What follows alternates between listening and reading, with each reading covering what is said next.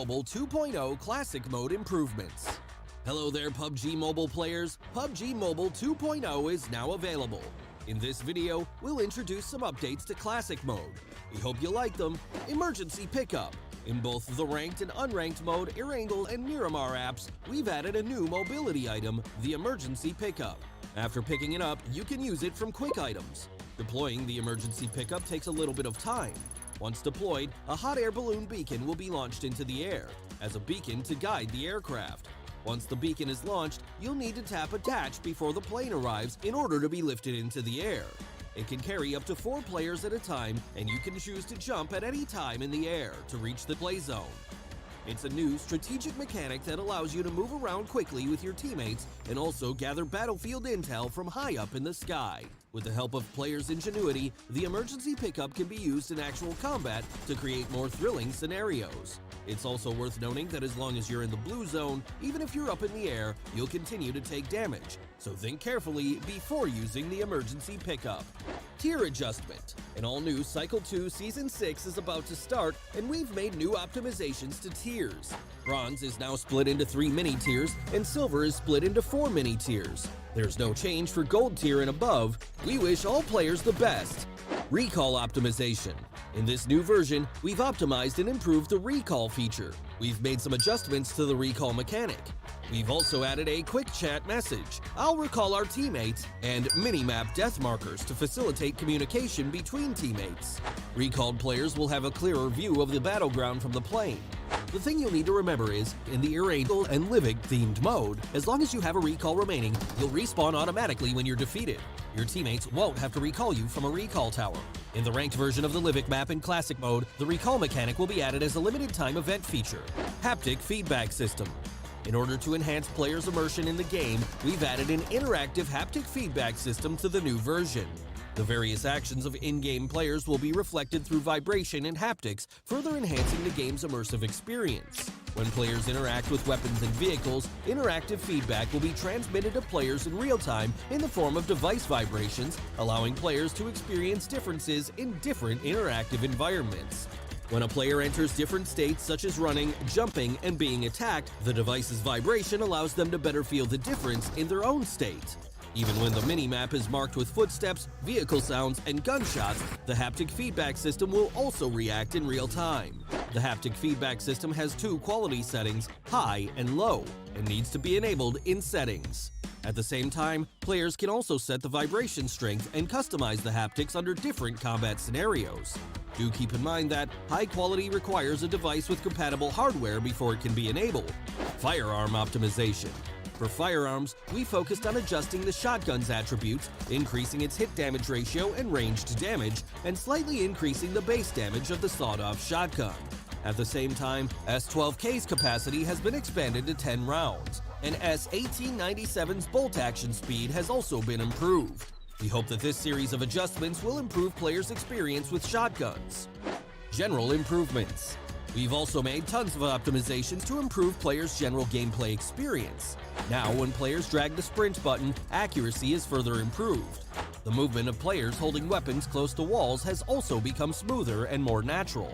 At the same time, in the new version, players will be able to mark shops, recall towers, and zip lines, improving communication and teamwork efficiency among teammates. From a visual perspective, we've also optimized and adjusted the smoke grenades effect. Well, that's it for improvements to the Classic mode in PUBG Mobile 2.0. We highly encourage you to play and see what it's like for yourself. If you want to know more about PUBG Mobile, please follow our official community. See you next time!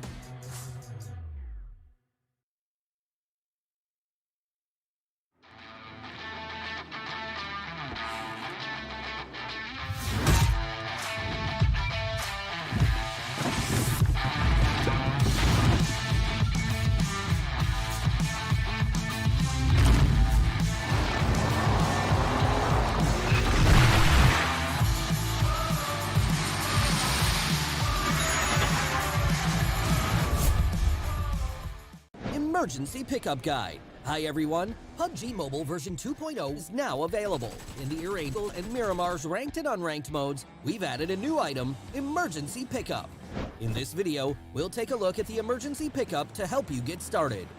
The emergency pickup is a consumable that can help players get to the play zone quickly. It can carry up to 4 players at a time and can be found at various resource points on the map.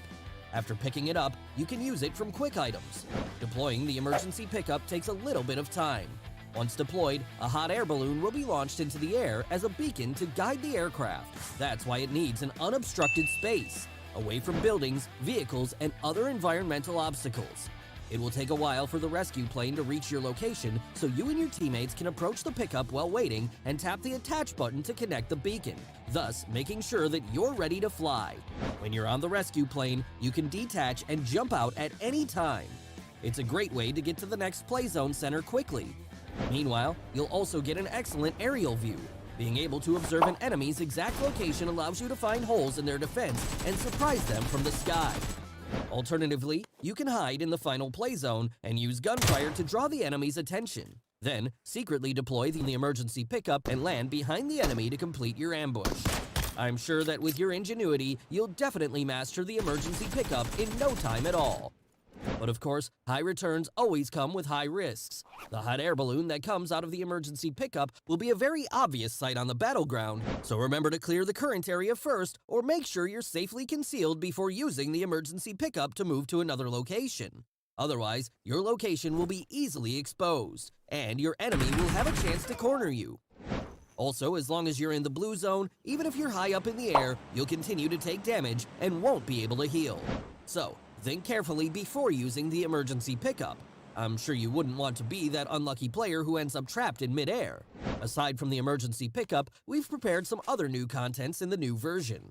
If you want to know more, don't forget to follow our official PUBG Mobile community. See you next time!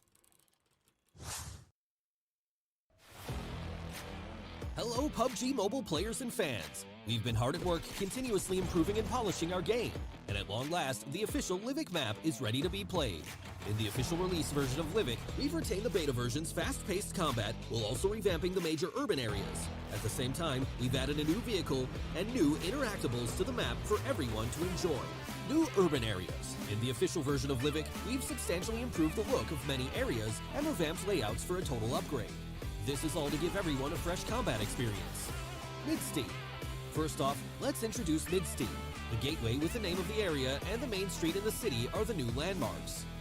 With buildings of different heights, this area will give players plenty to think about when strategizing. Take the high ground advantage or battle in close quarters. Anything is possible. Blomster.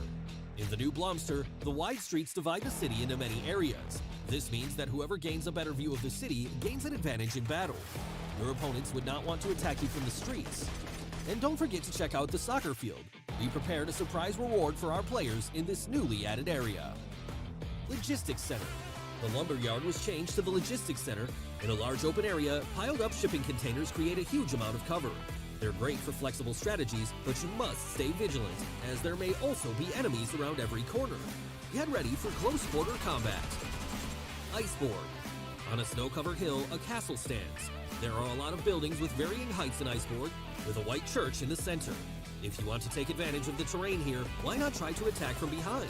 But keep an eye out for enemies that are doing the same thing, because once you expose yourself, you'll be at the mercy of enemy fire from above. New vehicle. In the official version of Livik, players will be able to find an all-new, all-terrain UTV. It has a compact frame, holds 4 passengers, and is great for traversal. Whether it's rugged mountainous terrain or narrow streets, the UTV handles them with ease. It could be your ticket to the final circle. Advanced Supply Zone. Want to stockpile combat supplies as soon as the match starts? No worries. In the official version of Livik, an Advanced Supply Zone will spawn randomly on the map. There are more resources than usual in this zone, but that also means more competition. If you're confident in your shooting skills, then give this place a try. Good luck! New interactive gameplay. In the official version of Livik, we added lots of interactables. They help make the official map more interesting, give more resources to players, and expand their options during a match. Wild berries. When you're out in rural areas of Livik, look around carefully, and you might just find some wild berries. Eat them to help you with survival, so that you can stay fresh for battles just around the corner. Soccer Challenge. There's a new soccer field in Blomster, but that's no ordinary field. Try to score a goal and see what happens. Excellent rewards await you. Storehouse. Breaking news. A batch of weapons has been delivered to Livik and they're hidden in the aqueduct. Destroy the wall with firearms or explosives to hoard the hidden arsenal for yourself. High-flying vehicles. When you find crates in hard-to-reach places, try looking around. This is a challenge for players that live in the fast lane. Find a nearby motorcycle and ramp to reach those crates and get the rewards prepared for daredevils. Zipline. Ziplines will be added to the official version of Livik, giving players a way to move quickly from 2 fixed points. It will help you escape from enemies or the blue zone when in a pinch. Random supplies and treasure maps. In the official version of Livik, equipment and item crates will spawn randomly, giving you more ways to get items. Also pay attention to the treasure maps on the map because they help you locate supply crates nearby, so that you can get to them quickly. In the official version of Livik in Ranked Classic mode, we will bring back the recall event for a limited time. Getting defeated no longer means the end. Every player can be recalled once. When a recall is still available, players will be able to recall teammates for a period of time after they are defeated. We also added new quick chat voices so teammates can communicate better when recalling. As for players that are being recalled, we've also improved their vision when returning to the battleground so that they can better rejoin the battle immediately after landing. Other content. In addition to the changes above, the volcano that has been dormant for years in Livik has become active. Please be cautious when it erupts and stay away from the spewing lava. That's it for the official version of Livik. We hope you like it. If you want to know more, don't forget to follow our official Bull community. We look forward to seeing you in the official version of Livik. Happy gaming!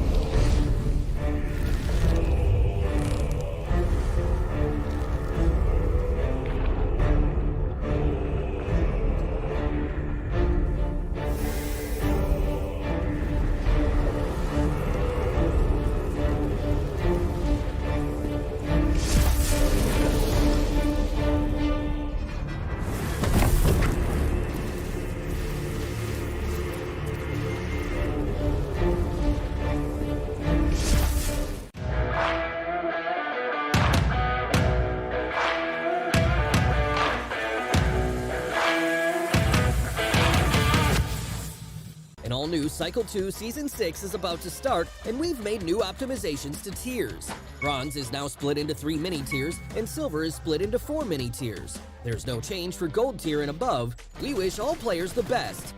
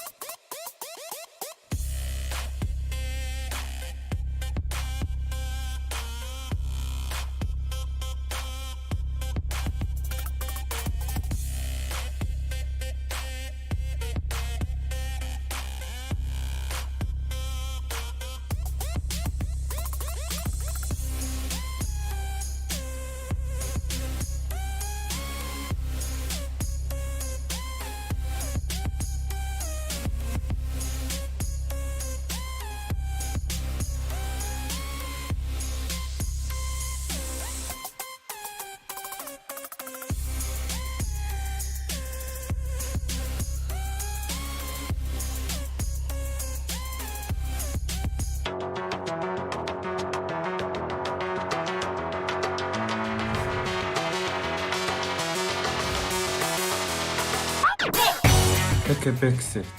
Mongolia is still picking.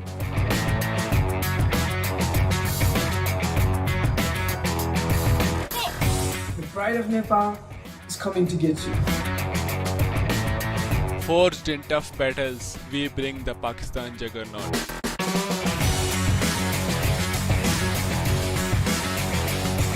It's time to conquer South Asia Championship.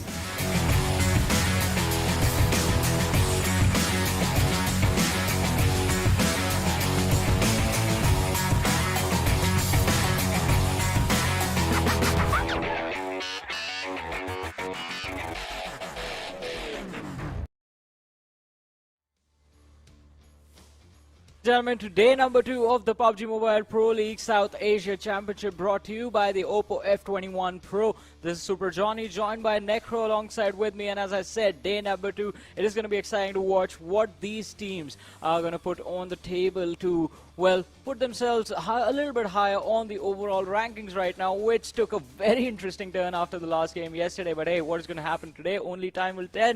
But Necro, for now, what are your expectations from the lads?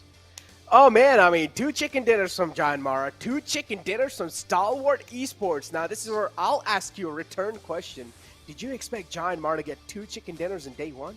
I mean, to be honest, based on how they were playing during the PMPL South Asia Finals. PMPL South Asia Finals, I didn't think this was going to happen. I thought JyanMaara, they were going to be somewhere between in the top 10, but playing like this right on the very first day, I mean, color me impressed, and I'm waiting to see exactly what the next level for JyanMaara is going to be.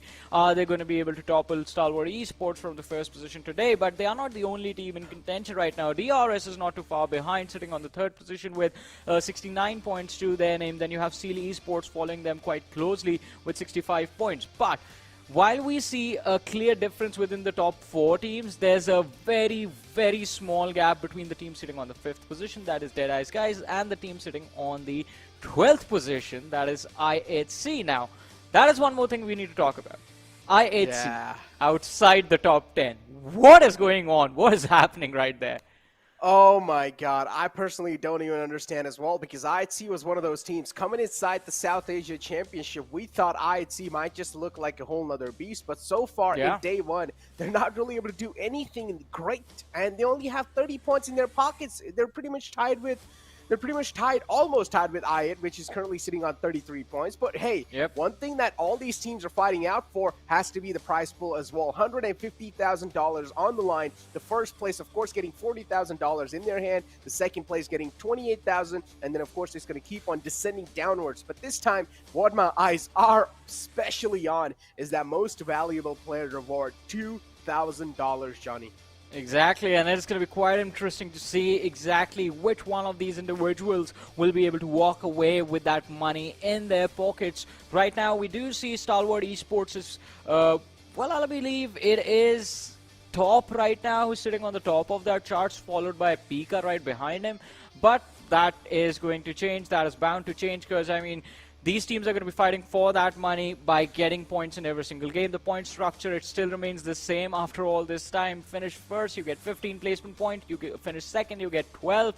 You finish third, you get 10. And then there's that 1 point for every single finish, every single elimination that you secure inside of the match, which ends up becoming quite important for a lot of these teams. But on the other side, though, I mean, talk about pleasant surprise. We have already talked about JyanMaara doing phenomenally well. We've talked about IHC not doing so well, which, I mean, it is kind of a surprise right there. But 52x Rage, I mean, we saw, or I mean, we were able to see, in fact, how they played during the PMPL Pakistan finals, just winning the trophy with no chicken dinners. This time they do have a chicken dinner, and they are in the top 5. So there is an opportunity, top 6, sorry. So there is an opportunity for them to push themselves up on the leaderboard, but for that to happen, they need to make sure that they have a great start to the day today. Talk about a great start, though. Let me tell you what, Stalwart Esports, they are always well known for their rocket start in any sort of a tournament. On day 1, Stalwart Esports should always be on the 1st place. And then on the 2nd place, we of course have JyanMaara. And as I said, that's what Stalwart Esports are known for. They like to start things on a dominating way, and then maybe in the, between a couple of days, they'll try to take a seat back and try to readjust and recalibrate. And then in the final moments, they'll come back again even stronger. So this is what Stalwart Esports likes to do. Then we have JyanMaara in front of us as well. with 78 points on the second place. Then we have DRS Gaming with 69 points and Seal on 4th spot with 1 chicken dinner. And they're also looking pretty solid. So I'm not going to lie, Seal is another beast that I'm really worried about because they were the one who won the PMPL South Asia League stage. I mean, and you have to be worried about Seal Esports as well. They are a pretty strong team in their own right. And if you take them lightly, then that is going to be a very big mistake. On the other side, though, we move on to the second page of the rankings. And as we have been talking about I8C quite a lot now, we also have to talk about the team right above them, I8 Esports. I mean, one of the strongest teams from the previous seasons of the PUBG Mobile Pro League. This time, even they are struggling quite a lot. And it's the same story with I8 as it is with I8C Esports, wherein the teams are doing really well within those team fights and whenever they have to use those weapons, but the rotations are the thing that are, well, keeping them down in these overall rankings.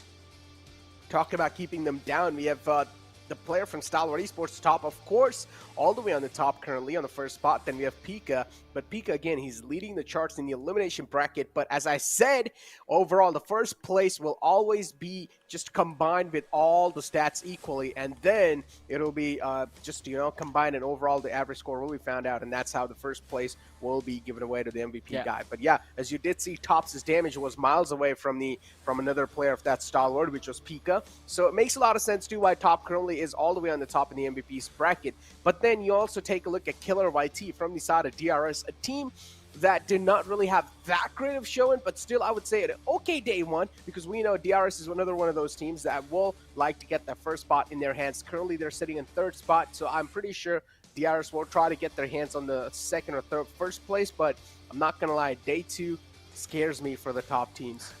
I mean, I agree with you. Day 2 is definitely going to be scary if you're one of the teams sitting in the top 5, but for the other teams, it brings with it the opportunity to make a recovery. Talking about recoveries, we did see kind of a recovery yesterday with the teams DRS and T2K, where in the first 2 games there were massive blunders from their end, but they were, by the end of the day, able to bring their total tally to a decent position.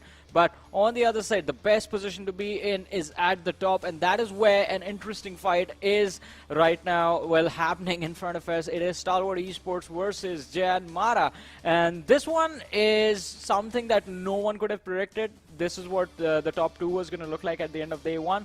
But Stalwart Esports was sort of the usual suspect for one of the teams in the top 3. JyanMaara, I think, have been a very pleasant surprise for us. And not just that, you can already see even the difference between the first spot and second spot. Look at the aggression that Stalwart Esports shows, and they like to just display on the board. 9,000 plus damage, and then JyanMaara only had 6,000 plus damage. So that in itself just speaks volumes about Stalwart Esports and why they're currently conquering the overall rankings. And I'm pretty sure Stalwart Esports just keep on playing the way they're playing right now. They are just going to be dominating the entire stage as well, as we do see a couple of highlights from the players of Stalwart. And this is how they really dominated day 1 in general, not just on Sanhok, not just on Miramar, Erangel too. They just made it look like it's their home. I mean, especially that performance in the final Miramar yesterday, that was something else from Stalwart Esports. They pulled off a number right there, just eliminating one team after the other, back-to-back squad fights, and they did not miss a step. Everything was working perfectly for this team, but then JyanMaara also were pretty consistent. As you mentioned a little bit earlier when we started off the day, 2 chicken dinners in day 1, that's a pretty big deal right there, and that should have gotten them the advantage or kept the difference a little bit closer. But then there were those games where even we saw JyanMaara take an early exit, and that is where Stalwart Esports in fact ended up capitalizing, due to the fact that we know this team is going to be aggressive. Even if they are going to be taken out, they make sure that they go out with at least a few elimination points in their favor, and that sort of ends up helping them at the end of the day. Not at the end of the day basically, but at the end of the tournament. Those few extra points matter. We have seen trophies, well, teams missing out on that trophy just because of 1 or 2 points, and it is quite often that is the scenario right here. But we just started. We have just started these PMPL, this PMPL SA Championship. Yesterday was day number 1. Day number 2 is still yet to begin. The first game always is going to be on Erangel, but we do have the performance graphs as well in front of us now. And then you do see that stagnant climb, the consistent climb that was there by JyanMaara till the end of the day.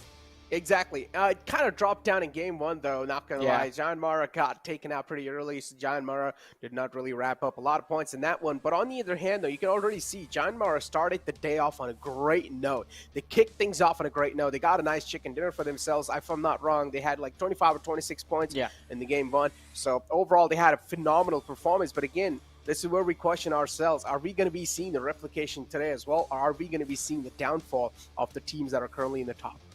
I mean, I don't want to see a replication of yesterday. I don't want to see the same results as yesterday. I want to see the teams in the second half of the leaderboard sort of step up, especially because there are a lot of big names right there.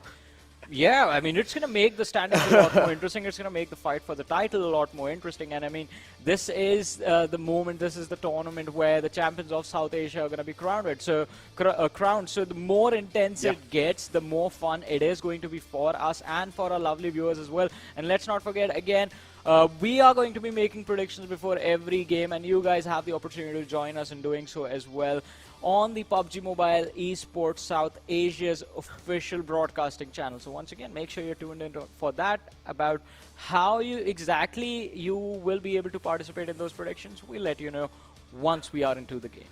Exactly. I mean, you guys will be able to, just vote space the team tag you guys want, and you guys will be able to vote for the teams that you guys are rooting out for in that particular game. If you guys want, for example, Stalwart Esports to win, so you guys can go on the PUBG Mobile South Asia YouTube page, and you guys can type vote space STE and just press enter, or just send the message in the chat, and pretty much your voting is done. And then you guys will be able to see a nice overall graphics of the audience vote. And I'm not going to lie, yesterday, I mean, even though 52X Rage was another one of those teams that came in from the Pakistan side, surprised all of us, astonishing performances without a doubt.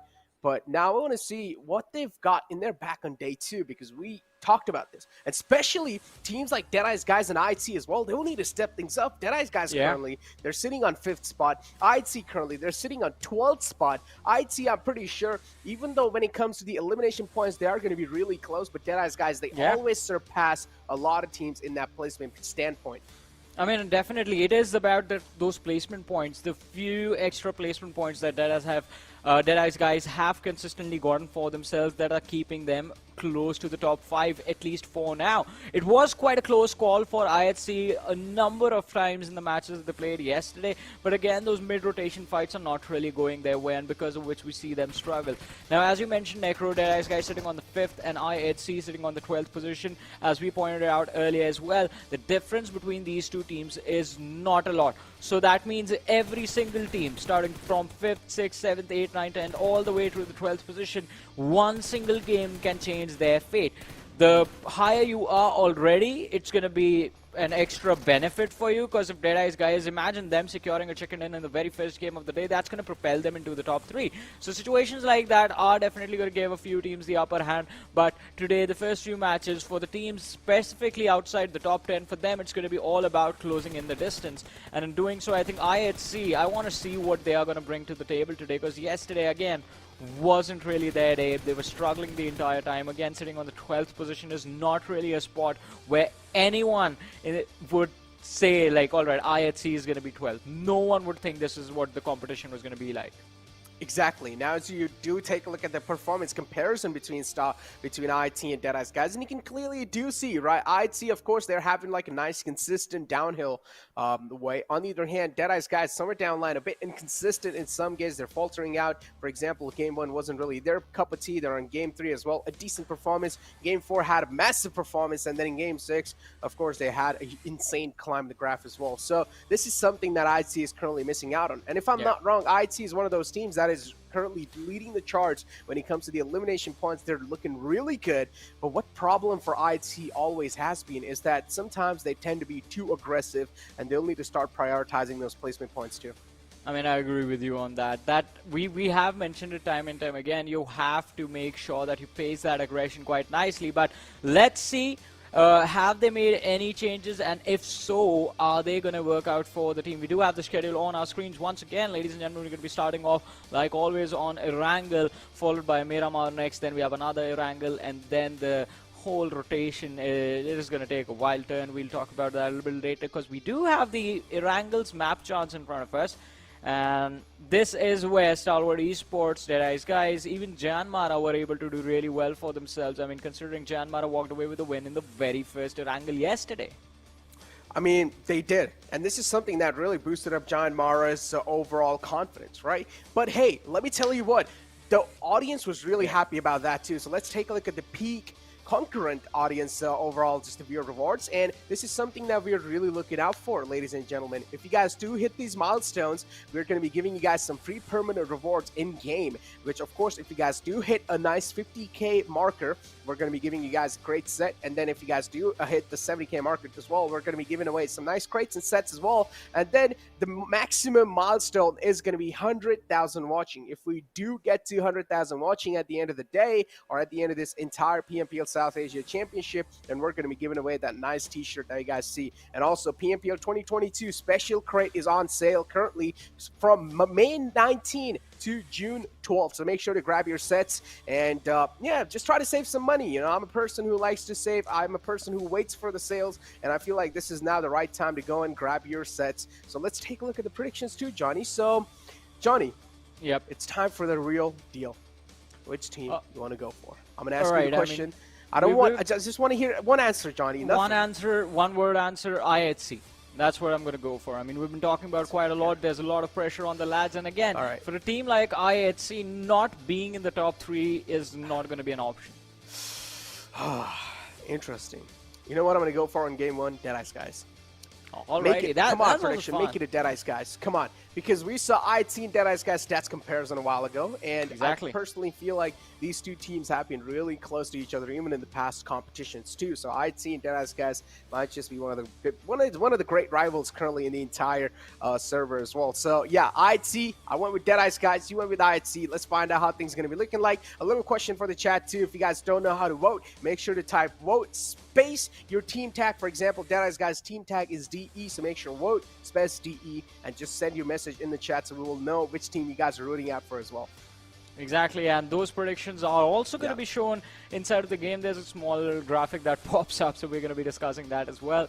But again, I mean, Deadeyes Guys, IHC, it's going to be quite interesting to see, because whoever ends up doing well in this game propels themselves as well. If IHC do well, if they finish in the top 3 one way or the other, then it's going to put them inside of the top 8, inside of the top 7, and it's going to allow them the opportunity and the breathing space to visualize themselves in the top 3 at the end of the day. Deadeyes Guys, they finish in the top 3 in this game. That's an instant boost for them, getting a little bit closer to the top 4 and, well, maybe even toppling down some of the rest of the competition. And Deadeyes Guys, again, had a pretty phenomenal run in the PMPL South Asia final. So it's going to be quite interesting to see, can they regain their old form back? Well, not that old, it's just a month-old form, but still, can they regain their composure and start performing in a similar manner? Because that is what will be needed from Deadeyes Guys if they want to take the next step, challenge Stalwart Esports, challenge JyanMaara in the top 2, and try and snatch the trophy away from them.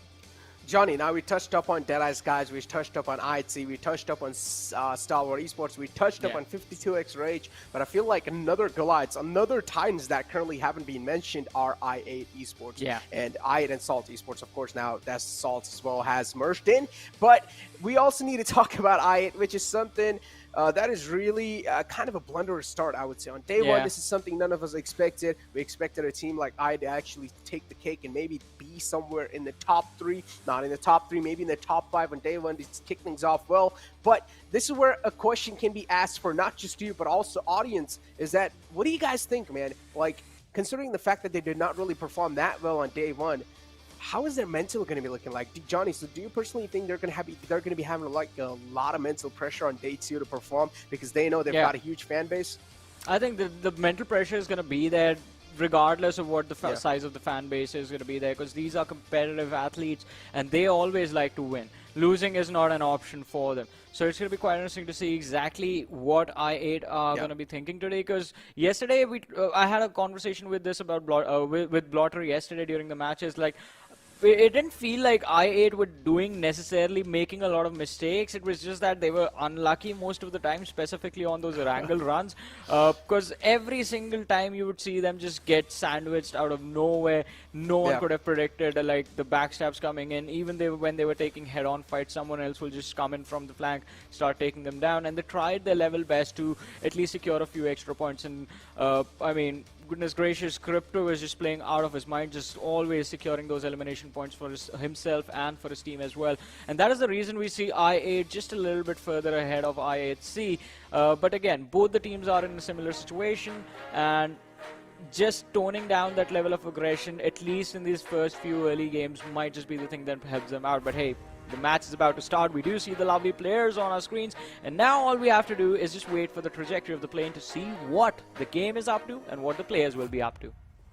I mean, again, now, ladies and gentlemen, just a little request, a humble request from me, and not just me, from even the entire PUBG Mobile community, is that take a few minutes from your life and help us make PUBG Mobile Esports even better. There's a link in the chat that's currently pinned on top of the messages. If you guys do go over, that's a little survey, so make sure to take that survey and help us make PUBG Mobile Esports make even better. But currently, here we are in the game 1 of day 2 of the map of Erangel, where the plane fly path is going to be starting all the way from Sarki towards Milta Power.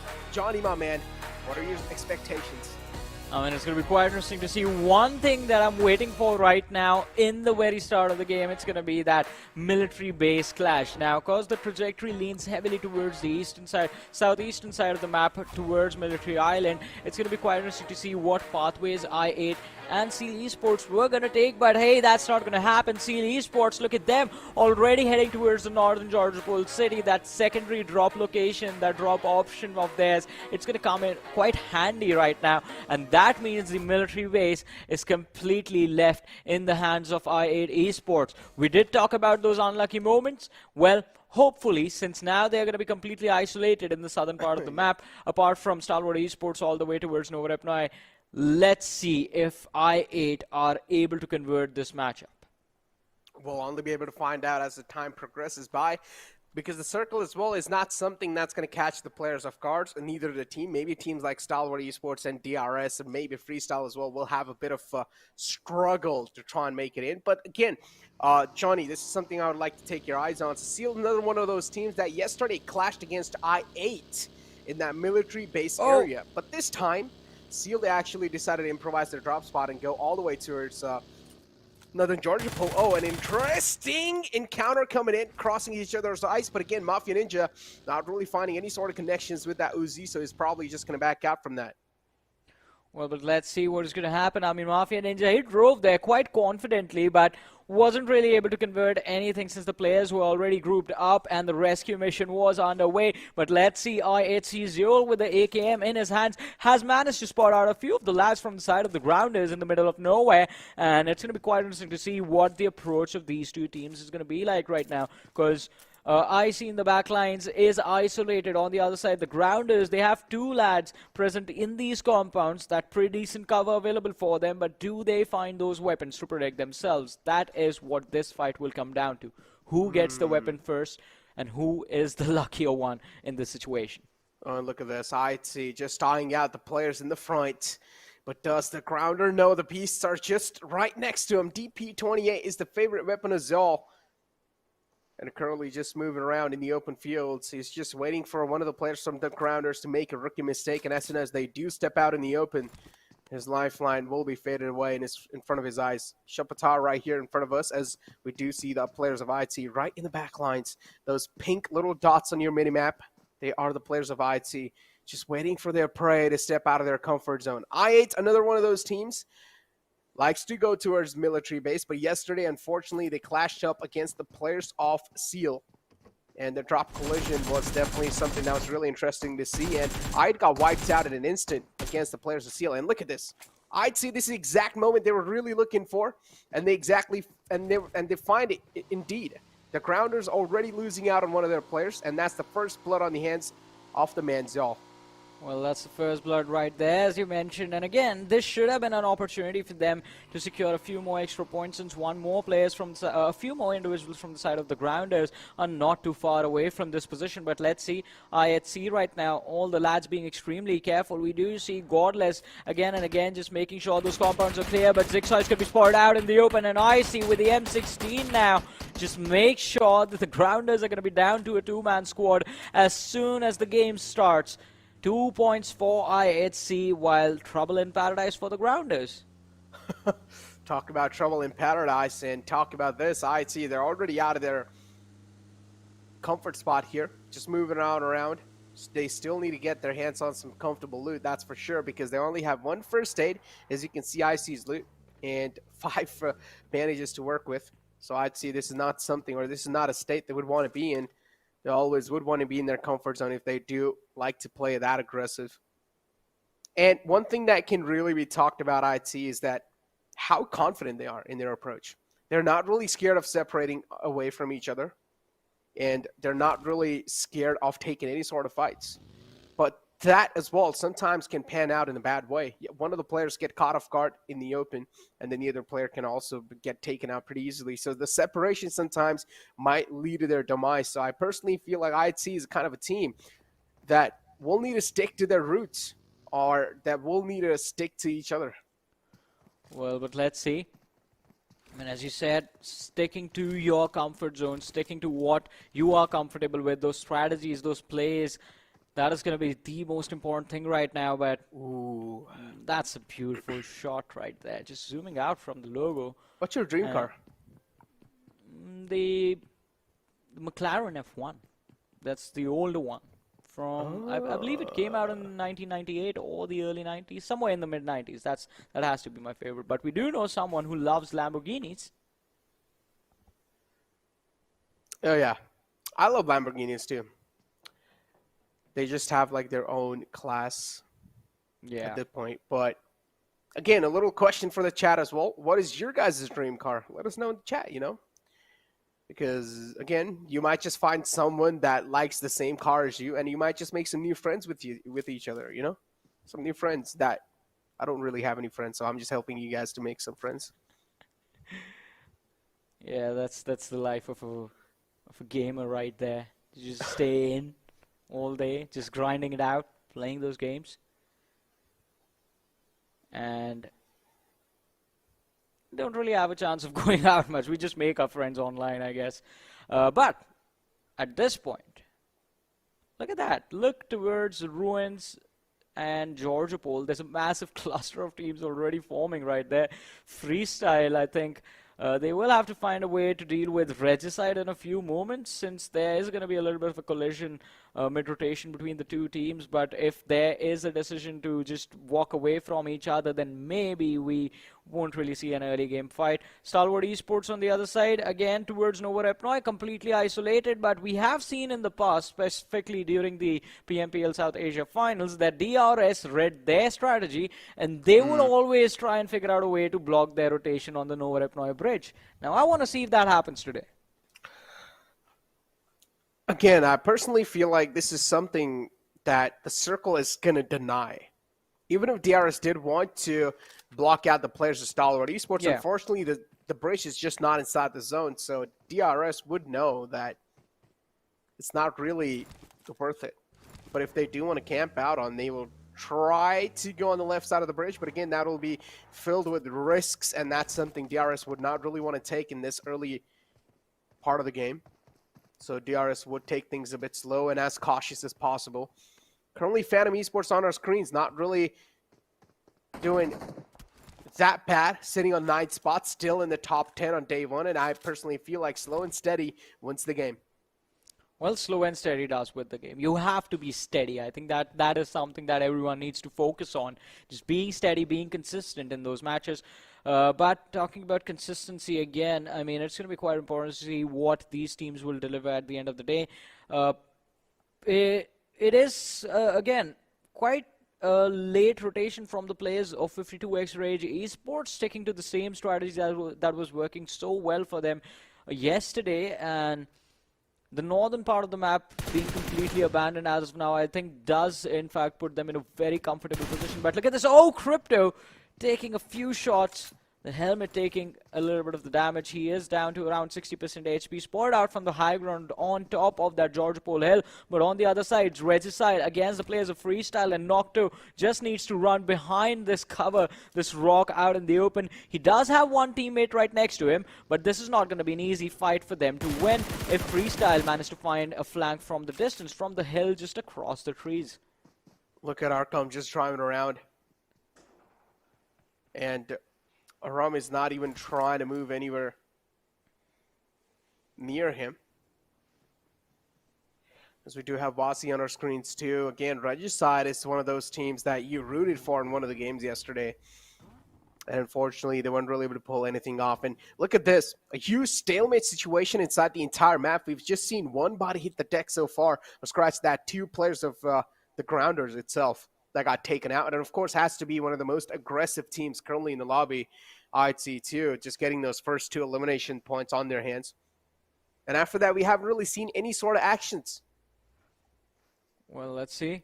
Again, as you mentioned, we haven't seen a lot of action since that first collision between IHC and the Grounders, but as the game slowly and steadily progresses with circles like these anywhere towards the western part of the map, the mid-game stages, the time after 13-14 minute marker is where most of the chaos is going to be. But look at this, Regicide spotting out the players of JyanMaara, a team sitting in the top 2, and Snipe YT, no escape for him as he's going to get sniped out. Well, not sniped out, he's going to get gunned down in the middle of nowhere. Regicide, they had him surrounded, so an easy pickup for Regicide and an easy point for them to secure, but the rest of the players from the side of JyanMaara, now what is going on through their heads? They have just one goal in mind right now, cover up that difference, those 20 points between them and Stalwart Esports. They have to cover that up and make sure it's going to be a little bit lesser for them to secure those points in the later stage of the day and maybe even sit on the first position at the end of the day. Sitting on the first position at the end of the day would be something that a lot of teams would want. But again, currently the table toppers are the players of Stalwart. And I don't think Stalwart is one of those teams that's going to let that happen anytime soon. So if any of the teams are eyeing out for that Stalwart spot currently, the King of the Hill, then they will have to be really consistent throughout the game, of course, with the aggression too. The elimination points should be on the point as well. You cannot just focus on placement points and hope that you're going to take over Stalwart, because Stalwart has a great fine-tuning between the elimination points and also the placement points. Yeah, they've managed to find the perfect balance for themselves, and it's working out quite nicely as well. But let's see. I mean, day number 2 does bring with it a lot of ups and downs, a lot of changes. The unpredictability factor is definitely going to kick in. Gunner on our screens does find some cover. His intentions, it looked like he wanted to head towards the high ground on top of that hill, but it's a good decision that he turns this buggy around, because there are a few teams that are in control of that position right now and would not have been quite pretty of a sight for JyanMaara losing another player this early in the day. But Regicide against Freestyle, a complete standstill between the 2 teams. At this point in time, a lot of teams are just waiting for the next circle shift, and there we go. The circle is just going to almost center on up, but again, shifting on top of the majority of the teams, even teams like Skylightz Gaming and stuff, they're probably going to be included in that, including JyanMaara currently sitting right in the smack center. Seal as well is right there too, but this is where you wonder, right? Currently, the smack center area is completely out in the open. And if any other teams do want to go for a better spot, that's not going to be that good of a deal. So at this point in time, teams will just have to hope that maybe the next circle will shift right on top of them. But in that case, in that scenario, JyanMaara currently has the most centralized spot, even though they're currently kind of in the off center. Yeah. I mean, they do have a pretty decent position, but all they have to do is just hold on to the spot, do not engage in any unnecessary fight. And if they manage to do that, I think JyanMaara, they will at least be able to find a lot of placement points from these compounds. No one is going to contest them because those open farms are quite difficult to traverse, and it's going to be a challenge to close in the distance and try and take that position away from them. But hey, look at this. We've been talking about Regicide and how they have been pinned down by the players of Freestyle on the other end, but towards this church area, quite close to the city of Pachinki, in fact, right next next to the city of Pochinki. We do see the players of Stalwart Esports and the players of Regicide as well, quite close to them. But still, Regicide, they haven't been spotted out. We do see Scry taking a few shots on that hill. On the There's ghost. no one there. I think so. You just cannot really see him. But Scry, man, damn. Imagine spotting someone out that far away. I think so. If I'm not wrong, there are the players of Regicide on top of that hill, so he is definitely taking some shots on the players of Regicide, but it's just out of the render distance, so we cannot really take a look at them. But look at TDK, an aggressive push against the players of High Voltage. Unfortunately, Vadu was able to take down one of the players, but was not really able to retaliate back on the second player. Was not really able to get the trade in, but so far TDK, they will get the fallen man back up to High Voltage, being caught off guard in a really uncomfortable spot. Well, but let's see. I mean, it's going to be quite uncomfortable for them, but will they be able to find their way, claw their way out of this one, as T2K might have to do in a few short moments. Players surrounded by the players of High Voltage from every single direction, but High Voltage is not doing too great. Maybe this fight can change everything, shift the momentum in their favor, as one of the nades lobbed towards Jane does dish out quite a bit of damage on that lad. Sandesh in the back lines trying to see if he can find an off angle to pick off the players of High Voltage, as Prabeen has already been sent into a position from which he cannot fight back. He was forced to take a swan dive into that river, and now he will try to find his way back to the shoreline. Assassin on the other side of ruins, though, is just waiting for Seog to peek this ridge. The moment Seog steps up, I think that's when we might just see Assassin step up, well, deep prone as well, and take a few shots, but Seog is just being extra careful right now. Talk about being extra careful. I'd see two currently on the edges. And they might just be able to catch the players of the grounder off guard, because the grounders are slowly and steadily moving in. Do you see it on our map feeds, but I'd see no intentions of going or at least getting engaged in any other fights anymore. 52x Rage and TDK as well, quite close, and we also did see TUF right next to him. Oh, look at DRS, a risky rotation, might just cost them their life, but still one of the players almost down, and there we go. Rebel will eventually crumble down on his knees, but Chari as well is now catching a lot of retaliation fire, and indeed will get taken down. But Deadeyes Guys, this should not be an impossible task to get Chari back up. Well, as you said, it's not going to be an impossible task. Shifu is already there, reviving one teammate first, but Chari, it's going to be quite interesting to see how they make it to the other side. On the other side, the DRS against the players of Skylightz Gaming. Rebel was knocked out, but the trade was there on Nima, and now Nima is going to be finished off by Killer YT. DRS coming out on top in this fight, but they are also out in the open, quite close to the blue zone, which has started to move already. So they will have to figure out a way to get to the circle as quickly as possible. I8 on our screens, struggling to see if we can hold this position. They are going to be surrounded in a few short moments, as they have Regicide and I8C quite close to their position. And well, the grounders, they might be done. One player knocked out, Zixo trying to get away, barely any HP left, but that UAS, it protects him and he makes it to the other side of the ridge. Oh, barely surviving too, Johnny. And that's the final glimmer of hope as well for the grounders. And same thing goes for TOF. The grounders as well, they just don't have any kind of points accumulated so far. 0 points accumulated inside this game. And look at Seal, just inflicting pain and hurt on the players of TDK. TDK have no other option, being caught off guard, being caught out in the open. Seal, they just have a huge high ground in this fight. The Panthers as well. As we do see the Phantom just trying to fight back in this one. Jane also just peppering down some shots from the right side. And currently TDK, they are the Panthers that are just stuck between a lot of lines. Yep, and it's not going to be easy for them to cross those lines, but for now, Slipknot knocked out in the open. See Wally in the back lines there, looking to see if he can secure a few extra points for his team as well. This is going to be a perfect opportunity for them to third party, but Yeta, he knows where the shots are coming from now. Slipknot's elimination, it has been secured. And Seal Esports are now in a very awkward spot, because there's T2K who are guarding the edge of the circle, and they're trying to block the pathway for both the teams at the same time. They're trying to stop Phantoms from entering the zone, and they're trying to stop Seal Esports from entering the zone. It's not going to be easy for T2K to pull this off, but they have to time the aggression and just pace themselves against these two teams, take help from the blue zone when it closes, and then maybe they can convert this fight. But let's see what's going to happen. But on the the other side, the Grounders become the first team to be eliminated from this game. Look at the audience prediction as well, Johnny. Every single audience, or at least majority of the audience, are with the players of Phantom Esports. A lot of prayers indeed with them. So Phantom, they will have to come through inside this game. As Seal, they're still trying to pepper down some shots in the front, trying to find any sort of connections through the smoke, but still they're not really able to do so. The nade crawls quite close. The players of Seal are hurt. Well, the players of Seal Esports, as you said, they are going to be hurt, but Phantom Esports, oh my goodness, the audience, they were with them, but T2K, they had other plans. Phantom Esports forced to take an exit. Seal Esports not doing too great in this game as well.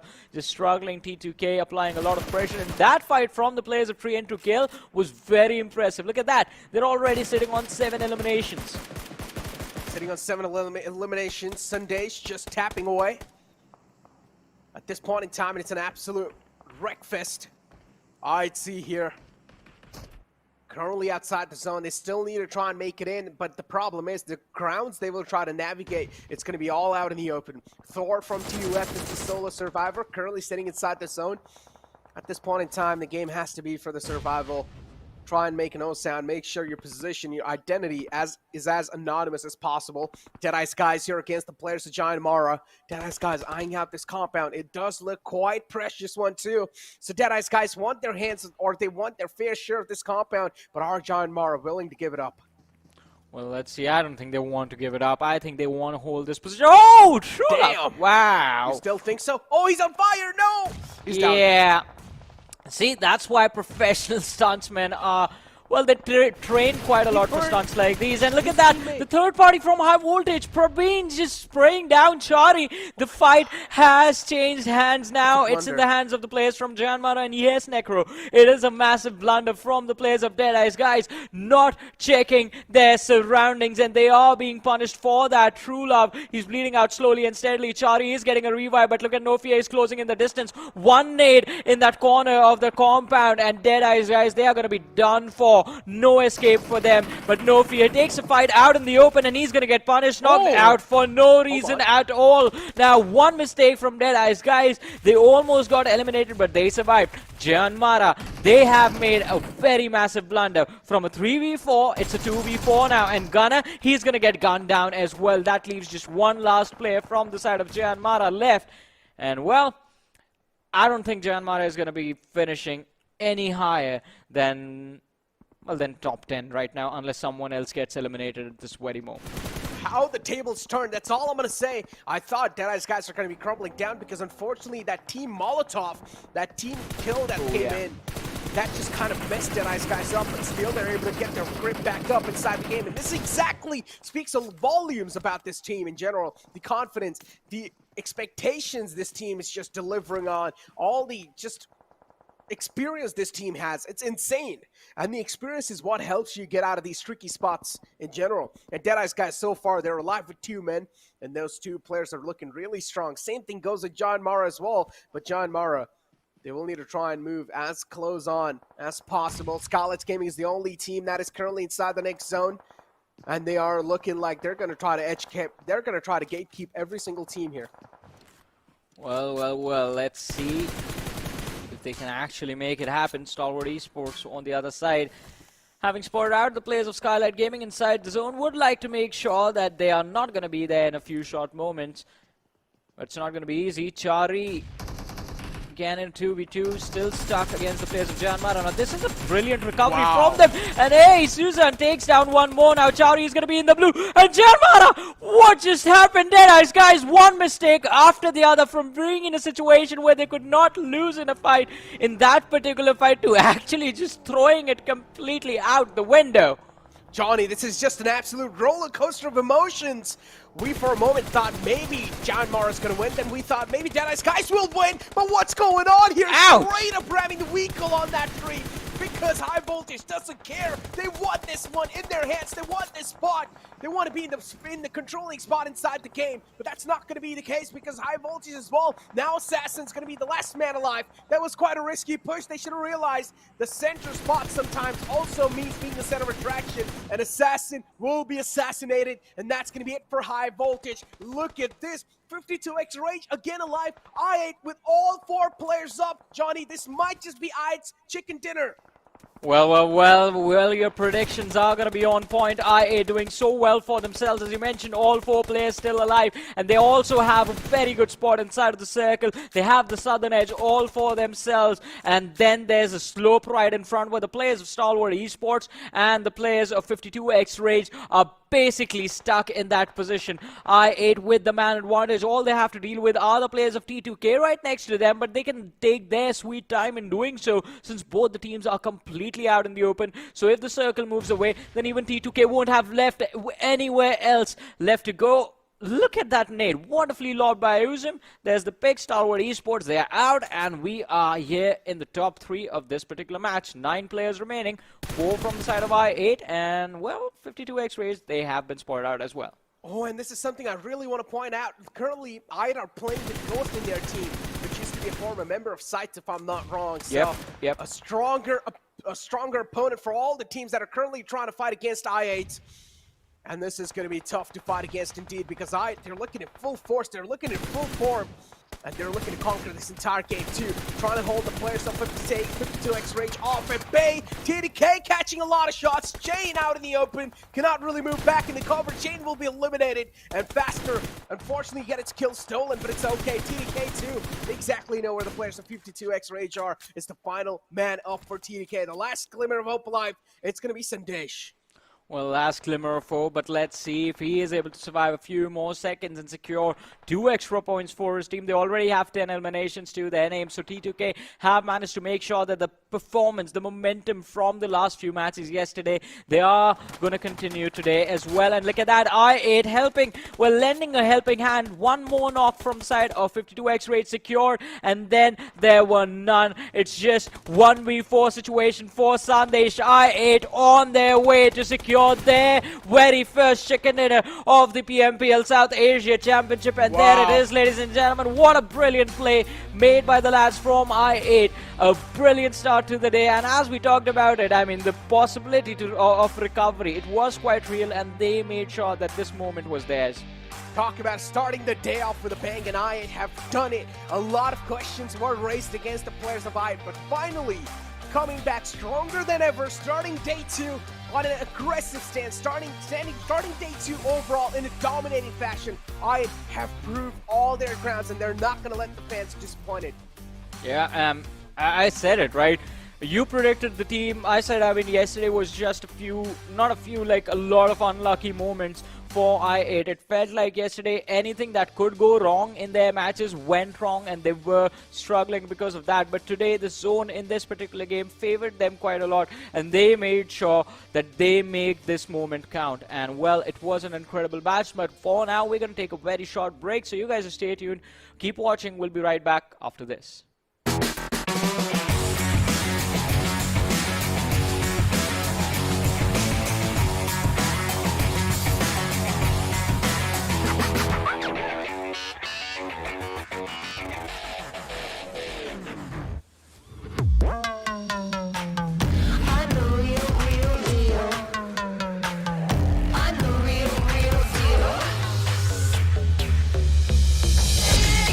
It's a bang, even though my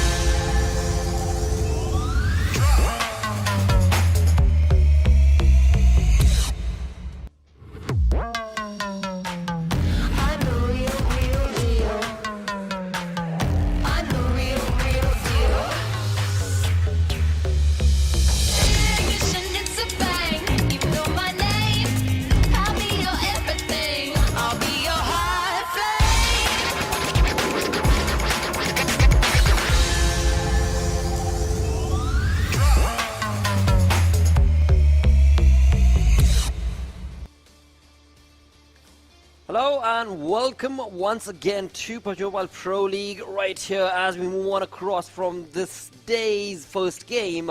That was quite an exhilarating start, of course, Necro, because we were talking about I8 and where were they lost in the fog yesterday. Well, here they are, definitely proven it to the entire lobby that we were just loitering around trying to understand you, but, well, they've definitely started the day with a really good, rock-solid start.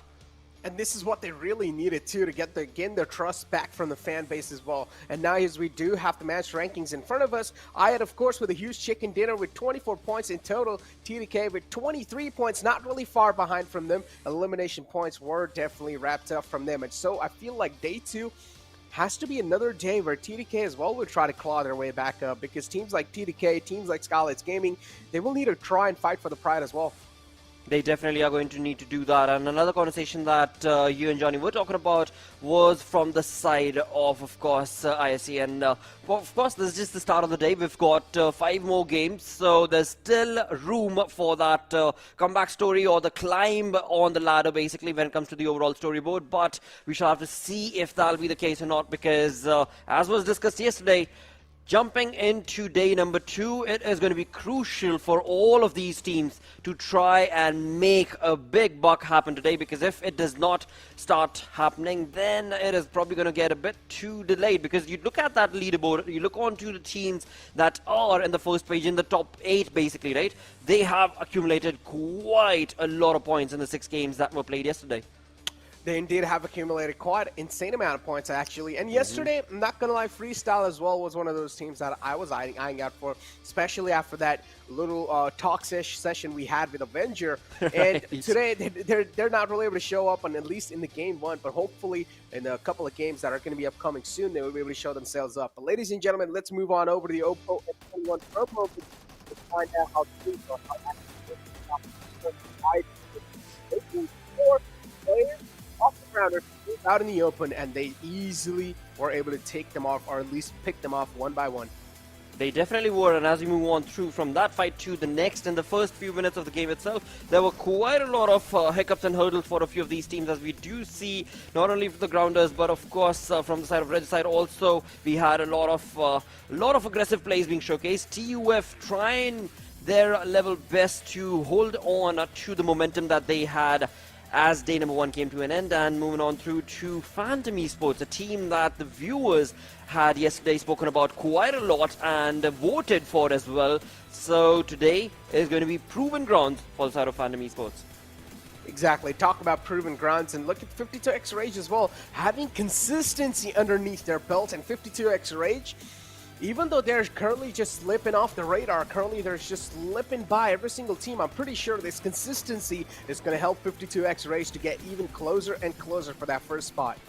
Absolutely, because again, that consistency is the key when it comes down to the gameplay being showcased from the side of 52x Rage, and their strategy as well, which has always been to try and survive for as long as possible, to be able to, if not work towards the elimination points, but definitely get decent amount of placement points. But right now, as we move on through with the, well, again, the recap of first game, I mean, this is a phenomenal play from I8, as they had the numbers advantage, but hey, in the top 3 once again. I mean, talk about that consistent play. 52x Rage definitely sticking around the corner with the 2 players still standing. Yeah, unfortunately, I just saw the way Skylightz Gaming got taken out, and their game honestly just got griefed by the players of High Voltage, because doing so, even High Voltage got picked off by another third party before Now Blotter. One thing that we really need to take a look at has to be the damage graph too of the previous game. So I, without a doubt, not really having that much amount of impact in the elimination points, but they still have gotten decent amount of damage stance right there. But TDK, 11 elimination points and 2,064. That in itself is like a huge difference. A big difference indeed. On the other front, or rather on the receiving end, or not the receiving end, we do have FS right there with only 28 damage that they were able to participate in this time around in the first game of day number 2, wherein we are certainly keeping our fingers crossed to see a little bit more of a resilient play coming in from the side of Freestyle, as they did have a really good day number 1. But moving on through to the storyboard, of course, we have Stalwart Esports still reigning and supreme with 112 points to their name. But then comes in JyanMaara Esports with, again, I mean, JyanMaara, they had the start of the day yesterday, chicken dinner, the end of the day, chicken dinner. But in all of this, looking at the team that has moved up 4 places, is going to be right there on the 7th spot, i8 Esports. Another team, of course, to talk about is going to be Train to Kill, T2K, where they have also been able to accumulate quite a massive chunk of points for themselves from this game. Exactly, and Stalwart Esports still currently staying on the top. I'm just waiting for IC to step things up, man, because even in the last game, IC, they were just getting caught off guard. They were just getting picked off one after the other. And IC, they only need to find a sweet tuning between the elimination points and the placement points, too. Look at the difference, Blotter. 10 placement points and 25 elimination points. That's huge. 25 elimination points is the elimination points that some of the top 10 teams have. Look at Skylightz Gaming. They currently have 25 placement points with 24 placement points with 25 elimination points in. If IT is able to wrap up those elimination points, then they should try and take things a little bit slow and even much more in a calmer or methodical way. And I feel like that can help them out quite a lot in the future run. They definitely are going to be rooting for that sort of a play. But again, dude, when you jump into the battleground, you just don't know which side the coin's going to be turning. And you just have to be prepared and well-equipped with your synergistic play. And that is where the team is, of course, tested. As this time around, we jumped into the game on Erangel. Right off the bat in the first few minutes itself, we saw a few big names getting dropped down low. And, of course, that will kind of hamper their start. But hey, this is just the start of the day. That's just first game turn. So as we push on, let's have the prediction taken care of course. So now, Necro, we're jumping into the map of Miramar. What team are you going to be predicting and rooting for, dude? Oh, man, it's going to be a little tough. I'm not going to lie. In the map of Miramar, I'm going to go with IC. I'm going to go with IC because currently IC is another one of those teams that really needs the prayers. And if they do get those enough prayers, I feel like IT will also be able to play it. But again, in the end, it's just all up to them, right? If IT is able to actually perform pretty well, or IT is able to take that slow and methodical approach inside the game, because we know they've got the firepower ticked in the box. But now all we're waiting for them to do is just take a slow and methodical approach. And once they do, then we probably know that IT will be able to, somewhere down the line, take in those stances. And why I went with IT in the map of Miramar has to be because the open grounds in the map of Miramar and the hilly areas. True that, of course. And, well, with that set in stone from Necro, I'm going to push on to have a look at the side of Freestyle this time around and see what sort of a play are they going to be making on the map of Miramar, and maybe walking away with a chicken. We shall find out, but that is going to be from my side, the prediction coming in. Freestyle. Now, viewers, do not forget, you can also tune in, you can also chime in, and all you gotta do is vote space whatever team that you want to be rooting for when it comes to game number 2 of the day. With that, let's get jumping into the game. Let's get busy with the flight path and find out where are these teams going to be allowed to get that drop working for them or not. Again, I mean, it is going to be up in the open, but we shall find out what the case is going to be.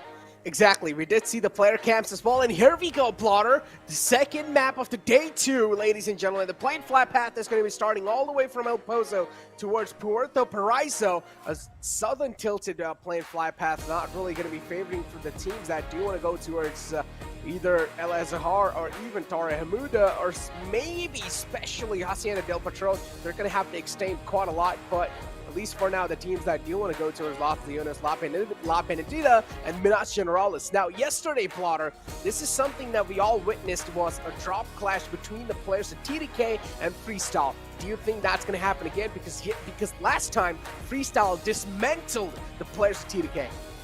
They did, dude. They, I mean, you know, that's some hurt being brought on from your side for the team, but I don't think that will be repeated. I doubt, and of course, I would hope that that's not repeated this time around on day number 2. But, of course, there is always going to be a possibility for those drop locations contestations. Now, this time around, we can see towards the side of Skylight, we have 52X Rage also jumping along towards their position as well, towards El Pozo. Along with that, when it comes down to that early contestations or the, well, first blood situations, there are quite a lot of teams that are actually in close proximity. I mean, you've got TUF and High Voltage, you've got Stalwart along with DRS and the Grounders right behind them. So a lot that could be taking place between these teams. But for now, of course, looking at the zone. The zone is going to be all the way down towards the eastern side of the map, where Minas Generalis is going to be the center. Junkyard, maybe Junkyard could be the final finish that we'll be rooting down towards. But right now, what a sweet, smooth flow coming in from the side of these teams as they just... I like the glider. Right, exactly, yeah. It's like a nice wingy glider. But yeah, wingy again, glider indeed. Wingy, a wingy glider, dude. It's a wingy glider. But yeah, we're going to be having a drop clash again between the players of Freestyle and TDK. Some of the players are still trying to glide on over on that spot, so it's going to be taking a bit more time. But again, you also need to consider the amount of time you're buying in the initial phase of the game, where you can try to loot up as quick as possible and also position yourself in a better spot. And you already do see, Wasi was one of those players that was all the way high up in the sky. And yeah, I was just trying to fly.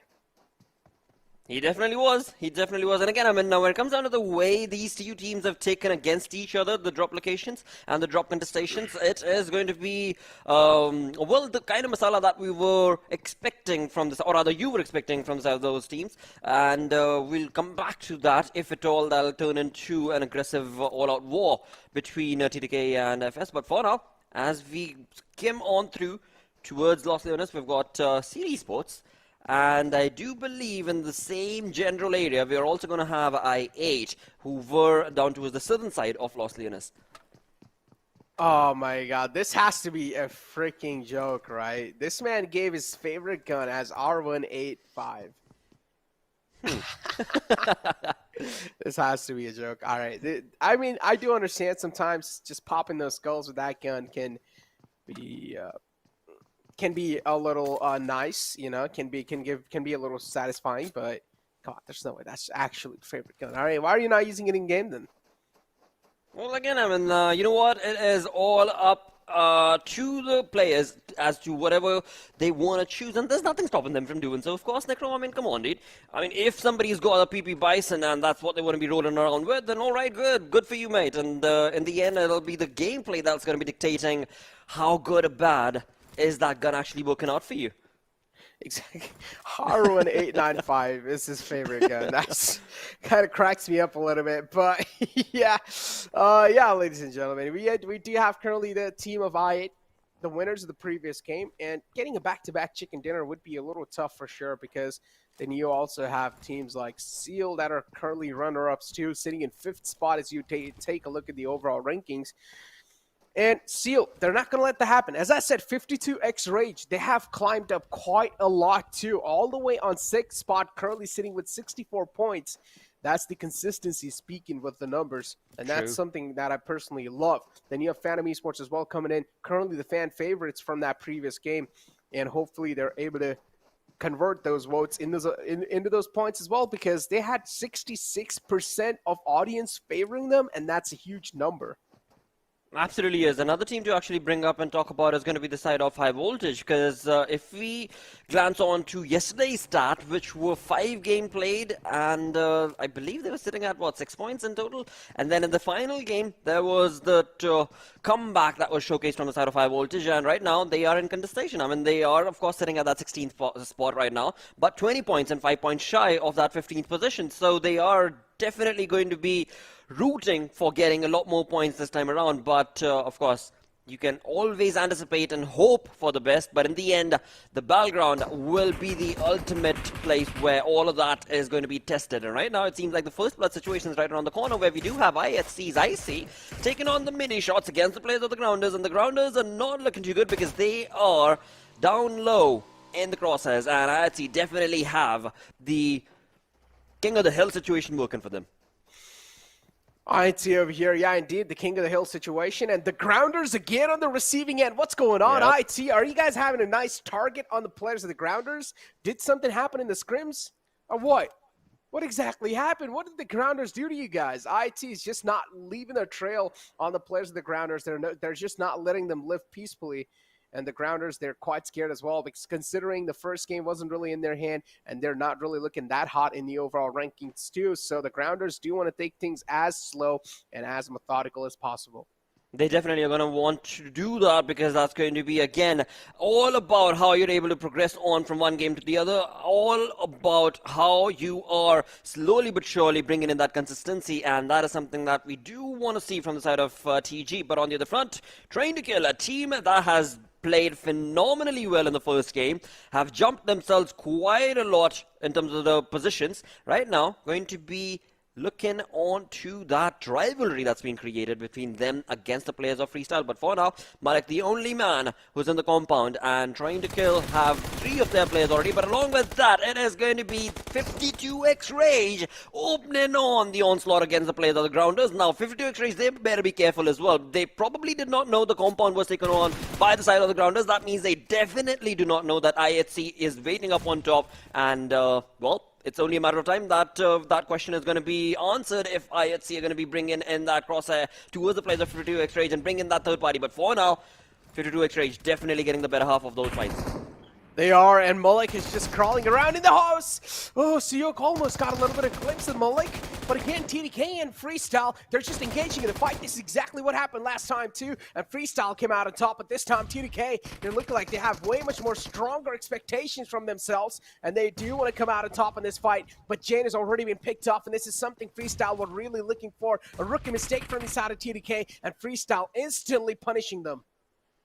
Oh, yes, indeed, they definitely have. I mean, this rivalry that's been created between these two teams is an eye candy for sure. But in the kill feed, we can see 52x Rage are just completely stopping the Grounders in their tracks. And in doing so, it is not looking good for the Grounders for second game of the day as well. On the other front, T2K and FS still continue on. So, yo, just cooking that nade to perfection. Will that be able to give any damage? Nope, not yet. But, of course, his position right now is a little dicey because the numbers are definitely favoring FS, and Freestyle, in just a matter of time, they can push on to take that player down, but just able to get away. CEO just barely able to get away, and now the only thing that I can anticipate for the side of T2K is to just get out of that position, run as fast as you possibly can, and yep, that's exactly what they're doing as well. So yeah, that is a good start for now.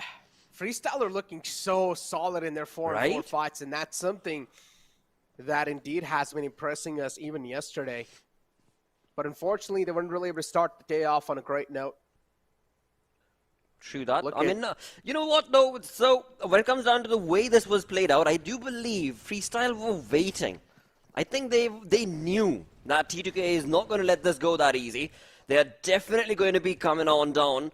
And this time, if we kind of just glance back as to the way that fight started off, T2K, they were spread out, but FS, they stuck close to each other. And that snug way that they played that fight is definitely why the 4-man advantage worked for them against the players of T2K.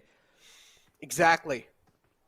DRS Gaming, look at this. I mean, TDK, they got out of one harmful situation, and they just found themselves another.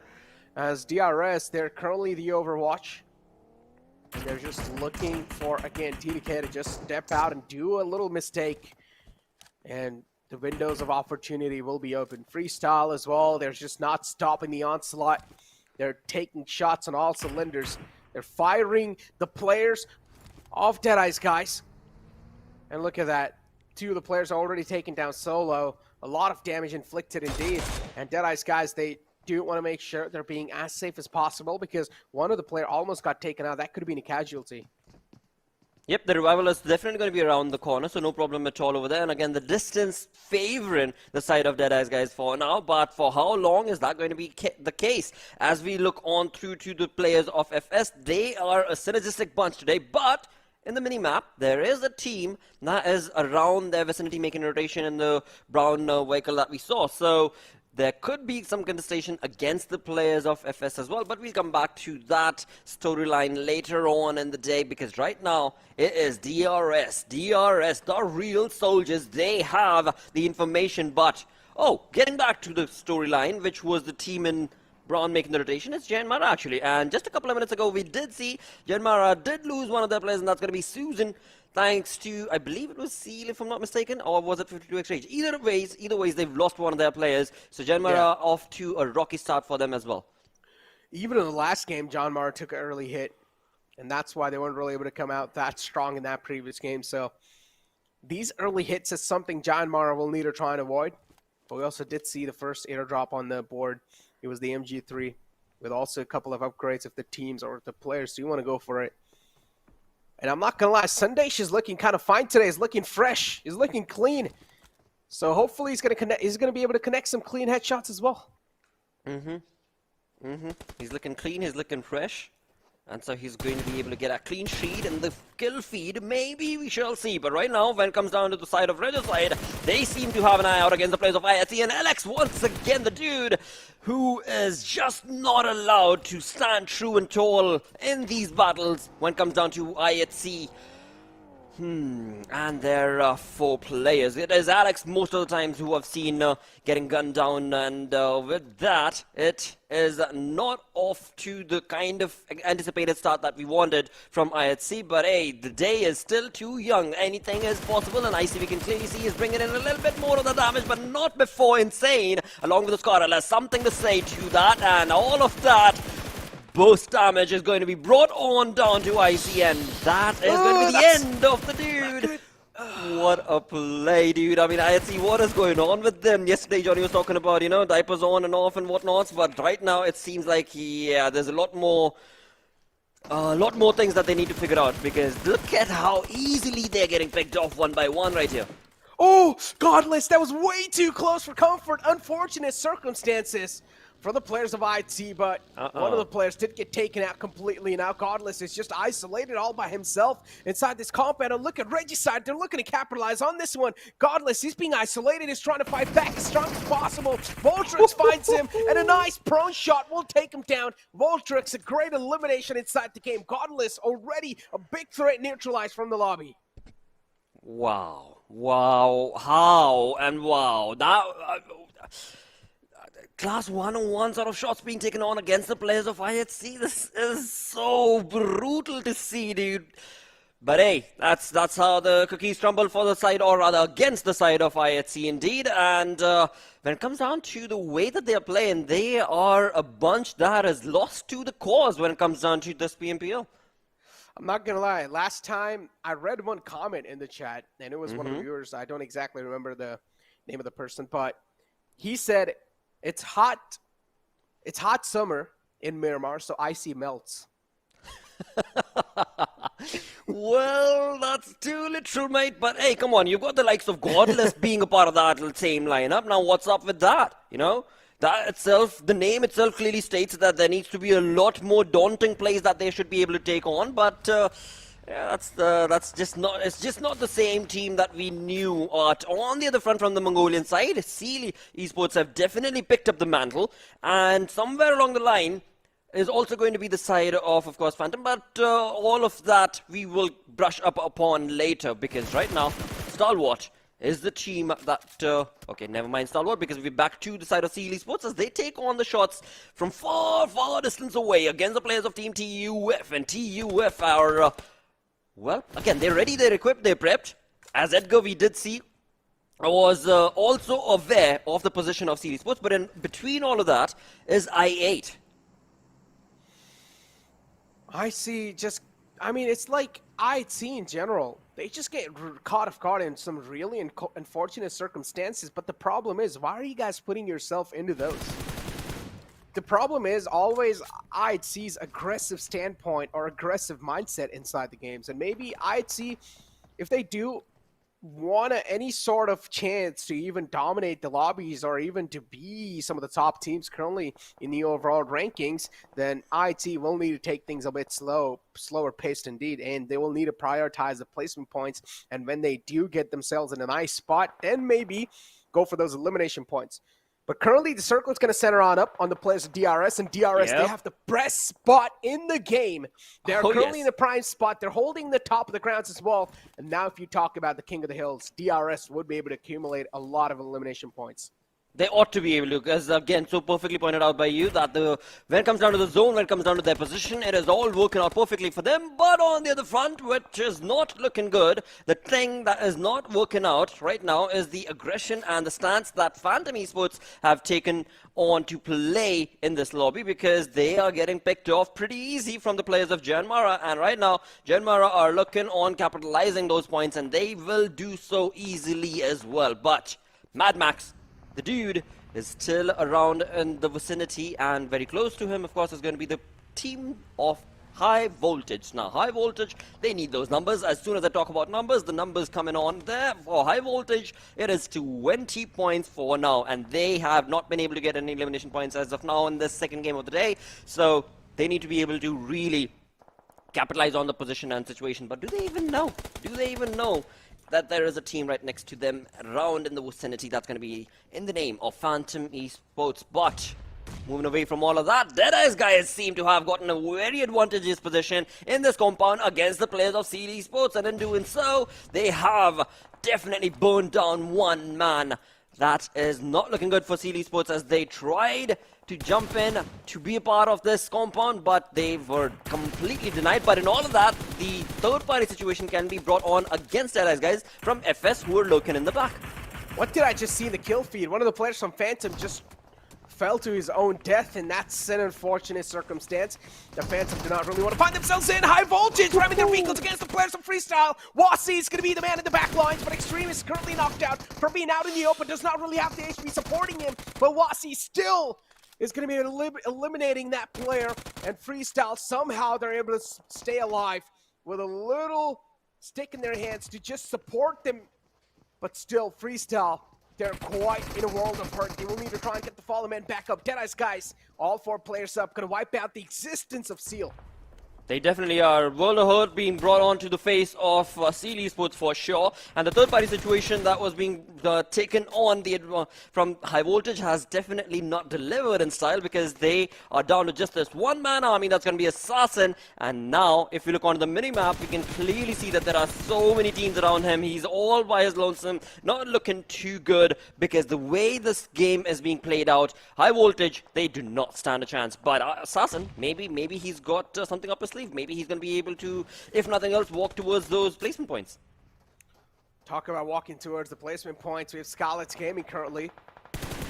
They're also trying to do so. I mean, Skylightz Gaming, they have a nice little balance, but they just don't have a lot of both of those. But no fear. Oh, MG3 in the hands. This gun can just beat Lawnmower if used perfectly.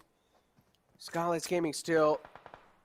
JyanMaara in front. Regicide, unfortunately, has been sandwiched in both of those, and there we go. Waz is going to fall down, and now it's all down to Nocto. Indeed, a lot of eyes on that man. Regicide, not really in their comfort zone. They have only got those smokes to cover themselves, and indeed the smokes are going to fade away now, and so might just Nocto's lifeline, and yes, it does. That was a good play. That was the really, really well-executed play coming in from the side of that player. But in doing so, of course, right side not having the comfort of that position and that compound, or that shack, in fact, is what it was. But moving away from that fight, we've got 12 teams remaining, 20 minutes into the game. DRS, as we had spoken about earlier, have found themselves in a really wonderful position, but are they going to be able to capitalize? Along with that, in the kill feed is IHC Ziol coming into the action and taking on some shots of his own and bringing in some points and hurt to the opponent team. But will that be enough? Of course, is going to be the main key factor whenever IHC is in the kill feed. And along with that, I8 also taking on some shots against the players of 52x Rage. So couple of different fights taken on across, because it is Miramar, it is an open ground battlefield, and there are just so many teams who are going to be able to capitalize. And right off the bat, as soon as we talk about capitalizing on situations, DRS sitting on top of that hill are bringing in a damage kill feed for themselves against their opponents, because right now, I just want to see how many, there are only 2 elimination points, but they definitely have a lot more information. So the defeat points that they've got 2 is surely going to rise up. Talk about things surely gonna rise up. DRS just mowing down that vehicle. Spraying it down. Delta was able to connect a lot of shots, but unfortunately action will be indeed taken out by Rules from the side of DRS again. And oh, that's a really risky one too. Stalwart Esports, this time it's not gonna work out. Now it's all down the top. And and Walt, Stalwart Esports, they just get absolutely demolished. What was that from Stalwart Esports? I mean, they just had a clear straight line as if they were stuck on that rail and they just wanted to grab that and go straight into the zone. I mean, just does not make any sense. I mean, you've already lost 2 players to the exact same line and you're going to be following along in the same exact strategy. Yeah, that's just a pathetic play coming in from the side of just the pressure point. You know, the pressure point is where this thing was caught. But moving away from the pressure points, we do have the side of INC also slowly but surely jumping into the arena, taking on a fight of their own as they still did have... Okay, well, I spoke too late. They did have that rotation working for them, but not for long because Deadeyes Guys, as well as the other teams, jumped in to just stop them in their tracks. With that, 7 teams remaining. We've got JyanMaara's 2 players right in front of our screens, and DRS. They are just bringing in a hurt of trouble to the team and their opponents because they have 7 elimination points already confirmed. I mean, at this point, you cannot even blame any sort of teams in the game. The spot that DRS has, I mentioned this too, they are the king of the hills indeed, and the spot that DRS is wielding right now, it's absolutely insane. Also at the high ground, they're just mowing down any of the teams that are currently out in the open trying to make that rotation, and this in itself just makes a lot of sense. The spot, they're able to utilize it to perfection, as we do have the players of Deadeyes Guys too. All 4 players are up so far for them. TDK as well with 3 players up, and Deadeyes Guys, of course, now they're going to start to inflict some hurt. Oh, they have been inflicting a lot of hurt. If you look onto the elimination points, they've got 5 already, and the compound that they're in the map we can see is now outside the zone. So sooner or later, well, sooner hopefully, they're going to have to jump away from that compound to get into the zone. And talking about the zone, well, DRS is all over it, mate. T2K is right around the corner in vicinity as well. But is it a bit too late to take that away from the side of DRS? Wherein all the 4 players of DRS are now going to be hunting down T2K, where T2K is just a 2-man army, but I mean, wherever you look, DRS is all across the board, you know, I mean, they've got the information, they are just slowly but surely working towards that chicken right now. Exactly, they're slowly and steadily inching their way on in inside the next zone too, but unfortunately, Deadeyes Guys, again, will need to move out in the open. Another opportunity for the players of DRS to wrap up these elimination points, and they try to. But Deadeyes Guys as well, taking things so smart and cleverly, as I8 might just be on the receiving end now, but unfortunately, Deadeyes Guys, they catch a little bit of hurt onto themselves. 1 man gets knocked out. They'll need to get the fallen comrade back up. That they will. That they surely will. For now, we've got I8. As soon as we move on to I8 Crypto, he is not looking too good because he is going to be damaged from all over the place. And it's none other than TUF. TUF Virus bringing in a lot of hurt in the name of that nade. And just with a matter of seconds, it seems like this is going to be the end for I8. Or is it? That perfect drop in that location is going to be given a little bit, just a little bit of the cover, or maybe not. Maybe not. I8, they were just stuck in that small little area, and that was it from their side. The song was sung, and the bells were rung against them. On the other front, we've got 14 remaining. DRS definitely jumping in to the opportunity of that chicken. But again, we did talk about this a few minutes ago. T2K is the team that they are keeping a gunned eye towards. But will they be able to do so? Because that perfect setup from Sandesh and his teammate was so miraculously played against the players of DRS. They had no idea what was coming in store for them. Exactly, and now we have Red Bull just taking down another man of TDK. TDK, they're slowly and steadily getting dismantled. They're getting eaten alive. They're getting engulfed. And this is what DRS are looking to do. There we go. The second man as well is going to eventually fall down. Sandesh, though, he's trying to fight back with only half HP that he's got in his hands. But DRS, they're looking really strong with the position they found themselves in. Delta will be taken down low, too. 2 of the players from TDK, they fall down. Now they're going to move back to the last hope alive, which is going to be Legend. Sheesh is what this is right now for the side of DRS as well as TDK, where indeed Legend, the man that you just spoke about, is going to be able to give that revival, as DRS are also going to be working towards the exact same strat. But in all of that, we've got Deadeyes, who are just a two-man squad, True Love Sir as well as Fry Boy, who are going to be jumping into the exact same position that I8, I believe, were eliminated from, and TUF, look at the way that they have played. I mean, we've got Virus walking away with 4 elimination points already. 3-man army is what they are, and surely taking on a lot of the points. And DRS now, after having gooped up, they are just going all out guns blazing against the players of T2K, and in doing so, Delta has been brought down, but that's not going to be stopping DRS, or is it? Because Sandesh, he is playing out of the world right now for the side of T2K, and he is the man who is holding that limelight for the side of TDK, but not for long, as DRS jump in to just completely swoop that across. But this is the moment that TUF and Deadeyes should be able to capitalize upon, but that's not going to be allowed. I mean, Deadeyes guys, they know exactly where TUF is, and well, Virus, dude, now this is the moment that you really need to shine. The 4-5 elimination points that you've been able to accumulate, I just hope it's enough. Deadeyes Guys is currently the biggest threat for the players of TUF. In the backlines, TUF currently just sandwiched between DRS and Deadeyes Guys. How are they going to try to navigate their way around?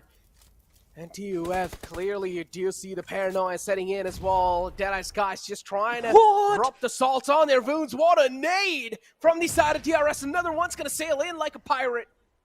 But this time, that was the time when he almost caught Captain Jack Sparrow. There we go. Wow.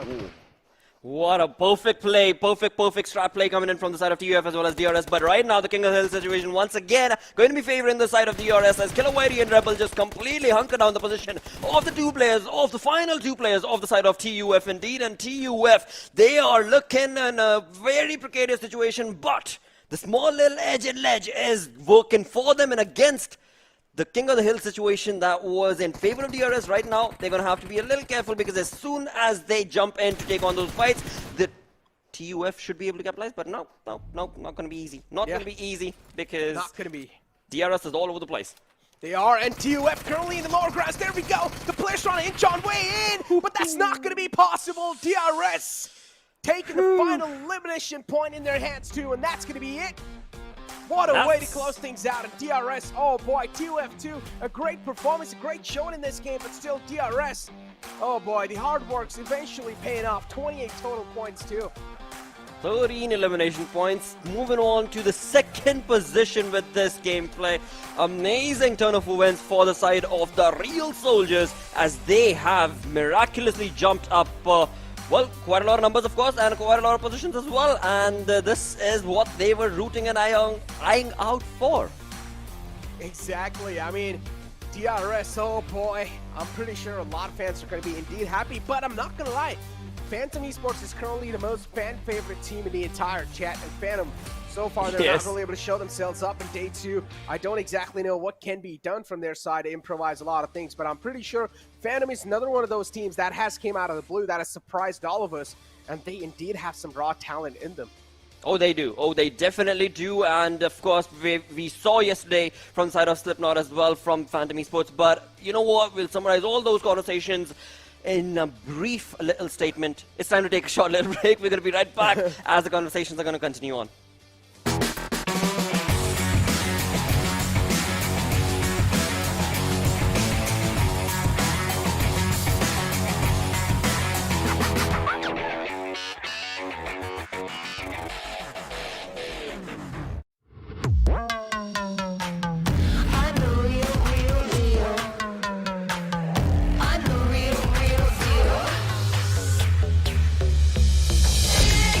It's a bang, even though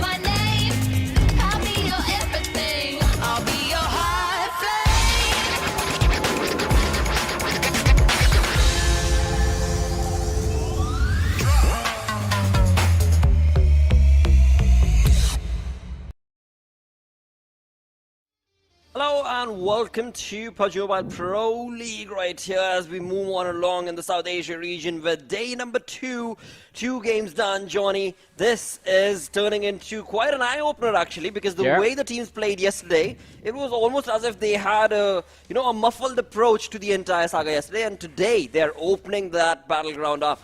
I mean, for sure. I mean, it's been quite an interesting start to the day, the way the first Erangel ended and the way this Miramar ended as well. DRS had quite an impressive run in this particular matchup, and we do have Rebel being the MVP of this particular game. 7 eliminations secured by this man with 976 damage and also 2 assists. So quite an impressive performance on the individual level. But hey, DRS, the entire team was also doing really, really well for themselves.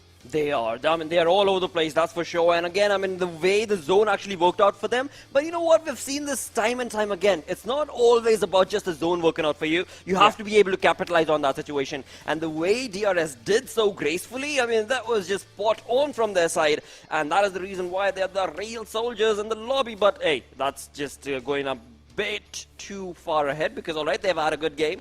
But will that continue on? We shall find out. Yeah, I mean, we will find out. We still have 4 more matches remaining for the day, but we do have the top players on our screens. T2K have been very interesting. The first game was quite decent in terms of the elimination numbers they were able to secure. Even in this match, we do see Legend in the list of top players, surviving till the 24-minute marker, securing 3 eliminations. So a decent combo in terms of how many placement points they got and how many eliminations they had overall. But on the other side, I think there is a little bit more. You need to take a few more steps further if you want to push yourselves and propel yourselves towards the top 2. And again, I was looking at the standings during the middle of the game. Stalwart Esports, they are just like boosters to the max, full pedal to the metal. They are making a very aggressive push, just gaining a lot of distance between them and the rest of the lobby. They definitely are. I mean, just when we move on through to the replay, I just hope that replay was caught, because this play that was made from Stalwart is very, very questionable. As the only thing that I did not like from their side. But yeah, overall, the way that they've approached day 1 and right now what they're doing on day number 2 as well, it is working for them. There's nothing stopping them in their tracks. And yeah, just that small little upset that I saw from them did not look like Stalwart at all. But hey, everybody has good days, bad days when it comes to the battleground, and that is something. I don't really want to chuck it down to that side as well, dude, because it's not. It's a class 101. What are you doing when you've seen 2 of you mates already go down the same exact path, and you're going to follow them along for what? I mean, I don't think they care. I don't think they care enough to be scared of everyone. They know they have an upper hand in the situation. Like, looking at the overall rankings, and I think that is the only thing that they're exploiting right now. Just the fact that they're really far up ahead from the rest of the competition. But hey, this match was something else, and to prove that, we do have the Oppo F21 moments on our screen. Well, talking about the F21 Pro moments, we do have Oppo taking a charge across all of these fronts, because again, I mean, look at the massive aggressive play being showcased from the lobby on day number 2. From first game to the next right now, we've got Train to Kill on our screens, and this is another team alongside TUF who have really picked up the pace and ladder today on day number 2, where indeed, to be very upfront about it, TUF yesterday, they were looking very dicey in terms of the way that they were playing, and T2K were just slowly breezing through, but today, they're making a mark in this lobby. Well, definitely. They are making a pretty impressive marker. And again, as you mentioned, I completely agree with that. Yesterday, looking at TUF, you could not really say, like, all right, this is what the turnaround is going to look like. But now that they finally showed up, color me impressed. And now I want to see them continue this form. But hey, let's not take the limelight away from the winners of this particular match. DRS, 13 eliminations in total secured. 2,337 damage dished out by the 4 lads from the side of DRS. A very impressive feat nonetheless. But on the other side, though, I mean, we do have I8. The struggles continue. I mean, the first game was very impressive, but this time around, things not really working out. It's alright, dude. It's a little bit of a dip, that's alright, because again, you cannot continue on with that same aggressive stance every single game, as you've got to pace yourself, and you're looking at 6 games to be played back to back for these players. So, of course, a little bit of a breather coming in on the map of Miramar from the side of I8 is okay, but I just hope that this is not their play in the upcoming game as well, because if Yeah. that'll be the case, then you can definitely point that out. But you know what? Now I'm really going to be putting Phantom Esports in the limelight against them, because Well, yeah, definitely. right? I mean, they started the day yesterday very, very well. I mean, we had, of course, Slipknot taking the entire limelight to himself for the side of Phantom. But today, I mean, after that first game that was played yesterday, it was just not looking good. And we spoke about it, speculated that, all right, maybe today too will be something of a change coming in from their side, but still not happening. Well, we are hoping for a change, but talking about changes, look at that. DRS, Yep. with this win, do propel Wow. themselves up to the second position. Now, JyanMaara are not going to be happy about this at all, being on the third, and they will try their level best to just cover up the difference. It's not quite a lot. 99 versus 91, but this is where things get interesting. Stalwart Esports sitting at 114 right now.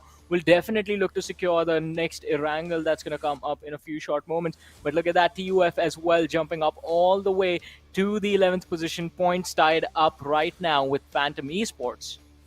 Definitely looking really good for the side of TUF and Phantom Esports. They, as we were just talking about it, they're going to have to pick up that play style that they showcased in the first game, and moving away from that team towards the other side, as we have Regicide, the Grounders, and High Voltage sitting on 14, 15, 16 respectively. Now, there is a little bit of a difference between Regicide and the Grounders, again, from the start, have not had a decent play in today's games, but I just hope they find a footing in this upcoming match. Yeah, I mean, the Grounders have been quite unlucky. So what was happening to the players of IHC yesterday, and seems to be happening today as well, it's a similar scenario with the Grounders. They think a position is safe, they think a rotation pathway is just completely unattended, and that thought is a big mistake. It turns out to be a big mistake. They always keep on getting caught off guard, and it's not really looking too hot for the Grounders right now. But hey, again, as we keep on mentioning, it's just two games that have happened. We still have 4 more to go. We do have 4 more games to go, that is true indeed. And as you so perfectly mentioned, as did, of course, the schedule right there, that we're going to be jumping into match number 3 that is going to be played on Erangel. So moving away from the heated map of that we just saw on Miramar, and going back to what Necro actually spoke about, one of the viewers actually commented that I hope you heard it, I'm not sure if you did or not, but it was against the players of IHC, particularly against IC actually, as the heat in the map of Miramar apparently seems to have cooled down or melted down IC's aggressive play. So Yeah, hopefully that's going to be resurrected in this upcoming Erangel. That's, I think, a little bit of a toss back to the previous, not the previous, well, this PMPL South Asia finals, where I think it was one of the comments then as well, like IC just melts on Miramar, but luckily for him, we are going to Erangel next. Exactly, dude. And before we jump into the game itself, of course, you know the question that needs to be raised right now, which is, well, which team are you going to be predicting? Which team do you believe will be taking the chicken in the upcoming game? I mean, so I want a little bit more chaos in the top 3, so I want to see if JyanMaara would be able to walk away with another chicken dinner win, because that's going to push them quite close to the players of Stalwart Esports. Or even if DRS walks away with it, I'll be happy. I just want Stalwart Esports to be at least under a little bit of pressure. They have a pretty decent lead right now, and I want that to go away. If it happens in the final day, if they have a massive lead on the final day, then it's okay, because it's just the last few set of matches. But this early in the tournament, I want things to be a little bit more interesting. Alright, I did say I'm going to be bringing the limelight down towards this one particular team, and that's been an eye candy for the viewers, of course, which is Phantom Esports. So I'm going to be choosing Phantom Esports, and of course, sticking my guns off to a very weird universe, but we shall see if if the PUBG gods are going to be decent enough towards the side of Phantom when it comes down to this game. I mean, Phantom Esports have been quite interesting to watch, because they are doing everything right. It's just the fact that the zones are not like really favoring them at any moment since yesterday till now on Miramar as well. Phantom Esports have just completely, I don't think it's knowingly, it's majorly unknowingly, they just managed to avoid the zone shift. And that's the reason that they are struggling, because as far as those firefight moments, those team fight moments are considered, they actually do quite decent in those chaotic moments. True.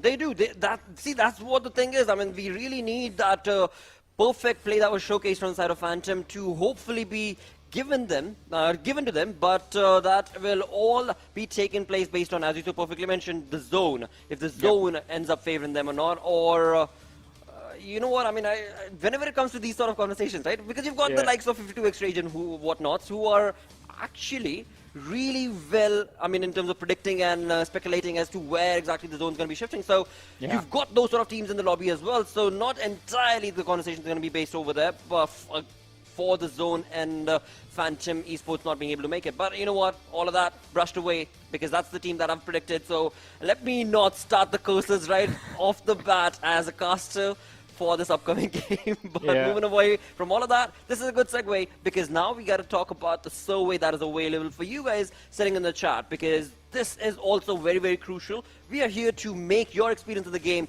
really phenomenal, and we want you to be impressed with that.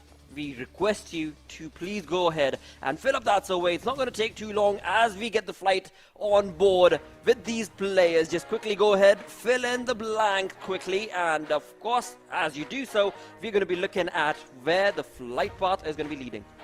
Well. So I do see a few cheeky smiles on the players of Deadeyes Guys, and that sort of makes me, well, it makes me believe that maybe they have something planned out, something special, in fact, planned out for this Erangel. But hey, all we have to do is just wait and watch and see exactly what is going to happen. Now, the trajectory of the plane, again, Blotter, this is happening second time in the day. Last time it was from Zarki almost towards Lipovka. This time it's opposite. It's from the Stalwart Kameshki position going all the way towards Hospital. The trajectory of the plane does not want to include the southern part of the map. It just wants to stick to the northern half. It definitely does. And again, when it comes down to the flight path, could we be looking at a southern zone this time around? But in all of that, I mean, 52X Rage, this has worked perfectly for them. They do love to go towards Stalwart Kameshki region, and that's exactly what the flight path is going to be offering them on the other front. When it comes down to the contestations, we do have the military base out in the open for the side of I8 as well as Seal, but will that be the case or not? Because it's definitely too far away for them to just coast on, breeze on through.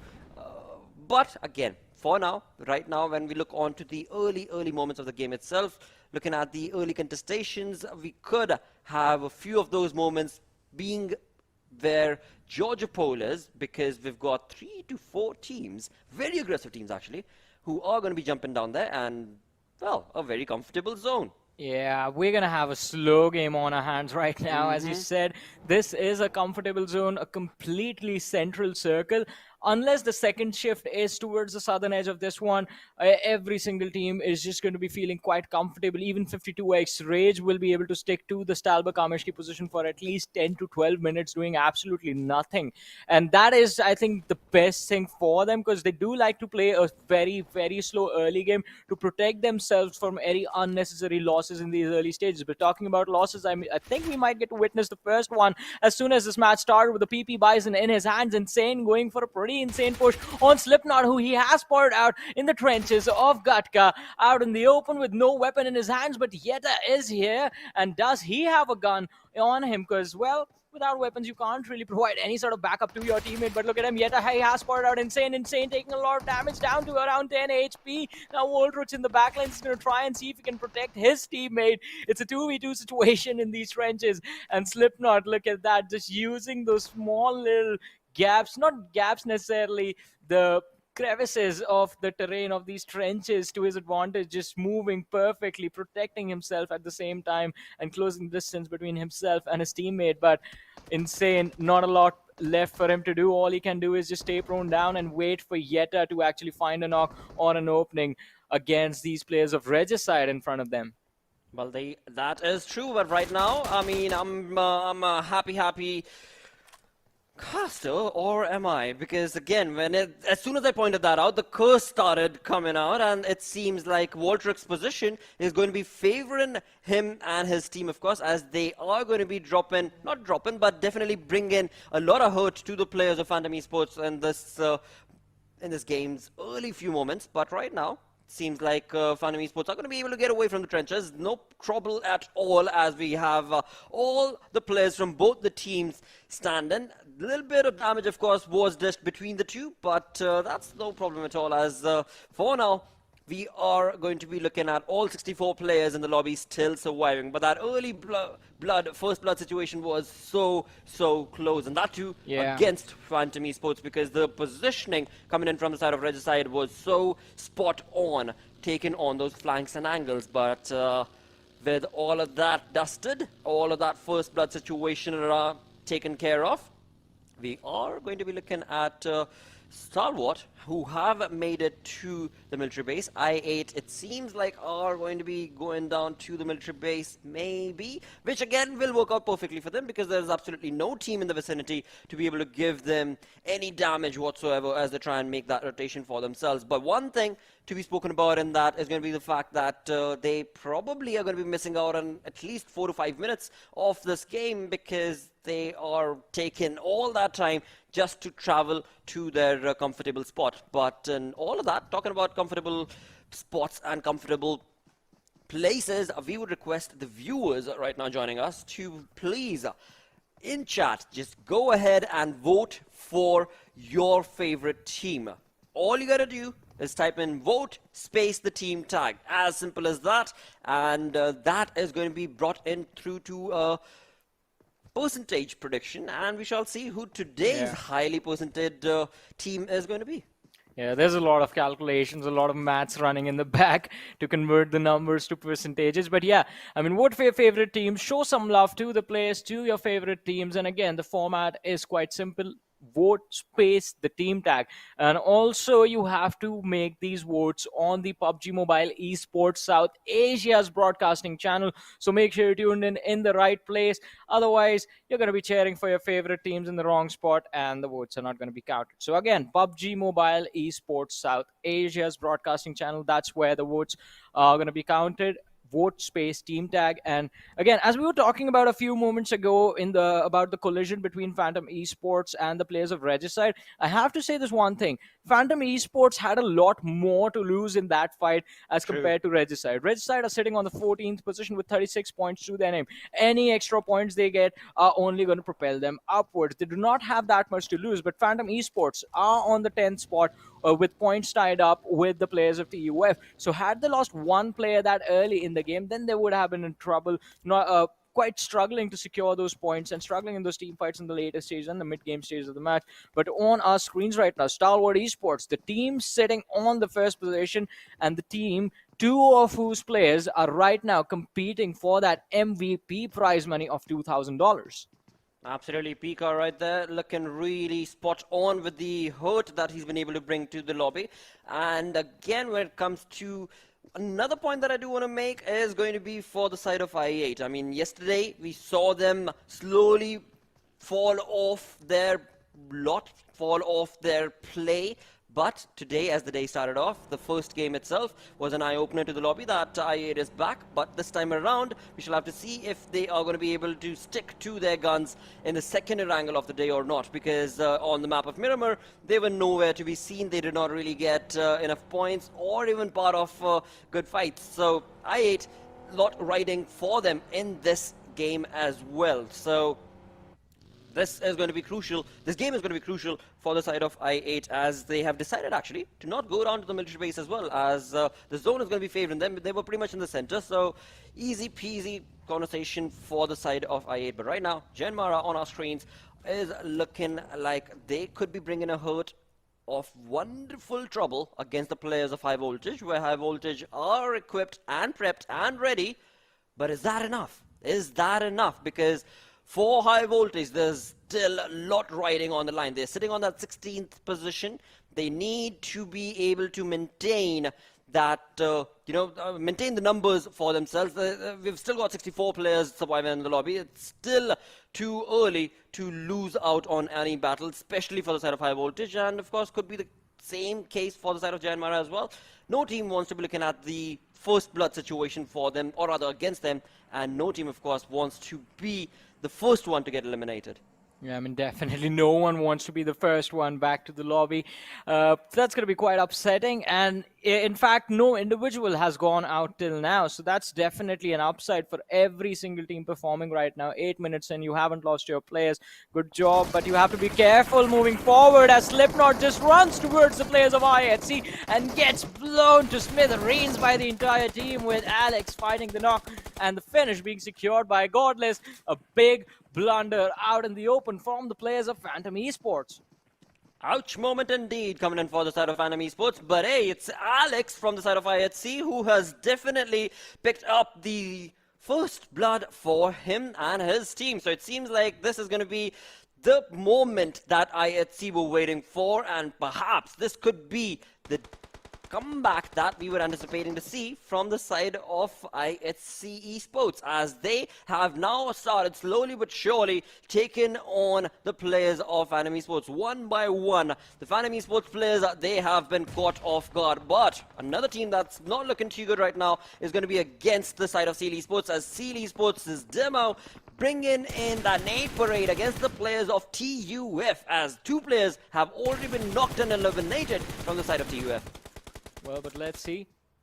Now, TUF in a world of hurt, Seal Esports, they have them in their crosshairs, but Virus with his teammate is looking to back off. They do have a vehicle that's going to allow them to cover up a lot of distance quite quickly, and that should be beneficial to them in this fallback. But Phantom Esports losing out on yet another one of their players, yet are getting knocked out, and now the final two remain. A lot of utility being lobbed towards Mad Max. He's dropped down to around 50 HP and finally decides to fall back from this factory. Vexy, look at him trying to make a run for his life, but I don't think this is going to work out too well for the side of Phantom Esports. They're going to lose a few more of their players. Maybe Mad Max is going to be taken out as well, and then Vexy is just going to be left as the last player surviving for the team. IHC, it looks like their eyes are all set on these few points right in front of them in this early stages of the match.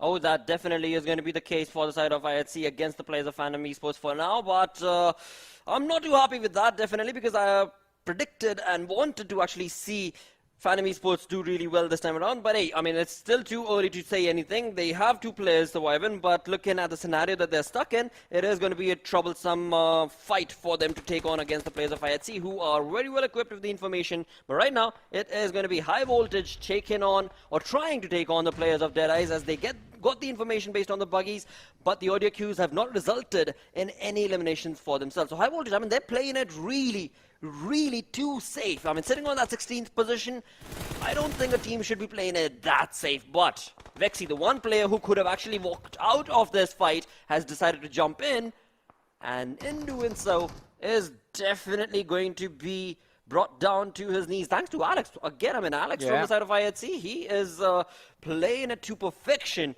in this game. And Phantom Esports, the first team to get eliminated. Okay. I mean, with the way the game started, with the way Phantom Esports decided to take their fight against the players of TUF, against the players of Regicide, they look pretty solid. But then one mistake after the other, just charging towards that Pochinki church without even scouting the position and getting taken out. Slipknot being the first casualty right there. All right, that was a genuine mistake. But after that, just committing to the situation against IHC, that was a deliberate one, and that is the reason we do see Phantom Esports getting eliminated early on. But let's talk about this now. They have a pretty solid position. They have a few compounds in their control, concrete cover, everything going right for them. And I think this, again, is quite a similar situation that they find themselves in, quite similar to the first game, which I8 were, in fact, able to convert. So maybe they are looking quite solid in this one. We will know in a few short moments, because Seal Esports seem to be closing in on them.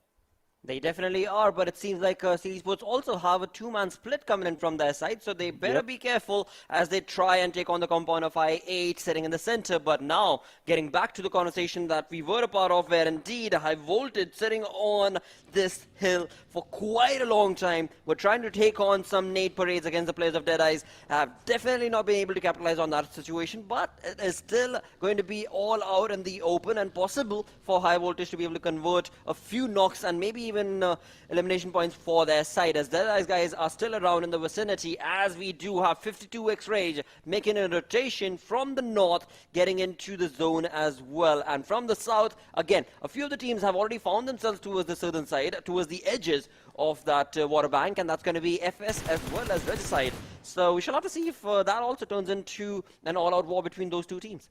Yeah, definitely. And I mean, every single team fight in this game is an all-out war at this point, especially the teams that are looking to compete for the trophy. But look at this. Alrighty, so FS Freestyle do find themselves in quite a bit of a pickle right there, with one of the lads knocked out a little bit further away from his teammate. So just to get a revive on that individual, it is going to be a massive challenge for them. But look at this. While Phantom Esports have been taken out, Regicide are looking quite comfortable. All 4 players alive, going for a split and just sticking in those cover spots. For now, it seems to have kind of calmed things, and it's going to be not the case, not a good case to make for the side of Freestyle, as they've lost one of the players. And as you so perfectly mentioned, that trying to even get that revival going will be very tricky and almost impossible. So they will be brought down to a 3-man army, but high voltage again. They are still hoping to be able to capitalize from this small little hill that they're at, and this is now turning into a waiting game for the side of high voltage, and very close to their proximity, of course, is going to be the side of Deadeyes Guys, who we have seen take on some incredibly skilled plays and shots. So high voltage, they best be careful. But now there seems to be a little bit of a slow pace in the game, as we have jumped into the 15-minute marker. The teams, all the teams in fact, have pretty much found themselves in the comfort of the zone. And not only that, when it comes down to the teams that are looking at different compounds, I mean, they're absolutely perfectly setting themselves up. But the zone shift, that is what I'm waiting for. The zone shift is where the real curveball is going to be thrown, and maybe if it goes down towards Pachinki, things are going to be a lot, more chaotic. Well. More chaos has been instilled in this lobby right now, as the circle takes a shift towards the west, and IHC find themselves in a wonderful position. But Skylightz Gaming on our screens taking a fight against the players of T2K have managed to secure 1 knock at least on that hill slope, but it's going to be quite tough for them to actually convert it into a finish. There's quite a lot of distance between the two teams, so Galzin and AJ are looking to slowly and steadily make that push. But Sandesh, he has gone for a revive, which was successful, so Legend is back on his feet. All he has to do is just put on the first aids and be ready for the oncoming assault upon them. But still a little too quick. Skylightz Gaming, they don't waste any time in pulling the trigger, and Legend might just be knocked out for the second time. He's running towards the blue zone to avoid the shots, and he manages to make it to the other side. But for a few short moments, Legend is going to be separated from the rest of his teammate, and he will be knocked out by the blue zone out of all things, just denying the point to the players of Skylightz Gaming. T2K, they have taken a hit, but at least they don't give away that point to the opposition. They definitely are not going to be given any points away to Skylightz for now, as they will take on the point for themselves in a few moments, as maybe they'll take the fight to the face of Skylightz Gaming. But for now, it is going to be Regicide's compound that is going to be in contestation against the players. But T2K, this is an all-out aggressive stance that the side of Regicide have taken, not T2K, my apologies, and it is going to be FS who are trying to deliver those massive blows, and FS Vasi is the man who is going to have to stand true and tall, but with only 30% HP, it's not looking too good for him. But two players from the side of Regicide jumping in to take that compound, easily converted and eliminated is going to be the side of FS. So 14 teams still remaining. Seal, Baron and Demo out in the open against the players of Deadeyes. Now both these teams are looking pretty comfortable in the spots that they are at, but they best be careful, because the contestation could be brought on from a third party, maybe behind them or up on top of that hill. Well, let's see what is going to happen. But for now, Regicide are getting pushed upon by the players of Stalwart Esports. Luckily for them, there is a third party right there. Stalwart Esports have lost one of their players. It's just Pika, Action and Top who remain. Scry getting finished off by the players of 52X Rage now. And it is going to be a 3v3 situation between these two teams in these barn houses towards the southern position of farm. But Stalwart Esports finding the opening yet again, as Insane has been knocked out. And they are again looking to make the push towards the first floor of this barn house. Action and Top on the outside, Pika indoors, and a lot of pressure on both these teams. But Action is going to be down on his knee. JyanMaara on the other side have managed to take care of the players of Skylightz Gaming, and I don't think Skylightz Gaming, they're in this match anymore. Uh-oh, said Skylightz Gaming, as they were a bunch who were looking good, but this time, in this game, they've not been allowed to make their play on the other front. When it comes down to the players of Regicide, I mean, they are keeping it cool. They're down to a two-man army right now, but the side of Stalwart Esports, they are determined. They are wanting to get this compound for themselves at the edge of the zone, and they are definitely going to be delivering the massive blows along with the three-man advantage against the two-man army of Regicide. But for now, it is going to be Regicide who are stuck pretty much in this compound against their will. But what is Stalwart going to be able to do? The three-man army is going to be able to maybe use these utilities to their advantage, because the smoke has been created all over this compound, but it will not be enough, because Regicide, they're all over the place. I mean, the two-man who are standing right here, Voltrix is in the staircase, and his teammate was taking on shots against the other team altogether, but that is all that was left for Regicide to do. But now, I'm also at loss of words and thoughts right now, because Stalwart were easily able to utilize the numbers for themselves. From one side it was the nade and the other was the staircase push. But right now it's going to be high voltage. Finally, the patience has paid off for them, because Deadeyes is the team that they had been rooting to take on shots against for quite some time, 20 minutes to be precise, and finally they seem to have been able to deliver that. Well, but let's see now. High voltage, Deadeyes Guys, DRS as well. It's a triple threat matchup between these three teams. And high voltage, they're trying to take on the lads from DRS and DE at the same time. It's not going to be easy, especially with the blue zone closing in from the rear. The damage is going to be quite immense, but the spray from Assassin connecting a few shots on Killer YT right there, along with Delta. If they manage to secure 2 knocks, then high voltage, their opportunity to move inside the circle, it's going to be there. T2K on the other side, taking a massive hit from Leo from Seal Esports, as he managed to find an opening on Sandesh. The knock and the finish is going to be secured. Seal Esports sitting there with 5 eliminations in this game to their name. Well, this is looking really good for the side of that team, but will that be enough for Seal Esports is what the question is. With 4 players standing, of course, they have the numbers working for their side. But right now, 10 teams remaining. We've got Stalwart, we've got DRS. Oops, talking about DRS, they just took a knock and they have been brought down to a one-man army, but maybe the revival is going to be right around the corner. For now, it is going to be Seal Esports as we jump back in against the players of Deadeyes, as they are going to be hunkering down on this position for themselves. Seal Esports looking at that mini-map. I mean, it is going to be Leo all out in the open in the blues, whereas teammates have found the cover of the zone. Well, I mean, they do have some cover, but look at this frag boy! No! Wow. Ooh, that was a point-blank range spray. He finds the opening, but turns out it was just a bait, as from the distance, Seal Esports managed to find a trade, and well, even though the trade was made, it's going to be quite difficult to bring the 4th man back into the game. We're down to the top 7. Teams 23 players still alive and fighting for the win in this matchup. And look at this hill slope blotter. There are 4 teams stuck on this slope. T2K, IHC, Seal Esports are closing in as well. And well, IHC, they've been poured out. Batten going for a spray first and the second. Both are going to be down on their knees. And the third one as well. Alex, he's down. The last man surviving for his team. And they are getting pushed upon quite heavily.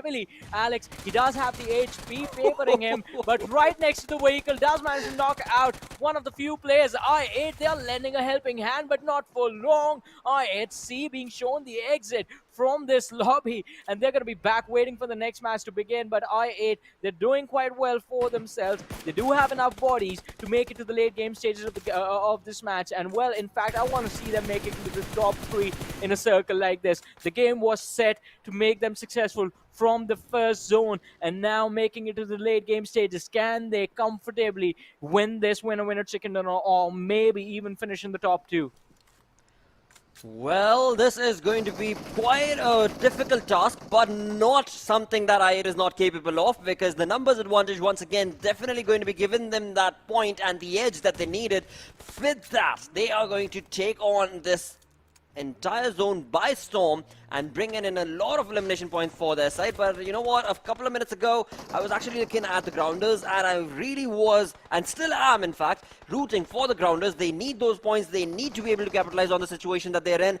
But will I8 allow them to do so with 5 teams remaining? I mean, D2K, there's only one player standing right there from their side, but I8, they are so very destructive with Blade bringing in the nade and the Scarlet sprays against the players of the grounders. Shoptar not looking too good with almost 90% of his health already been brought down. The grounders players, they are just in a stump. They are not really moving. They are not really rolling their eyes. They are pretty much stuck in that small spot. And if they start bunching up, youch, mates. Stop bunching up, because the nade parade is all it's going to take to bring you down. Well, definitely, and we did see a few moments ago the predictions from the viewers favoring Deadeyes Guys, but Deadeyes Guys being forced to take an exit. I8 might be the next team to go down, as they are stuck between the grounders and 52x Rays right in the distance. But 52x Rays right now just focused on stopping the players of Stalwart Esports, who have managed to wiggle their way into the top 5 despite them just being a 3-man roster since the mid-game stages. Now again, top has been given a revive, and Action is going to look to push forward, but the grounders now in an interesting position against the players of I8 and T2K. Jane just stuck in the middle of nowhere inside the smoke, takes a lot of shots. Now he's barely surviving with any HP on him. Stalwart Esports Action making the push, and well, from the distance is going to be the man who was knocked out a few seconds ago. Top securing that final finish. Down to the top 3 teams now in this matchup. I8, they're left with just one man, and all of a sudden Stalwart Esports and the grounders find themselves in a winning position. Zigsaw was knocked out, but the revive, it's going to be an easy one for their team to secure. Uzum stuck between a rock and a hard place right now, one being the grounders and the other being the 3 players from the side of Stalwart Esports who are inside the circle. It's just Stalwart Esports in the zone. Everyone else is out.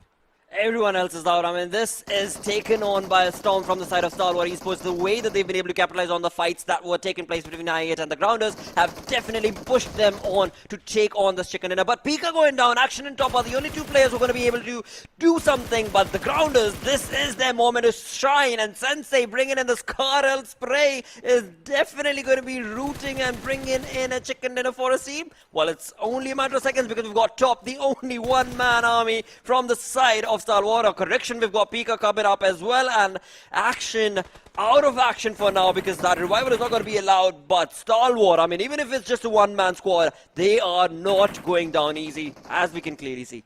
Yeah, as you said, they're not going down easy. Action is trying to make his way inside of the smoke, but this might just be a bait from the players of the grounders, allowing him to go inside the smoke and spray down Pika as well. But Top and Pika, they're managing to hold their composure. Top again, just peeking from behind the smoke now with I8 taken care of. The grounders, they can focus all their attention on Stalwart Esports, who's going to come out on top in this 4v3 situation right now. It's going to be very intense, and Stalwart Esports, they make a run for it. Pika finding the opening, but Top is going to be taken out in the trade. Kurma doing a brilliant job from the flank. Now Stalwart Esports, are they aware of this? I don't think so. Well, maybe they are. Action finds the second. It's a 2v2 between these 2 teams. One more knock, and Stalwart Esports bringing it down to a 1v1. And it's Pika making the push for the summit of this raid. But the opposition has the HP advantage. The barrel in his hands, the Molotov being lobbed towards the competition.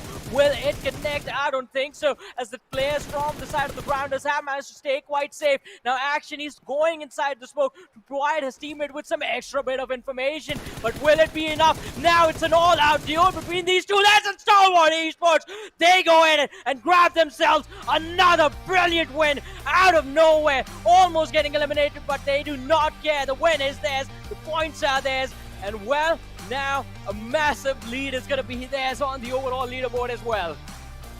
Ouch moments indeed for the side of the grounders. They tried, but Stalwart, I mean, we saw it. They took that hill by a storm. I mean, 1-man army, call it, or a 3-man squad, or whatever situation they were in. I mean, they always were looking forward to getting that chicken, and that's how they do. That's how they do it. I mean, whenever you see Stalwart Esports stuck in a tricky position, well, you cannot really be drawing out any eyes, because you know for a fact that they still maybe, just maybe they're going to be able to get away, and that maybe is almost 90% of the times. Heck yes, they are going to do it, and they did so with style. I mean, I don't know what happened. I didn't think they were going to get out of the barn situation in farm, but they go on to win the game. So yeah, that was an epic win from Stalwart Esports. But kudos to the grounders as well. They played really well. They definitely did, mate. Well, with that, I'm sure you need a breather, as so do I. We're going to go on a short little break. We'll be right back.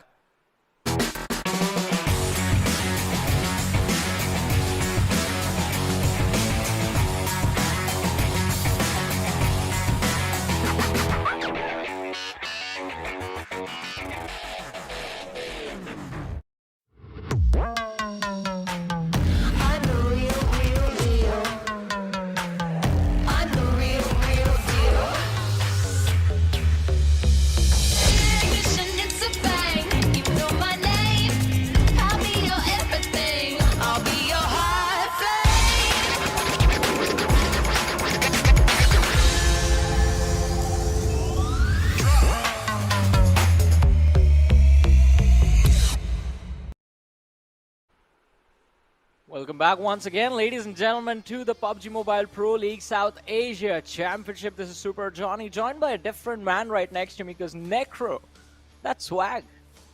Wow. I'm telling you right now, this is Stalwart Esports. This is literally Stalwart Esports after that win. They're going to be like, all right, guys, where's everyone else? Where are they? I don't see them. We're all the way on the top. Where's everyone else? I mean, they're just leading the charts, man. I think you can make a pretty good meme out of Stalwart Esports right now. Have you seen that meme of a cat sitting on top of a pole and just saying, I don't see a god up here, no one else but me? That is Stalwart Esports, just sitting on top of that totem pole and just dominating. Talk about that final fight. They were out in the open, no cover at all, outgunned, and they still win. They still win the match. Crazy, dude. Absolutely crazy. And that's what I literally said. I was like, okay, there's no way the grounders lose this. And then Stalwart Esports, they're able to get the Reds back up on the Fallen Man inside that smoke out in the open. And the grounders somehow, they're not deciding to just spam that smoke. And that's where Stalwart Esports just got another lifeline gifted to them. And then the final man just clutches that 1v1. I mean, Stalwart Esports, man, I don't even know what to say at this point. There's just a whole nother beast. I would say make them sit in a dark room and make their device's brightness completely lower and give them my sunglasses. Give them these black sunglasses so they will be at least handicapped a little bit for the lobby. Yeah. I think you just need to take something away from them, because they just seem a little too extra strong. They're just smurfing. Again, we just keep talking about that final fight, right? But Stalwart Esports, let's not forget, they were in a pretty dire situation even before that. And, I mean, still going on, just surviving those barnhouse situations and then making it all the way to win the chicken dinner. I mean, it was just impressive. We do have the top players on our screens right now as well, ladies and gentlemen. We do see Pika and Action over there in the top two, the two men responsible, along with Top as well, for bringing the chicken dinner for their team. And look at that match summary. It's all red. It's all red everywhere. Exactly. It's just completely red. And it makes a lot of sense, too. It's Stalwart Esports domination. And what else do you expect, right? When you're going to be going against Stalwart Esports. They have been just smurfing on the lobbies, even in PMPL South Asia. And now they're replicating the same sort of performance, even in PMPL South Asia Championship. And I'm not even surprised at this point. This is something that you expect from a team like Stalwart Esports. You expect greatness, and they're delivering on all factors. Now, I really want teams that are currently in the bottom, for example, in the latter half of the board, teams like IHC to step things up, because they're another Mongolian challenger inside this.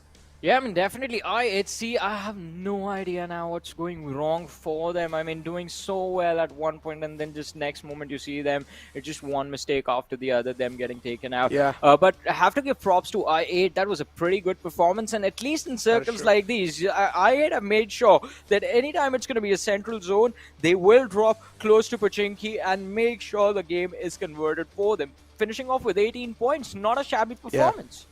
Exactly. Indeed, not a shabby performance. But now, something I really want to find out is how the team path through zone is going to be working over here. Because as you do see the map in front of us, and we're just now waiting for the little lines to be drawn, and there we go. Of course, starting all the way from No Reply, they decided to just go all the way down there, take their sweet little time to loot in And this in itself means that Stalwart Esports had quite a delayed start to the game because they needed to climb, or they needed to just come down all the way down south, go to Snowrupnoi, loot up, and then make it inside the circle. So that means they take their sweet little time, they delay their entire entrance inside the next zone, and they somehow make it in, and then they just get blessed by the next circle right on the edge where Stalwart Esports. Well, definitely, as you talked about their rotation, I mean, we've always seen them play this way only. No matter where the trajectory of the plane takes them, they will go to Snowrupnoi, try and see if they can make it into the circle comfortably in the late stages of the match. And I think even the zones were quite beneficial to them as well, with the first shift a little bit towards the southeast of the map, towards just engulfing a little bit of that Snowrupnoi bridge, and the further shifts just allowing Stalwart Esports to play from edge to edge to edge to edge. And it was an incredible situation. A few moments we saw them make critical mistakes that resulted in players getting knocked out again and again. But hey, this team knows how to cover up those mistakes, and they know how to recover, and I think that's the most important thing. Everyone makes mistakes, but can you fix them? And usually we talk about fixing mistakes in terms of from one game to the next. They do it within the match itself. Exactly, on the fly, and that's something that the adaptive nature really kicks in about a team. And I feel like at this point in time, it's just the amount of confidence that Stalwart Esports wields, right? They have played so many tournaments, they have been doing absolutely phenomenal, and that confidence is something that gives them a mentality where they will start trying things out if something's not working. And that's when you're able to just get that adaptive nature as well. If you're going to have a lot of confidence, you would want to try new stuff, and that's when you will start adapting to a lot of new stuff as well. Yeah, definitely. And talk about adaptation, feels like I8 have also adapted to Erangels at least. I want to see them perform on different maps as well. Hopefully the next Sanhok that we're going to witness, it is going to be once again a map going in the favor of I8. But this time again, we do see a lot of these awkward collisions. We saw DRS, Skylightz Gaming stuck in an awkward spot wherein just too desperate to move around on the map, and they just kept getting caught off guard and taken out. Exactly, and as you guys can see, the grounders as well, the position they had, unfortunately, they also had a nice high ground to play things off of with, but they still somehow choked it up. This is where they messed things up. They let Stalwart Esports get a little too comfortable, let them push on up, and once Stalwart Esports, they got real up close and personal, Stalwart Esports realized that their individual fragging prowess, their gun power is absolutely excellent. So that's where they excel, and that's what they exactly did. They put that gun power on the test, and they actually came out on top. Stalwart Esports, 11 elimination points, and also a decent amount of damage wrapped up in that previous game. That's going to help them with 1,910 damage, and then you have the grounders with only 5 eliminations, 1,361 damage dealt out. But look at I8. That was a huge game from I2, but the problem was the conversion. They only got 8 eliminations. Well, again, as you said, 8 eliminations were there, along with the 10 placement points. So the average for the match was actually pretty decent for them. But again, I mean, the level of aggressions that the teams are bringing on the table right now, it is just impressive on a whole another level. And look at that. So not a lot of changes within the top 8. 140. It's just Stalwart Esports almost hitting the... well, they are at 140, but I think 150 is going to be very easy for them to secure in the next match. And that's a pretty massive lead that they have for themselves at this point against the players of DRS, who, again, DRS, JyanMaara seem to have not moved that much in terms of their position. TUF and IHC finally making a jump. Grounders as well, leaving that bottom 3 behind them, find themselves on the 12th position, not too far away from the players of TUF. So again, it's going to be quite chaotic from the 10th position to the 12th, 13th position, and it's going to be quite interesting to see what jumps and drops for the teams are going to look like. But let's see. The next map, it is going to be the map of Sanhok, the map of chaos, and anything can happen. But my expectations are pretty clear. I want to see I8 perform on a map other than Erangel today. Man, me too. I mean, I'm not gonna lie though, still a really good, consistent game, right? And it doesn't matter, even if you are just performing on Erangel map, it's okay. You literally have 3 Erangels in one day, so that's quite Fair huge. enough, yeah. 3 opportunities for you to try and strike back and just to get those consistency points flowing in your hands. So even if you're gonna be pretty solid on just Erangel, that's pretty much okay, done and dusted, right? So that's gonna be itself. But Johnny, now it's time for us to move on some real stuff. And what are your predictions going to be for this game? Which team you're going to be rooting out for? Alright, so this time I am going to be rooting for it, as I've said earlier again and again. And I mean, it's going to be quite interesting to see. Because, again, as you mentioned, if you are able to secure those Erangel maps, you do end up getting consistent points for 3 matches in the day. But those off maps also become very important as well. Because in those moments when you slip up, the opposition is also closing in on you and your placement in the overall rankings. And if you are not careful enough, maybe they're going to snatch your spot. Exactly, but I'm personally going to be going with IHC. I do want to see what they're going to be able to bring to the table because so far they have not been able to do anything and they have not been able to pull anything off because so far they've just been a complete mess. And hopefully they're going to be able to get things back together. Hopefully they're going to be able to get the team synergy back again. The communication, I want to see that on point. I want to see some improvisations being made from that team because currently we're going to be moving on into the map of Sanhok, ladies and gentlemen. A much more smaller map compared to any other map currently that's being played in the competitive scene, and Sanhok will amp up the aggression as well, Johnny. Well, but let's see. I mean, Sanhok, I mean, it's going to be quite interesting to see. It's always quite difficult to predict how this map is going to go. Yesterday, we had a pretty central circle resulting in not a lot of fights in the early stages of the map. So this time, I want the circle to be towards either the Camp Alpha Island or maybe anywhere towards the south. But let's see the trajectory leaning towards the south, starting from Kham, going all the way towards Lakavi. And it is going to be quite interesting to see what the spread of the teams are going to look like. Not a lot of drop clashes at this point. It's just high voltage and the grounders heading towards that Camp Alpha Island, who are in fact quite close to each other. And hey, should have wished for something else. We do have a southern circle right now in the game, though. Oh, all right. An interesting one already. I'm up for this Sanhok game, not gonna lie. The grounders too right here in front of us. High voltage as well. Waruji right next to him. And yep, grounders, this is something they've always been struggling with, Johnny. The confidence. The problem is the confidence they have, and they are always struggling with the amount of confidence they're able to show in these fights, and always grounders, they like to back out from it. And that's something the grounders will need to stop doing so. But currently we have 52x Rage and JyanMaara in front of us, and No Fear is right here, still knocked out, and JyanMaara, they're trying to fight back. Oh, caught a little bullet. It's okay, though. Faster is going to be able to retaliate. Well, but let's see. This happened yesterday as well, and the decision from both the teams, both the sides, was the same. It was to disengage the fight and just walk away their own merry ways. But this time, just like yesterday, in fact, JyanMaara seemed to have found an opening. Night is going to be finished off, and in fact, that's going to be the second one for them. 52x Rays not off to a great start, but it's not just them. T2K seem to have taken a hit as well. Legend is going to be knocked and finished. Mad Max do that, and that's it. T2K have lost 2 of their players.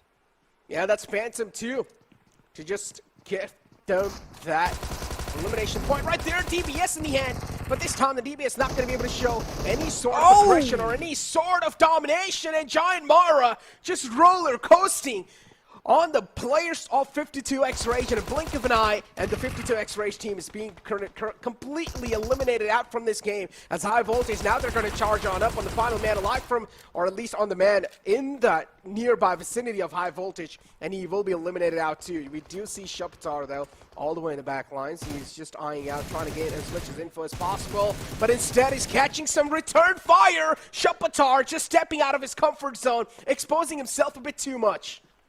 Well, but let's see. The grounders now, a little bit of a misstep right there, and High Voltage, they're going to make them pay for this. Praveen, look at him going wide. I want to see if he's actually going to go for the point secure on that spot, because the grounders, they do have backup nearby, but High Voltage, not the same scenario. And, well, they do find the backup. Wadu is here with Praveen now. Exactly. Look at the capitalization, too, from the side of High Voltage. Instantly getting the confirmation, too. Did realize it did seem like the man was quite isolated, so they went for the confirmation in the weak ults. And now the grounders, they do smell him. They sense the fear. They sense the presence in the front. But how are they going to try to challenge that fight?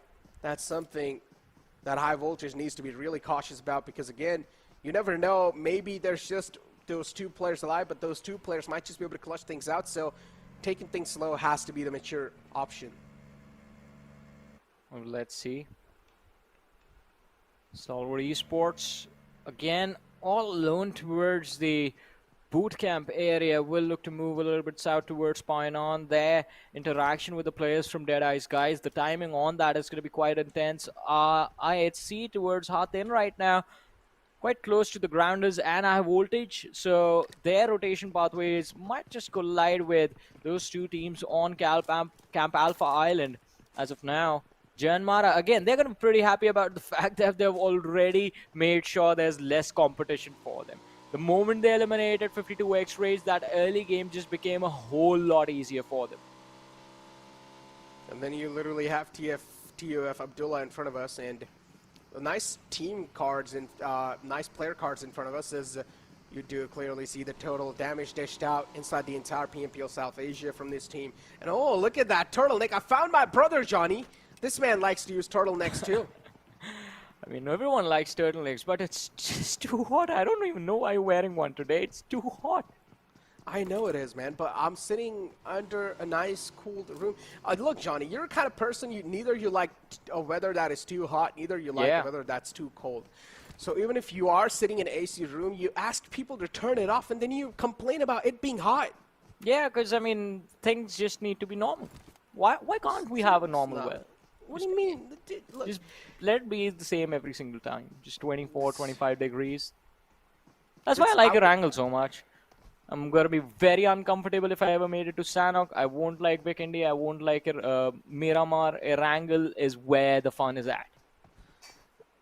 I mean, Johnny, you know what, at this point. So why don't you just eat cold food then? How is that going to help me? That's just going to make me more sick. Then you said that you like things that are not too hot, neither too cold. So just eat food that's, room temperature. Yeah, I mean, room temperature food is not too bad. Yeah, you're kind of weird. Hey, I'm open about it, though. But let's see. A lot of weird things happening inside of the game, because high voltage, they clearly know that the grounders are there in those compounds in the low ground, but they're still holding on to that trigger discipline, and I think they might have held on for a little too long, because now IHC are in a perfect position to third party. Look at the radar. They're closing in on this spot, and Godless, well, as he was trying to make his way in towards these shacks, he's going to be picked off, knocked out. Zeol has been spotted out as well. Assassin, well, that's a decent distance between the two lads, but at this level, just landing that spray with the M4, it's going to be the easiest thing for the lad from high voltage. But hey, they want to take care of the grounders. First, Sensei just hiding on the cliffside behind that rock. The spray from Praveen and his teammates connecting at the same time. Wadu finding the knock, but Kurma from the other side trading his teammate out. Yeah. And high voltage, unfortunately, Praveen goes down, but this is exactly what I said. Even though they just have two players up, you never know the amount of hurt that these two players are going to be able to inflict, and that's something you would want to try and avoid. And there you go. Kurma now is just trying to aggress on in. Wadaji will need to clutch this one out. If Wadaji fails, then the entire high voltage will crumble down, but that's not going to be the case anytime soon. Wadaji clutches that one-on-one spot, and Wadaji will come out on top and will also save their teammates. As high voltage, they're again going to be a four-man strong squad. And unfortunately, Johnny, something I really want you to notice is that high voltage is currently sitting all the way in the bottom of the boards. They're sitting on 16th spot, and something needs to be done here. Well, I mean, as you said, something definitely needs to be done, and they have to do, in fact, a lot of heavy lifting at this point. They have already secured 4 elimination points right now, and IHC, just with a few more players quite close to them, I think it's going to be a perfect opportunity for high voltage to secure extra points. But IHC have managed to switch places and do find themselves with a higher advantage in that fight.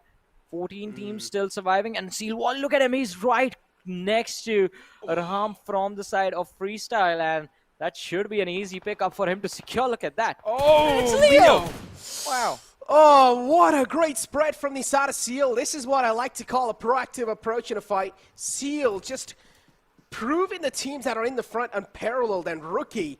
And Seal, they're just always thinking steps ahead. But Johnny, a little question, you said neither do you like to cold. How do you drink your cold drink, man? Do you drink your cold drink hot? How do you like your Coke? Room temperature.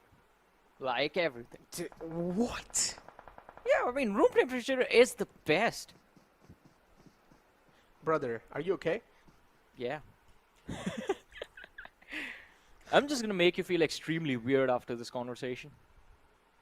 Just wonder exactly what I like. Just be an enigma. But again, another question. Oh, okay, hold on. I'm gonna hold on to that question for now, because High Voltage crawling quite close to the players of IHC, and this time it's IHC. High Voltage will need to be a little careful because IHC is not a sort of team that's gonna make any kind of mistakes for them to capitalize. So IHC, they're gonna try to push on in. The DBS right in the face. It's gonna go pow, and Prabeen will be knocked out as Assassin. Now it's gonna be the final glimmer of hope. And IHC in the map of Sanhok. Man, Zio likes to use that DBS, and he's such a monster with it. Well, but let's see now. Talking about monsters, we do have I8 versus TUF. Edgar with a nade.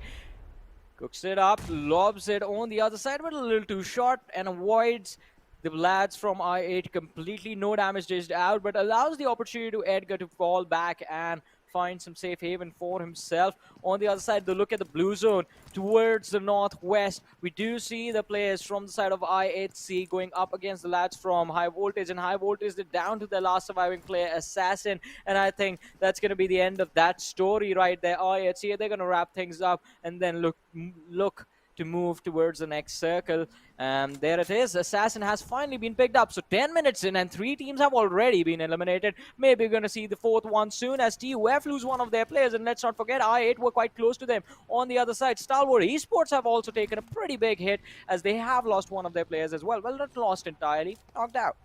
And this is what I absolutely love. The aggression amped up on the map of Sanhok. Yes, Stalwart Esports did take a little hit, but that's okay. The man's just knocked out. He's going to be able to back up on his feet. And there we go. Stalwart Esports, they're able to retaliate back for now. But yeah, Johnny, a little question. If you would ever do a cosplay, this is for the chat as well, okay? This is like an interesting question that I have in my mind. If you guys would ever, okay, I'm going to hold on to my words. Hold on to that thought, because this is a fight that can never be ignored. DRS and Seal. 2 giant teams going head-to-head against each other. Demo now is going to start to just book away from this one because DRS, they found themselves a free entry in this. And DRS so far, they're a 4-man strong squad because they have been able to take 2 players, a massive chunk out of the entire team of Seal right there. 2 players already taken out. On the other hand, I8 marching against the players of Skylightz Gaming. 2 players taken out. It's all down to Galzen. Well, it's going to be all down to Galzen from here on out, but let's see, can he make it happen? The drop shot is not going to work against Blade. An easy finish for the lads of I8. A squad wipe being handed over to them, and a few extra points along with that. Look at the jump from the lads of I8. They were 11th when we started the day, and now they are sitting within the top 5. Exactly. That's quite impressive, right? And it's just been the first 4 games so far, and they're already able to pull off some insane stats like this. We're currently in the 4th game of the day 2, ladies and gentlemen.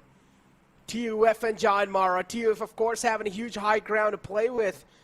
But JyanMaara right on the lower grounds, and look at that. Thor catches a bullet. Down to half HP, Thor will need a retreat back to his teammates, and that's what he exactly does. This might just be a little poke-and-go situation, a little stalemate situation between these 2 teams. So that means I will have enough amount of time to ask Johnny that question, and also the chat. So if you guys ever would do a cosplay, what cosplay would it be? I wish I was tall enough to be Slenderman, because I'm definitely skinny enough to pull it off, but I will definitely have to get some shoes that give me a little bit of extra height. But yeah, Slenderman would be it. Just go around in the night scaring people. Dude, I want to be a Santa Claus. Yeah, that works, I guess. Yeah. You're gonna have to do one thing that you struggle with: grow a beard. I don't struggle. Yo, that's a low blow, buddy. Relax. All right? Why are y'all here roasting me? I did not even roast you, man. What the hell? Yo, that kind of hurt. That just cut through my heart. But yeah, I'm going to hold on to my word. I'm sorry.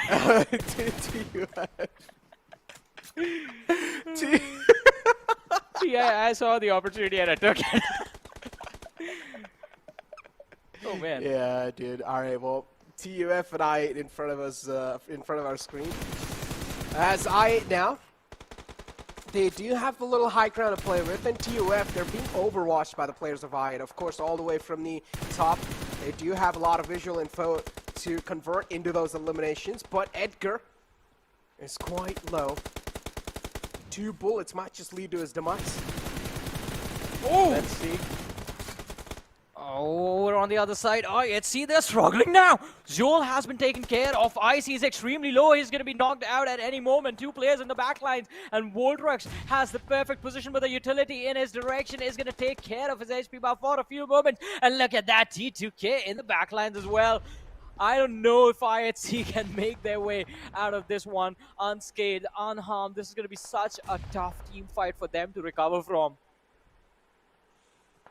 Indeed, it's going to be a tough fight, and look at IHC. They've taken a lot of casualties indeed. They straight up just entered inside the enemy territory, and now they're paying the price for that.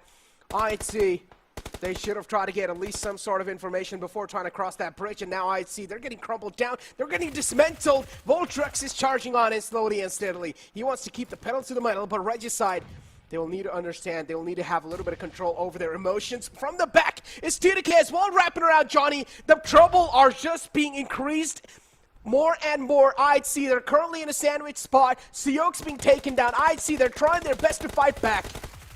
Well, they're trying their level best, but will it be enough, or will they have to go and take their power level over 9,000 to walk out of this one? Well, look at that, Zeol. He has to be worried about the shots coming in from the rear as well, but T2K, they're taking their sweet time, closing in on the distance, while on the other side, Regicide are only focused on gatekeeping the opposition at this point, and Nocto, it's not an easy situation for him to deal with as well. But look at that, DRS in the perfect spot, smack in the middle of the circle. I8 going up against the players of TUF. Now, this is also a fight that's going to be very interesting because Edgar is the last player from his team. He has managed to pin down the lads from I8 for a few short moments, but who will survive? Who will make it on the other side? That is going to be pretty important to see. IC, well, he's not going anyway. He's been knocked out.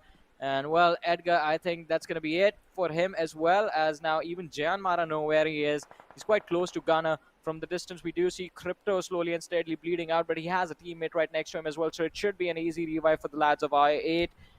And JyanMaara, maybe they will be able to provide an assist, help the lads from TUF survive, help Edgar survive for a bit, as he's just hiding. He's one with the lads from JyanMaara. Well, how often do you see a bridge camp on the map of Sanhok? How often do you see it? I rarely see it. Rarely do you ever see a bridge camp in the map of Sanhok, but this time it's happening, and this is quite interesting. IHC are being hauled off at bay as JyanMaara, they're still peppering down the shots in the front. Big man Zol falls down, and T2K, they're able to just rub that salt on the wounds of IHC. IHC, they're just not able to get their name out of this trouble situation. Regicide, again, they're not deciding to back out anytime soon. Regicide realizes this is their only chance to take out the players of IHC and also wrap up a couple of elimination points. Doing so, Alex unfortunately oversteps, and well, he will be knocked out. Well, he's going to be taken care of now. Icy, once again, he got knocked out a few moments earlier, but he finds himself as the last player surviving for his team. And it's going to be quite interesting to see exactly what he will be able to pull off in a situation like this, as Nocto, he's just looking to get away. He's done enough. He's like, yeah, there's one more team behind you. They're probably going to finish you off. I'm just going to try and get away from the blue, try and survive for a few extra moments inside of this match.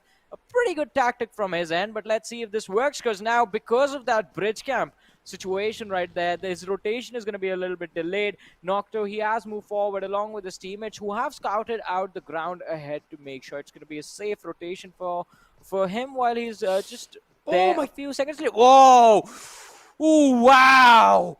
Wow, that has to be the play of the day right there. That was absolutely flawless and incredibly pulled off. Yeah, that was epic. That's all I'm going to say. Slipknot, though, unfortunately slides right inside the house, and there you go. Blink of an eye, the Slipknot will be taken down. And now Vexy as well is on the verge of crumbling down, and he will eventually fall down too. Phantom Esports did not really just eye out that compound first. Instead, they just straight up rammed their vehicles in and freestyle. We're just waiting for them to step in. There was just those people inside the house waiting for them to just straight up step in. On the other hand, you have the players of Deadeyes Guys right here inside the house. So far looking pretty good and pretty relaxed.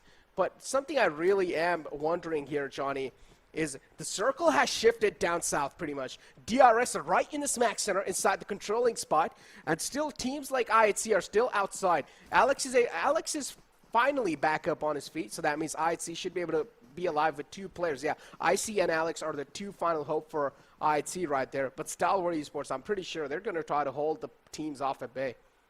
Yeah, I mean, that's going to be their attempt, but let's see. Look at this now, JyanMaara, as soon as they get to the high ground, and if they get vision on the players of IH, it's going to be trouble in paradise for all the lads, because it's just two players, Uzum and Ghost remaining, and Seal Esports, even they have a pretty decent position for themselves. Uzum, he's prone out in the middle of all this greenery around him, trying to be one with the nature itself, but it's not going to be easy for him to survive, and Snipe needs to be careful, there's another man behind him. And Snap YT just scouting the areas, and look at that, yeah. Yita Uta is right there to snipe YT. You better. I do understand you're sensing a lot of presence around you, but you don't exactly know where the players are, and that's what something Yita Uta might just be able to take an advantage of. On the other hand, Malik just spamming through the windows right here, as you do see it in the little replay box. And this is how the fight really went down in Freestyle. They just got gifted those free 3 elimination points, Johnny. Well, but let's see what the end goal for the team is going to look like for now. Stalwart Esports getting spotted out by the players of Regis side. And, well, even though the knocks are going in the favor of Stalwart Esports, the last player surviving from the side of Regis side, Nocto, he's going to look to see if he can be in damage control mode at this point and just secure a few extra points. Still 10 teams remaining, and I think we are going to be at the 9 teams remaining marker very, very soon. Stalwart Esports, they know they just have to wait a few more seconds. The player is going to be forced to step out in the open, and it's going to be easy pickings for them. But let's not forget, this is Sanhok, and at any time, the heal battle situation is going to kick in. And not just that, the circle has taken another curveball shift, Johnny. So that means DRS, they'll now need to try and take care of Deadeyes Guys and DRS as well. They are not quite inside the next zone. The only compound that is inside the next zone, or the only hard cover that's inside the next zone, JyanMaara is the closest team to it, right outside that cover as well. So JyanMaara will be able to take control of that entire houses. But on the other hand, DRS against the players of Deadeyes Guys. Deadeyes Guys in a huge disadvantage in this fight, Johnny. Yeah, and along with that, I mean, the Deadeyes Guys are at a disadvantage. It's a literal uphill fight that they have to take. But the good thing for them is they can also go around the hill and find their way inside the zone. So that is something that they can look forward to. But for that to work, DRS need to be distracted for a few short moments. And, well, talking about distraction, IHC might be in trouble as Freestyle. They spot them out. Alex is going to be knocked out by Malik and finished off instantly. IC in the distance trying to hide away from all this aggression. But let's see. Oh, no. Did Alex's pickup got taken away by the lads from Seal Esports? It did, and then Freestyle just mowing down that Weekle in the front and blowing it up too in the process. Freestyle, the only man left alive with 4 elimination points wrapped up for them. Freestyle, indeed, they're looking quite okay in this game, but unfortunately, Stalwart Esports oblivious about the fact that maybe the players of DRS have set up a nice trap, and straight up Action walks into it, and Action taken out with ease. DRS will also get the confirmation rolling through, and yeah, talk about the Mets strat now. DRS will need to tank the zone. As Stalwart Esports, they're trying to gatekeep the players of DRS. One of the players out's in the open. Maybe Pika will find the right opportunity to strike. Well, let's see what that opportunity is going to look like. Down to the top 16 players, top 8 teams remaining.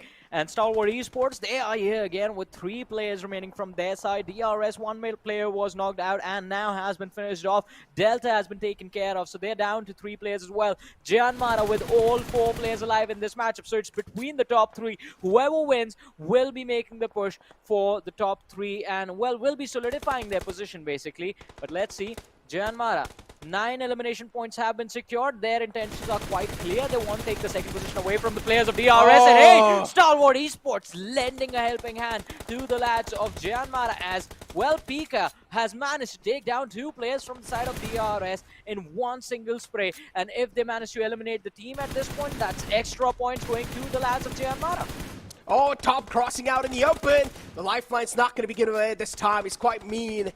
And he will be able to just knock him out, but that's all he's going to get, a nice knockout. Not really, no type of conversions yet. Top is still knocked out. Stalwart Esports, if they are able to get the rest back up on the fallen man, that should be a 3-man strong squad. But look at Phantom Esports. JyanMaara still oblivious about the fact that there might just be someone behind him, and Yita Uta is trying to crawl in inside the next zone, and he barely does too. What's going on? The trigger discipline. Yita Uta does not even have a lot of HP, but he does not want to heal himself as well, because if he does, Johnny, that'll give the sound cues away.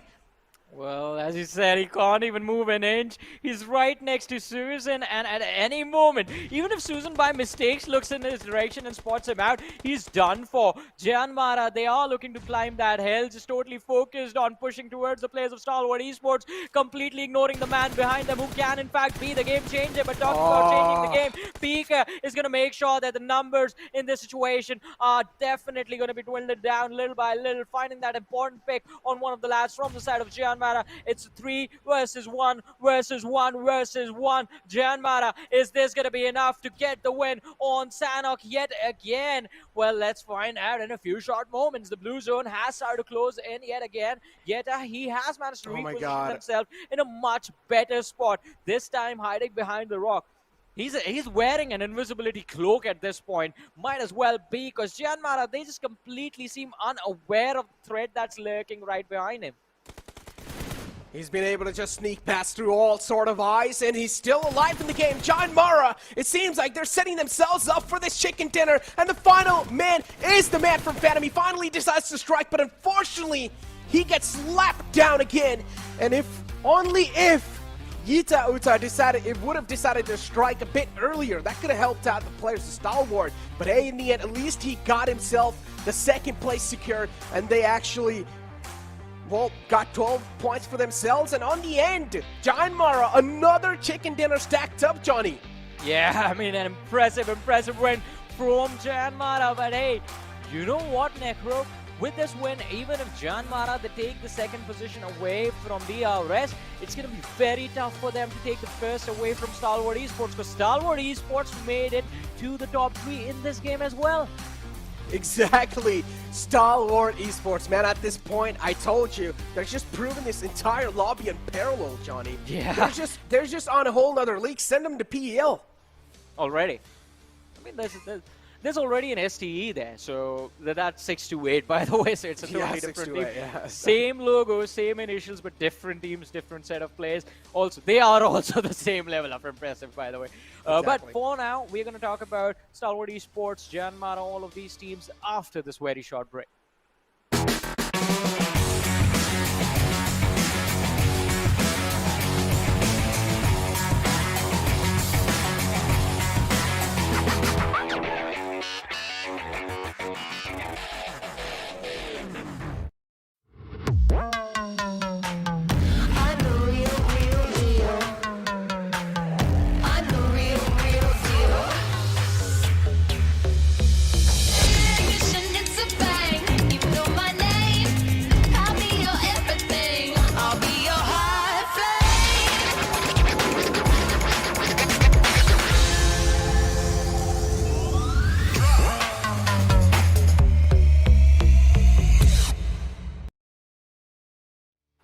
Hello and welcome to PUBG Mobile Pro League right here on day number 2. Things are definitely getting heated up, Necro, because again, talk about the games, the way these teams are just steamrolling across to maintain that presence known in the entire lobby. And again, I'm talking about those few select teams that, well, we've seen incredible plays from day number 1 as well as day 2. It's just a continuing saga for them.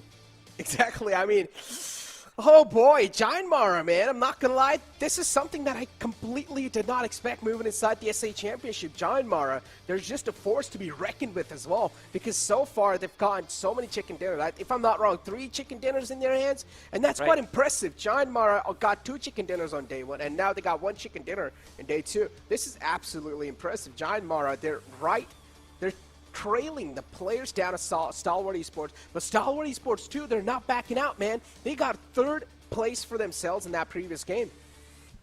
They did, that is true, and that is something that clearly is showcased by the play and the presence that they are bringing into the lobby every single game pretty much, right? Because that consistent approach, I mean, either way you look at it, that team is always going to be in the limelight. With the way that they're able to play, the synergy that is there, clearly evident within the team itself. Yeah, exactly. Talk about the synergy, man. I mean, Blotter, I did not even notice that we both are wearing white shirts, my bad. And, Yo, black was yesterday, dude. Yeah, that is true, black though. was That is yesterday, true. yeah. I mean, it's not even planned, but it's just Yeah, it's somehow not- that's happening. Yeah, exactly. It's not even planned, but we're still actually matching clothes. And then we have an odd man out in our casting team. That's Johnny, which is okay, you know. But yeah, Matt Summery was in front of us. But now moving on over to the match rankings, of course, JyanMaara won that previous game 29 points with 14 eliminations. And this is what I mentioned too. Sanhok, of course, aggression was amped up. And the action was so good too. I mean, it's something that was outstanding, I would say, because you never see a bridge camp on the map of Sanhok, but we saw that happen.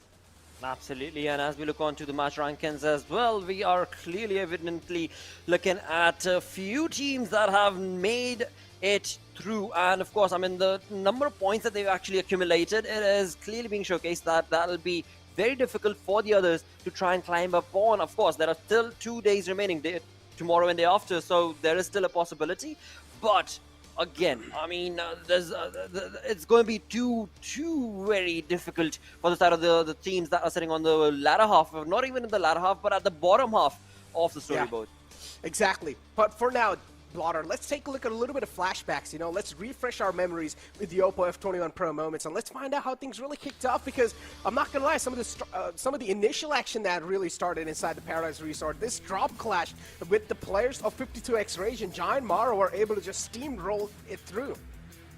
Absolutely, mate, and as we look on through towards the action that was being showcased, I mean, talk about IA, man. This team has had a perfect day too, indeed, because they walk away with 10 eliminations from this game as well, and that itself is clearly showcasing the aggressive stance that IA loves to play with. But of course, that's not the only team, because JyanMaara, the team that has made this lobby threaten the cross with the playstyle, has definitely been a team that needs to be spoken about quite a lot. I mean, the more you talk about it, it's just going to be for their fans, you know. It's a team that everybody knew is going to be able to showcase a perfect play, but this is too good from them on just 2 days, in 1.5 days, in fact.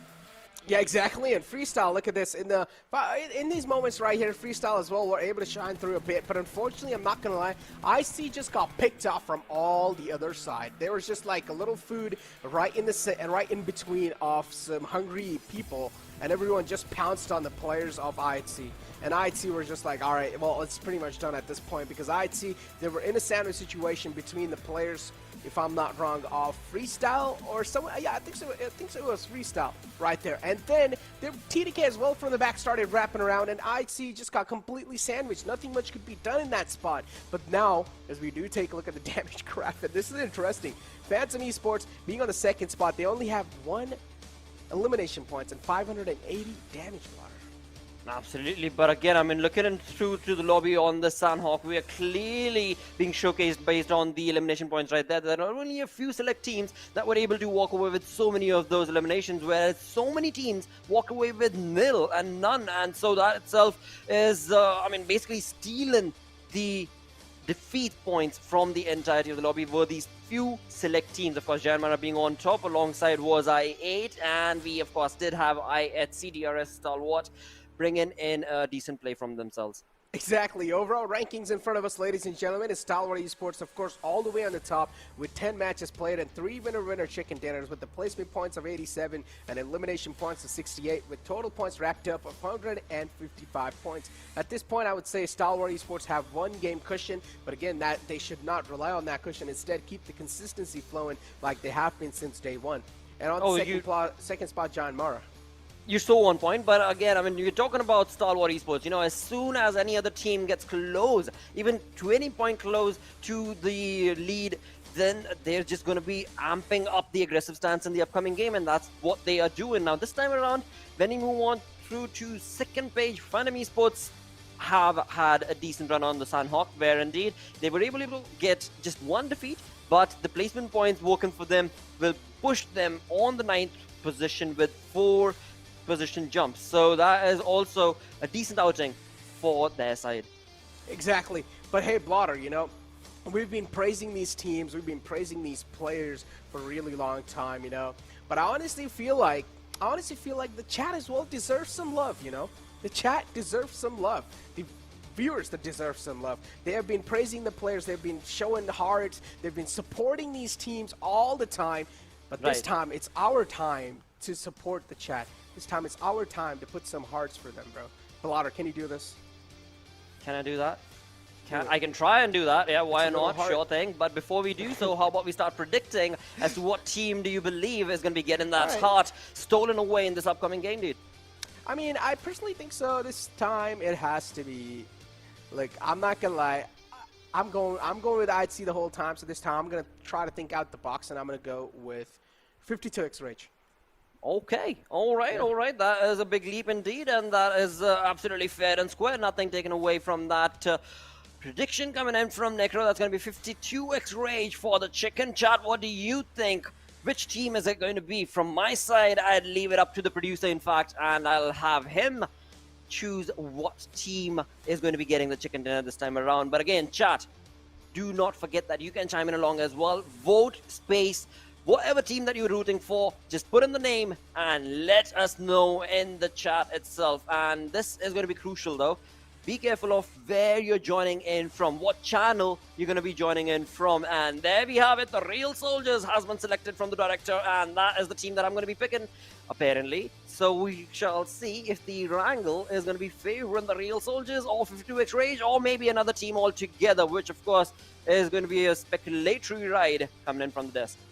Okay, well, let's see. What is it going to be? Yeah, ladies and gentlemen. And we'll only be able to find out when we do actually jump inside the battlegrounds. So here we go. The next match is on the way. The planes are setting the sky as well, as I do hear the plane going off. And now we're going to be moving on over to another game right here. As you do see the players as well getting their game faces on. They're ready. They're locked in and loaded in their devices. They're just waiting to get their hands on the actual guns now. Here we do see the plane fly path, if I'm not wrong, all the way starting from Stalwart and Kameshki side, ending all the way towards Primor's Blotter. Yep, that is true. And now we're going to have to be slowly, I mean, as the Erangel has pushed on through on day number 2, the flight path from the northern side has slowly but steadily been going down and down south. So this time around, it's going to be, of course, dissecting the map altogether, thus giving an equal playing field to all the teams and their drop locations altogether as well, which is a good thing. But in all of those conversations, every single time that we have, the zone is the key factor that will decide how the game is going to be played out, if it's actually a fair and square approach, or the game is going to be thrown a curveball with the zone being on a completely different tangent. But of course, as of now, looking on the drops as well, we've got 52x Rage once again looking very comfortable with their Stalwart and Kameshki approach, and that late rotation that is being showcased from their side. Another team that we are looking at again and again is going to be the side of I8 as they go down once again towards Pachinki. Even though they had an option to go to military, they've decided not to do so, based on how they were, well, completely stopped in their tracks from Seal. But this time, it is going to be I8 going up against IRT, and together, in the first few minutes, we've got Phantom Esports trying to take on the players right here of Red side.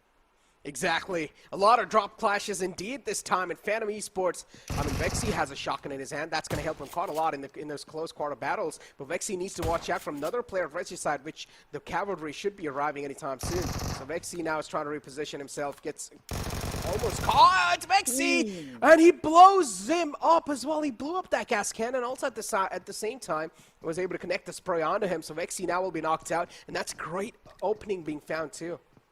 Definitely, it's going to be a huge undertaking for the side of Red side player, wherein he has been able to stop the side of Phantom Esports making a mark in this game, where right off the bat he's going to be dropping Wexy down, and Phantom Esports will have a 3-man squad as we push on through to the remaining halves of this game. But right now, I8 very close again to the players of IHC. We did see a little bit of a skirmish between these two. That is still being continued on right here in Pochinki, but no knocks have been confirmed from either side. But I do want to see where the fourth player from the side of IHC is. There he is, IC, coming in with a trajectory of his own. The flank angle that we can see on the mini-map is going to definitely help out the cause of IHC and their aggressive stance. But will I8 be stopping them? Or will IHC be getting the better half of their side? Only time can tell these kind of questions, Blotter. Because so far it's a complete stalemate. It's really hard to just speculate anything because you never know what sort of guns these players have gotten in their hands. If they even have the comfortable loot to play around with in these fights. True. So, still pretty early phase of the game, and I'm pretty sure none of these teams would want any sort of casualties on their hands. And IHC, they decided to just drop clash against the players of I8, and this is quite interesting, considering the fact that IHC, we've been talking this entire day, that they will need to try and amp up their aggression down, but game by game, they're just increasing the aggression. They are. They're slowly but surely trying. They're definitely trying. It's just that they get caught off guard or the rotations don't work out for them. And in the end, it's still keeping them on the second half of that leaderboard when it comes to the overall standings. But right now, there are so many teams that are part of the early aggression as we are looking at freestyle against the players of the grounders right now, where the information has been retained by both of these teams. But the knocks have not really been... have not really started as of now between two of them, and same is the case right here between I8 and IHC as well. But I see the way he's been able to play this curveball against the positioning of I8 could maybe be the opening that they're waiting for, but we shall come back to that as we've got another elimination taking place at Giorgio between, I believe, TUF and Seal Esports. And TUF just is able to take one of the players off Seal, and that's quite an unfortunate start for them too. Seal now down to a 3-man squad, and that's something Seal did not really anticipate moving inside this game. Thor is right there too. And look at Phantom Esports now. They're also moving in from the back line, so we might just see another clash between the players of Seal and Phantom. But Seal, they're on a move. They do not really want to fight this battle. But Demo, unfortunately, will leave his teammate in the back because he has no other option. Seal, they're getting dismantled early on this time in the game. Well, Phantom Esports, they are picking up that aggressive stance from the momentum that they got in the previous Sanhok game that we saw, and this time around it's going to be Seal Esports that they're going to be trying to get their points from, and they will be able to do so with ease. But in the process, Yeta has definitely taken on a lot of damage from the side of TUF's player, but that's going to be A-okay because 2 elimination points is what that team has been able to confirm for themselves as of now. And Seal Esports off to a little bit of a rocky start for their side. IHC right here trying to capitalize on the information they've been able to get. Again, I mean, I8, both of these teams, in fact, are in a little bit of a curveball of their own because I8 loves to go down to military base, but since the past 2 Erangel games, they have decided not to do so. And this time around, they jump into Pochinki with IHC finding themselves, and TUF getting the better half of that information that they had retained, where indeed a few minutes ago we did see Phantom Esports take on the players of Seal Esports, but as they did let go of that information, and that information was retained from TUF and has been capitalized as a knock, has been confirmed. But will this turn into a push coming in from the side of TUF? Or perhaps not, because the team is actually pretty scattered as of now when it comes to the map. Indeed, they're definitely scattered. And look at Mad Max just peppering down the shots onto Edgar, but Edgar is going to find a safe way out of that one. Phantom Esports, it's like they found themselves a temporary home for now, which they would like to call permanent if the zone does shift right on top of them. But still, the stalemate in the Pochinki area is still going on, and that's something that will need to be taken care of as quick as possible because they're just wasting a lot of time.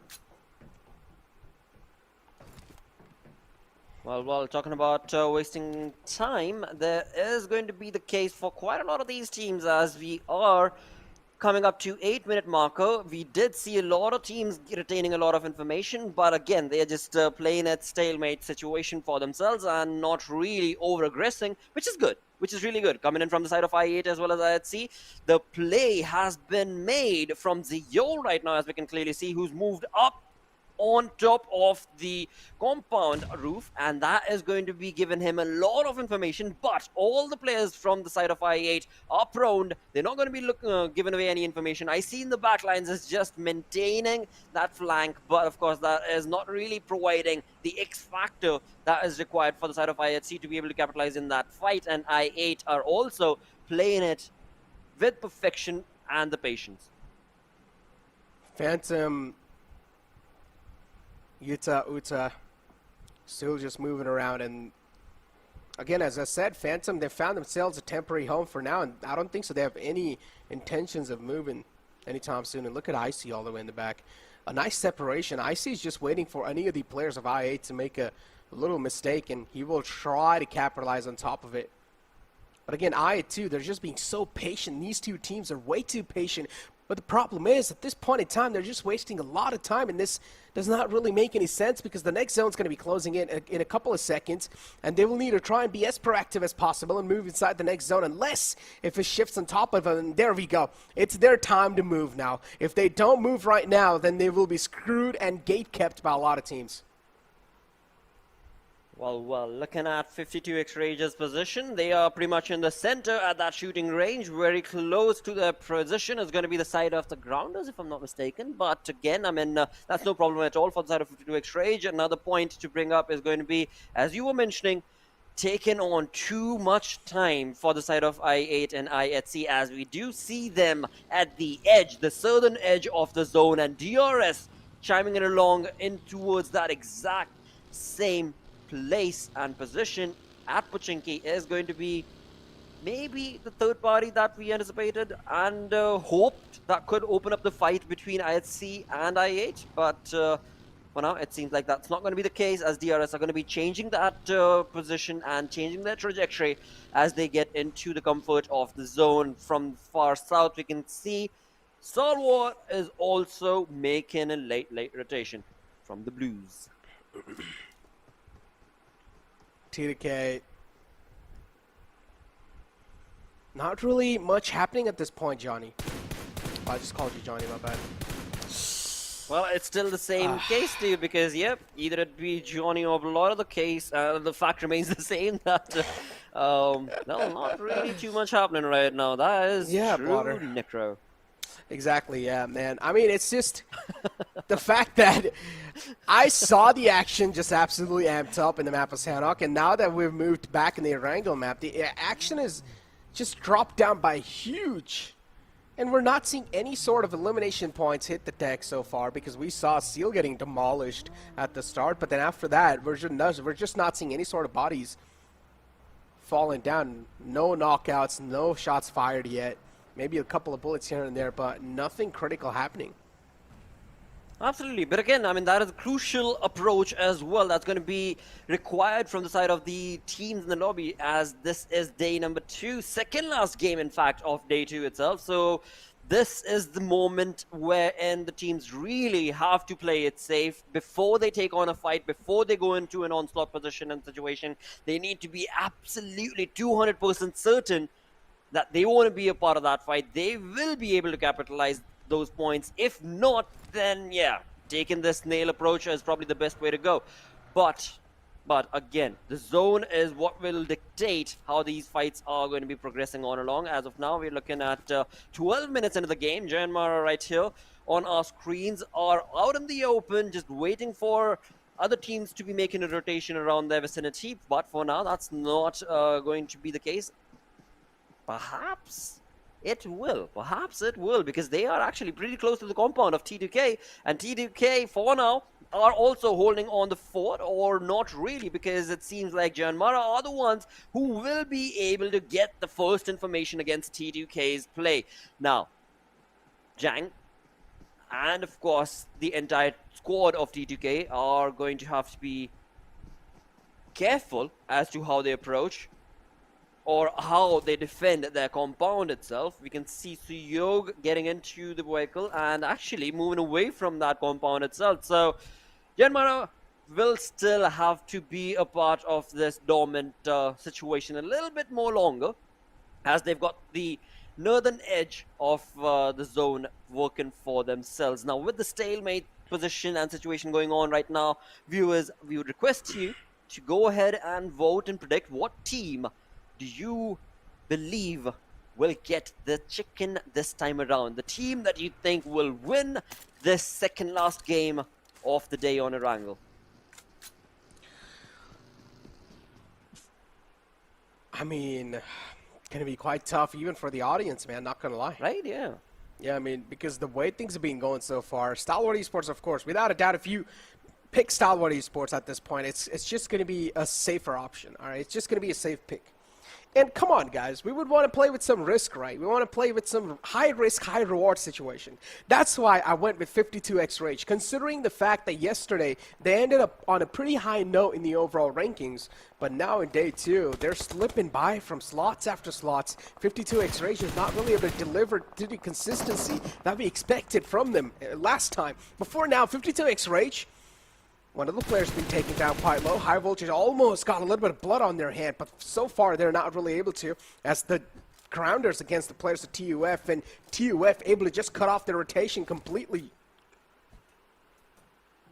Oh, they definitely have. Thor right here from the side of Team TUF has been able to already capitalize on the 2 elimination points for him and his team, but that will be all that was told from the side of Thor, because again, the entirety of the team is in the blues, so they're going to have to now start rotating to get into the comfort of the zone, and as they do, maybe their position could be a little bit contested as they try and make that rotation. But for now, again, that same thing can be said for the side of the Grounders as well, as they were at the receiving end, and the Grounders, they've had a rocky day today. I mean, the ups and downs that they've been facing have really not given them the momentum boost that I'm sure that they would have anticipated on day 2. But for now, I mean, the real soldiers on our screen are trying to stop Stalwart making a push on towards their compounds, as they are pretty scattered, but the real soldiers have what it takes to be able to nullify this aggressive stance that Stalwart are trying to make. The only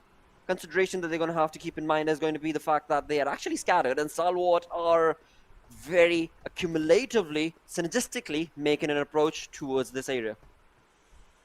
Stalwart Esports, for now they're quite grouped up, but it's okay.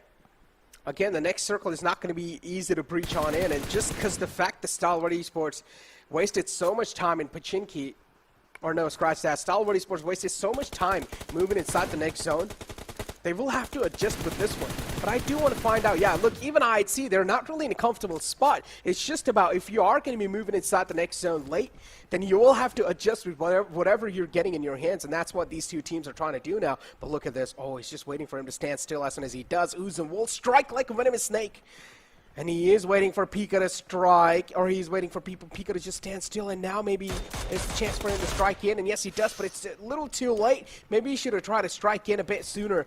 But it's okay. The next circle takes a huge shift away from these teams, though. All the way up north, Blotter, 52x Rage, they're currently in the controlling spot. They definitely are, but right next to them is also going to be the side of JyanMaara, and JyanMaara themselves are going to be contested for their compound, with the players of Deadeyes Guys are looking like they are here to deliver some massive blows. But will they be allowed to do so? Because again, they're in the open, but JyanMaara's players are in the safety net of that compound, which is just what they needed. On the other front, as we look onto the kill feed, we've got IHC jumping in along with Stalwart and DRS taking a fight of their own, where indeed it is going to be Stalwart, who's not looking too good because they have a third-party situation with High Voltage chiming in as well. Stalwart Esports top's being knocked out. Scry's right there too, trying to close the distance, and he should be able to get the fallen man back up. So we do have Pika underneath the water too, and in High Voltage, Praveen just showering some bullets on top of him.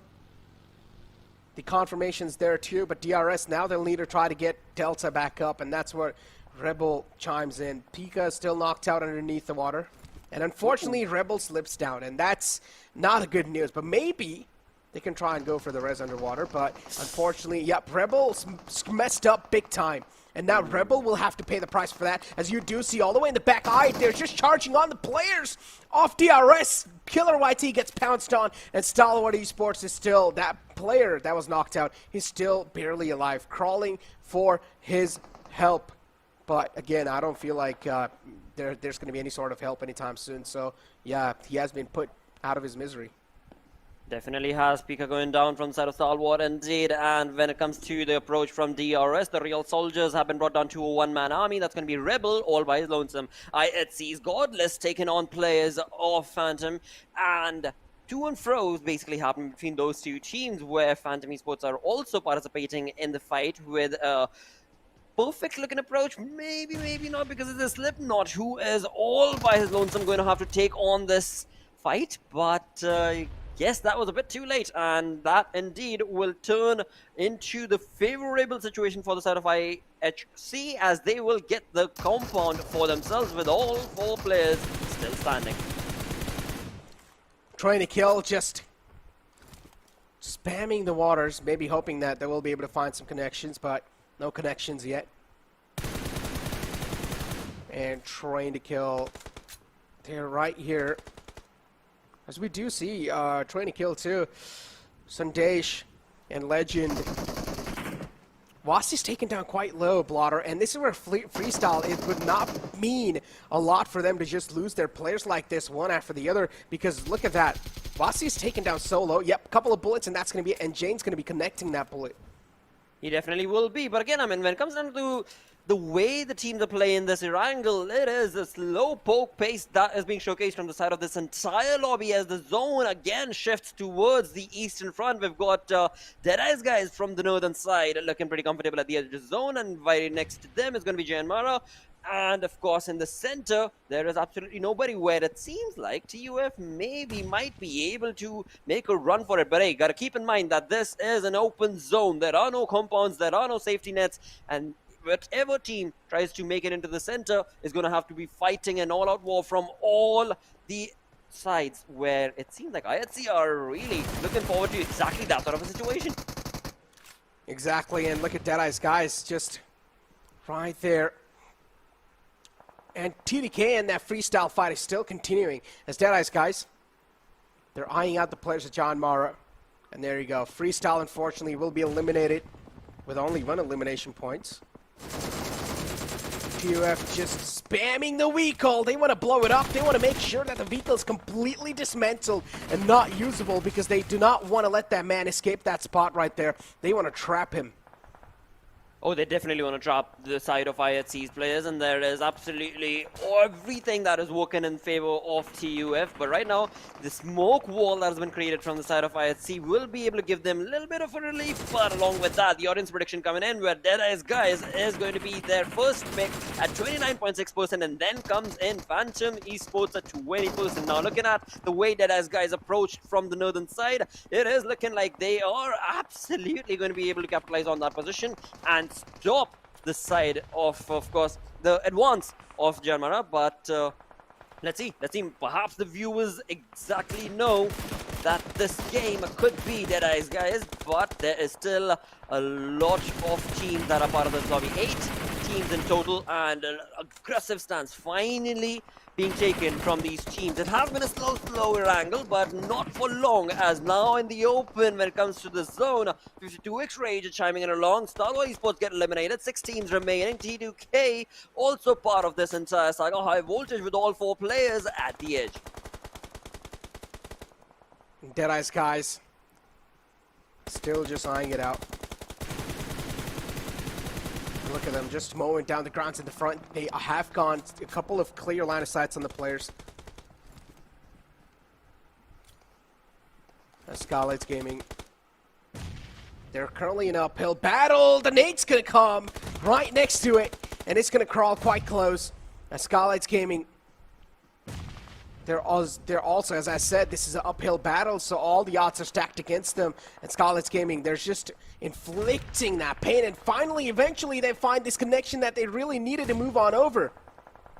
They definitely do. That is so true, and that is going to return fire from the side of Skylightz Gaming because they have the information against the players of High Voltage, and High Voltage at the southern edge not looking too good of that position because Skylightz Gaming is all over them. Assassin goes down, Mafia Ninja with Nima is going to be trying to get the better half of this fight, but Nima's 20% health, is that going to be enough for him? Well, it seems like his teammates are definitely going to be able to help him out in that position, and of course, the numbers advantage working in favor of Skylightz will be providing them the cover that they needed, but High Voltage is not wanting to go down that easy with Prabeen being the last man standing, but not for long as Skylightz get the better half. In doing all of that, we've got 5 teams remaining. T2K Sandesh also not having a good day right now. 52X Rage Esports. So far, all 4 players up, and Blotter, my prediction might just be right. Deadeyes Guys, 3 players are still up.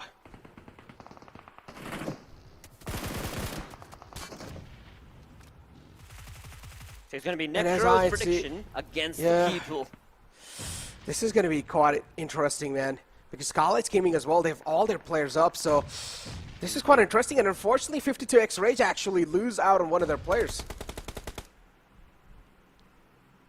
For now, between the side of 52X Rage and Deadeyes Guys, it is an open invitation for a third party between those two, and that third party could be seen in just a matter of seconds on the other side of the zone altogether. We've got the likes of Skylightz Gaming, as you were mentioning earlier, with all 4 players at 7 eliminations. The momentum working in favor of Skylightz Gaming, the zone working in favor of that team, but IHC are still here, and they have definitely found the right track, the right synergistic approach that they needed and was missing from their side, as they are sitting at a comfortable 9 defeats for now and playing it safe, actually playing it real safe, not giving away too much information. But right now Skylightz Gaming's Galzin knows exactly where that player is, and as soon as Godless moves away from that position, it is going to be not too good for him. Skylightz Gaming still, we're hearing a lot of gunshots indeed around. Godless, IHC so far, I feel like this has to be their best game so far, and True. IHC, you better start celebrating that. They've got 9 elimination points too, Blotter. This is quite huge. IHC will need to convert a bit more elimination points, and they might, and if they are able to win this one, this will be quite interesting. But Zen, look at 52X Ray. Zen is the only man left alive in the last glimmer of hope, and I think so. I've just cursed him. Oh no, Zen falls down too. Skylightz Gaming, all 4 players up, and this might just be Skylightz Gaming chicken dinner. They're like a full pack of wolves. They definitely are a full pack of wolves as they push on to take on the players of IHC, and not only that, as they do so, Deadeyes Guys also chime in to take on the players who have bunched up together against the likes of IHC. Now, IHC is down to just that one man, and that one man is going to be Alex, I believe, who's going to have to hold on the fort for as long as he possibly can, and also give a revival to his teammate Godless. But 3 teams surviving, the numbers advantage working in favor of Skylightz Gaming. Deadeyes Guys definitely at the edge, but they also do have a little bit of that information, being on a little better of a position, but no cover working for them. So they're going to have to move away right behind the position of IHC, and IHC with that perfect revival are going to be able to stop that team in their tracks. And now it's Skylightz Gaming 4v2 situation. Exactly, and Alex, look at that, he falls down. Mafia Ninja is able to find a great connection. Godless is still taken down so low. Oh, and he's barely alive too, and there we go. Skylightz Gaming, another nade's gonna crawl in, and an easy chicken dinner for them. What a way to close things out as well. They were just able to stay under the radar the entire game, able to keep all their players up throughout the entire game, and in the end, they have the man advantage to kick things off with 10 elimination points and 25 points in total. Skylightz Gaming have done a great job. They've perfectly utilized their position to their advantage. Have taken the chicken dinner with a stormy play right here, and decent turn of events for the side of IHC as well, because finally they were able to get the gameplay style that we were missing from their side showcased to this lobby this time around. Now IHC were able to get a lot of elimination points for themselves, along with the second position of the placement. They will be looking pretty good, and just what was needed from them to be able to, you know, move up the ladder when it comes to the storyboard. Exactly. Talk about moving up the ladders, man. Unfortunately, 52X Rage, they had quite a solid game, but I do want to see what they're going to be able to pull off in the futures. Well, we shall definitely find out. And looking into the game itself, things are taking a different turn from the side of the Mongolian team. That is going to be IHC. But before we jump into any of those conversations, it is time for us to go on a short little break. Stick around. We're going to be right back.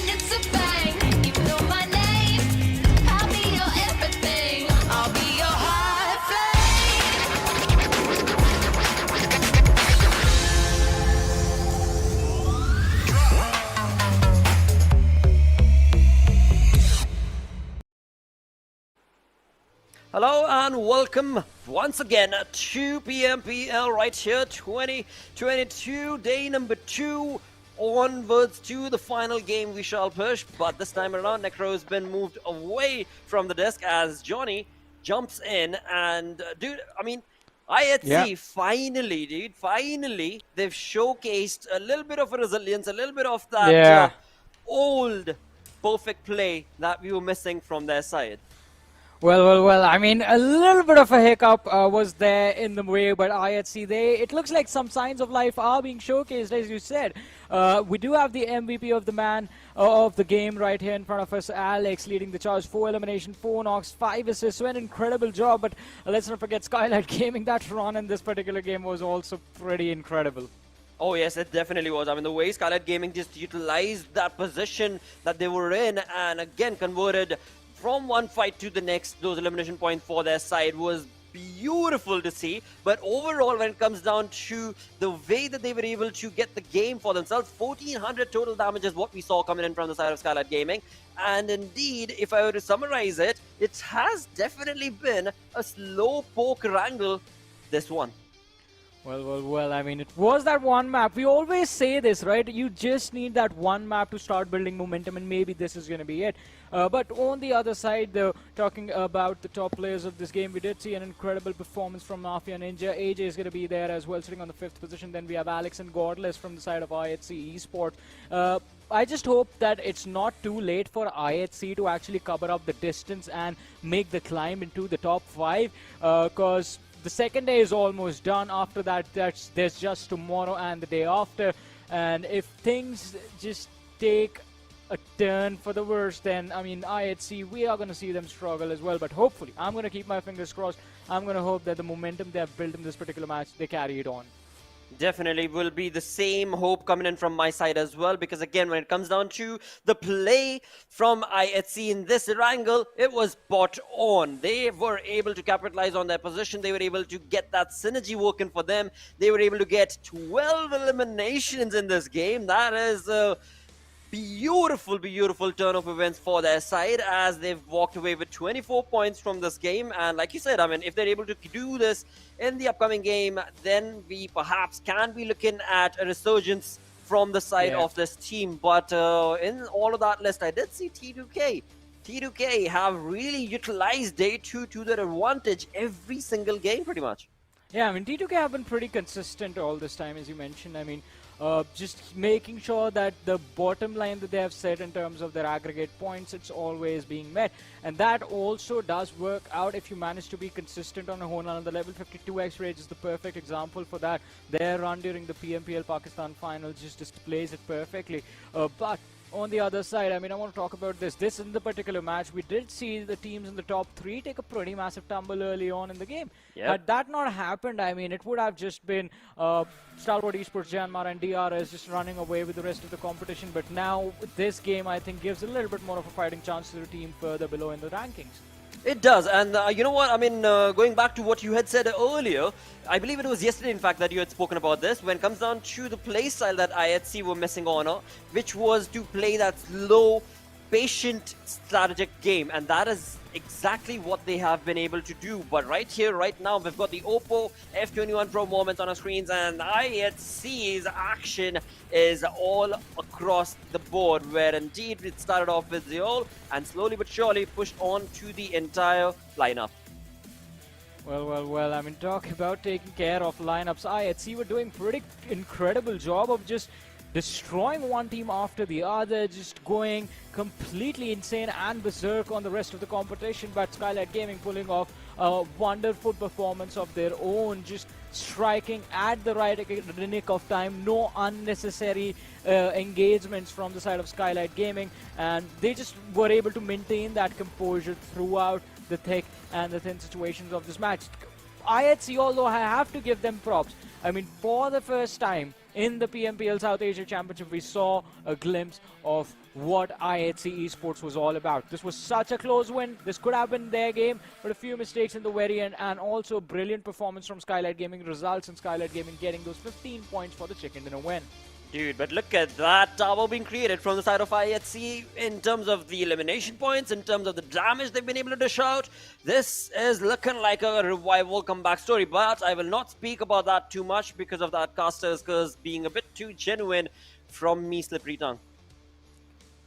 Well. Damage graph, damage histogram in front of us. And again, I mean, so majorly this match was dominated by the teams that do end up sitting on the top, because those damage numbers, look at Skylightz, IHC, Deadeyes Guys, everyone was just very aggressive on that hill slope fight. Early eliminations, all those open rotations, not really working out for anyone in a situation like this.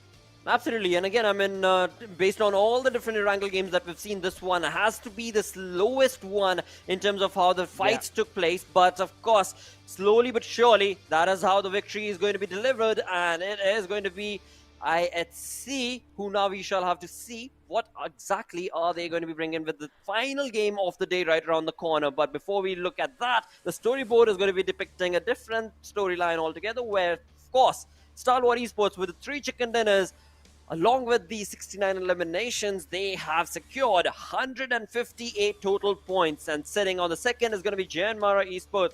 A massive difference in terms of the points and the lead that Stalwart, of course, have. But maybe this is where we can expect their downfall. Not necessarily, but the other teams right below them could maybe be picking up the ladder.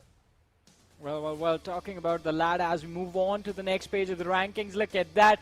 That chicken dinner win was so important for Skylightz Gaming. They were struggling, let's be honest. They were struggling this entire time, along with the lads from IHC Esports. But those few extra points keep them on the 9th position. IHC, they find themselves on the 10th position, but the points are all tied up between these two teams as well. And on the other end of the spectrum, we have Phantom Esports stuck on 58 points. Freestyle with 50 points, just being left a little bit behind from the top 10. Absolutely, and looking at that elimination point coming in for the side of IHC, I mean 50 elimination points, and we did just showcase when it comes down to the team that is sitting all the way up on top, it is going to be 69 elimination points. So again, IHC, I mean, when it comes down to the elimination points, they are definitely keeping it close and tight along with Stalwart Esports. It's just those placement points that are missing from the side of that team. But this final game, we shall see if IHC is finally back on track with the play that they were able to make on Erangel. Could that be replicated on Miramar? Well, it's going to be tough, but hopefully they're going to be hopeful about this as well. And if they make it to the late game stages, I think this time they can't really afford to fail securing the win over chicken dinner, because they need at least one to sort of get the morale boost, to get the confidence boost in the players, in themselves as well, that yes, they have what it takes to close out the game. Now, closing out the matches, also an interesting point, because that is something that we earlier on in the days never really saw IHC struggle with. They were perfect and flawless in securing those chicken dinner wins always, but this time they end up losing those few key individuals earlier on in the mid-game team fight. So by the time they make it to the late game stages, if they do make it to the late game stages, they do not have enough firepower to finish things off. And again, I think that is one more thing that we will have to see if IHC find an answer to. This game was perfect approach from their side. They tried the level best. Unlucky for them, DRS played it a little bit better than them. But the next match, as you mentioned, Miramar, their opportunity, their intentions are going to be clear. They're going to try and see if they can make it to the top 3 in this match with a lot of eliminations to their name. Hopefully that will be the case. So would it be fair to say that you want to be predicting IHC for the chicken dinner in the final game? Before I'm completing the sentence, you're like, no, not going there.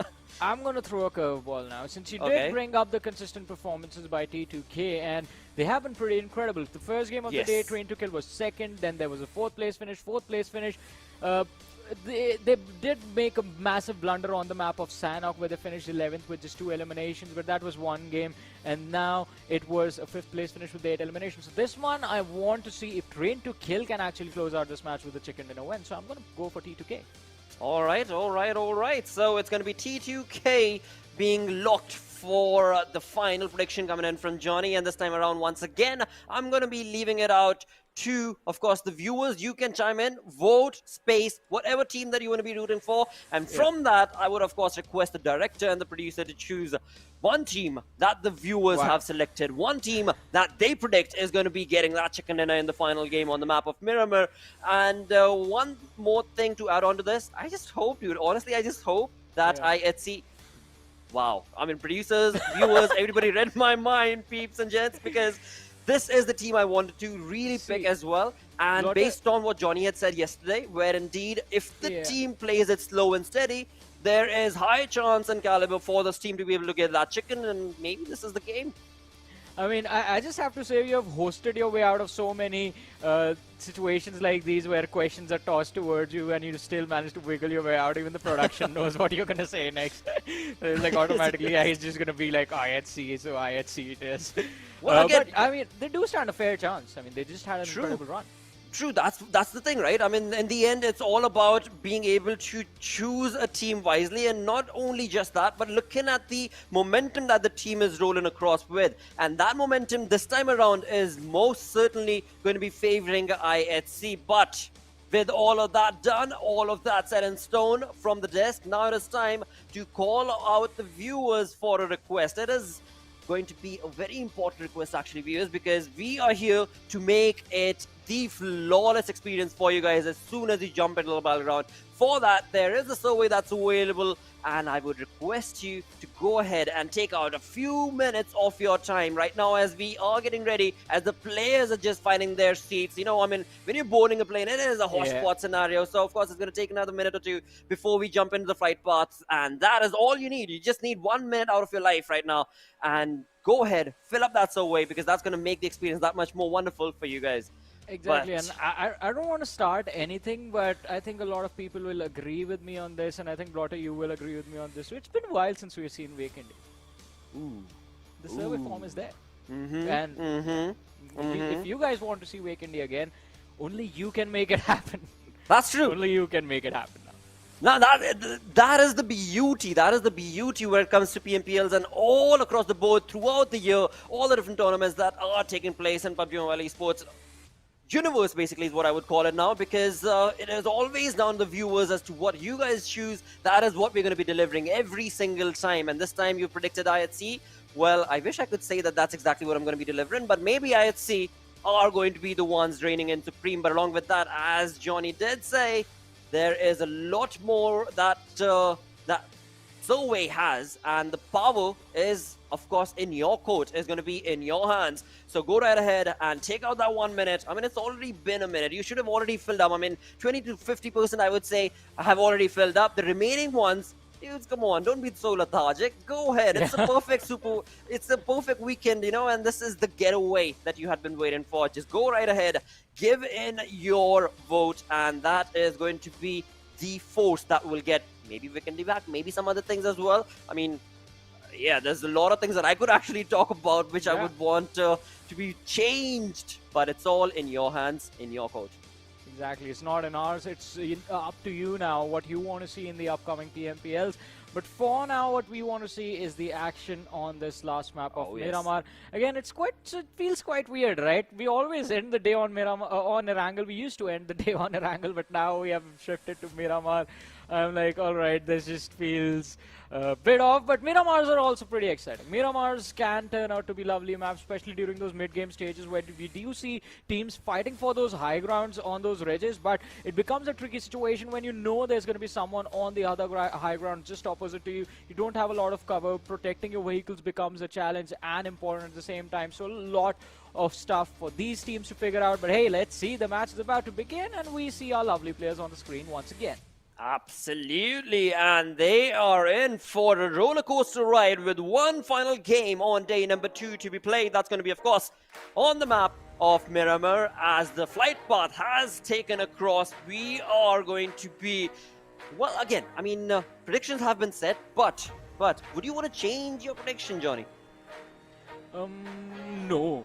I've been saying since the start of the day, I want things to be a little bit closer. All right, can I add a team to my prediction? T2K or I8, one of these teams. I want one of these two teams to win. Okay, all right. We've got a 50-50 chance going in there, but let's see. Maybe that'll be all down to none altogether, which we will find out based on where the teams are going to be dropping down towards. Now, for the side of I8, we know that they do like that southern side of Los Leones, but across that position, of course, they've seen other team that is in the name of Steel Esports also do like to go down there as well. So maybe that early contestation between them could result in, well, never mind what it will result in. For now, looking at the first blood situation itself, it's going to be Steel Esports chiming in against the players of Regicide. Wow, that was swift and quick. Demo all by his lonesome, dude. Yeah, a quick 1-2 right there, jab and a hook, and well, that was it. Regicide already losing out on Voltrex, but Insane is going to be quite close, and he has a UMP on him, which we have talked about as a perfect weapon. He has another one on his back. Well, not a UMP, but an AKM on his back, so another decent weapon on him, and Demo with the Thompson on him. Let's see. He is right now just trying to keep a little bit of a distance between him and Insane and just try any line of fires. Just try and avoid any line of fires for the opposition, so that way he can safely just back off, get a little bit of a distance, wait for the backup, and then re-engage. Okay, all right. Well, Demo, even though he's always lonesome, you know, he's got that trusted approach where indeed he's got, wow. Never mind that, because right now it's going to be Delta from the side of DRS taking on shots and completely stopping Arham in his tracks from FS, and Freestyle is the second team to take a blow in this game, as we are looking at first 2 minutes and 2 eliminations already confirmed on our screens. One which was too quick from Demo, and now the second one coming in from DRS. An incredible stance, but I mean, what is Regicide doing? Why have they decided to not even get any information? They're just sticking too far back from that fight. They're not even wanting to push ahead towards the Demo, but little do they know, if they would have had the numbers advantage working for them. Well, I mean, let's see how big of an advantage can they gain in a situation like this. It's not going to be easy. Especially considering, I mean, the late game situations in any sort of circle that heads towards the eastern side are just absolute bloodbaths. I mean, Steel Esports, we did, as you mentioned, against Regicide towards the northern part, extreme northern part of the map, in fact. Well, they should have felt a little bit more comfortable, but since they know there's another team right next to them, the comfort level is not going to be the same. On the other side, I'm more focused on the southern edge of the circle, towards Graveyard, towards the San Martin, Hacienda del Petron area, where the rotations are going to happen from, and that is where we will see most of the collisions in the next, I want to say 10 minutes, but I feel it's going to be longer than that. Okay. You are not too confident with the team's aggressive stances, or you know the teams too very well on the map of Miramar. Yeah. But, I mean, I can clearly understand that statement coming in. But also, I've kind of noticed that when it comes down to the map of Miramar now, you know, earlier it was like Miramar would be the one map that would be extended based on how big the map, of course, is, so many tiles compared to all the other maps. But of recent, what I've noticed is Sanhoks end up getting stretched out, Erangels end up getting stretched out, and Miramar on the other front, we do end up seeing quite a lot of fights. So, I don't know, maybe in the next few minutes itself, we're going to be looking at another team getting eliminated. But for now, again, I mean, we've only seen those 2 knocks. Apart from that, all the teams are just holding down that fort for themselves as they get the best loot aggregated for their side. As we move on through towards the side of 52X Rage, who have moved on towards the western front, very close to the edge of the zone, but not really in the comfort of the zone is where 52X Rage find themselves, which is also absolutely fine. Nothing to be paranoid about, because again, we know that that team will always be able to find their entry into the zone. Well, and yeah, I mean, they always do manage to find the entry points, but it is about the late game situation where they are going to be struggling. But okay, there's Wally now. He's looking to see if he can take down another one. A lot of information being relayed to him by Demo, and look at that, insane. He was baited to this position. Demo was constantly just slowly and steadily making sure that Insane went into Wally's line of fire, and then Wally, he was there to finish the job. But Wally now in the crosshairs of Nocto, and Nocto is not going to waste any time. That's going to be a knock, and well, will they be able to secure the finish? Because, well, Seal Esports, they're applying a lot of pressure on the lads of Regicide, and one after the other, Regicide seems to be losing their players left, right, and center. It's just 2 more lads that remain. The UMP with just 7 bullets left in it. He's going to switch up to the Uzi as Leo, he goes for a push, and Demo is quite close. He needs to secure those knock. He goes down. This is going to be it. Seal Esports, they are going to lose 2 players as well. Nocto jiggling left and right, avoiding those shots. A brilliant display of the mechanical skills by both these lads, but Demo just remaining absolutely calm and composed. Does not move as much, but just covers, crouches and uncrouches at the at perfect timing, and just managed to connect few shots again and again, resulting in those knocks and the finishes. But yeah, it was an incredible play, and look at that Delta with the DMR headshot taking down the lads from Freestyle.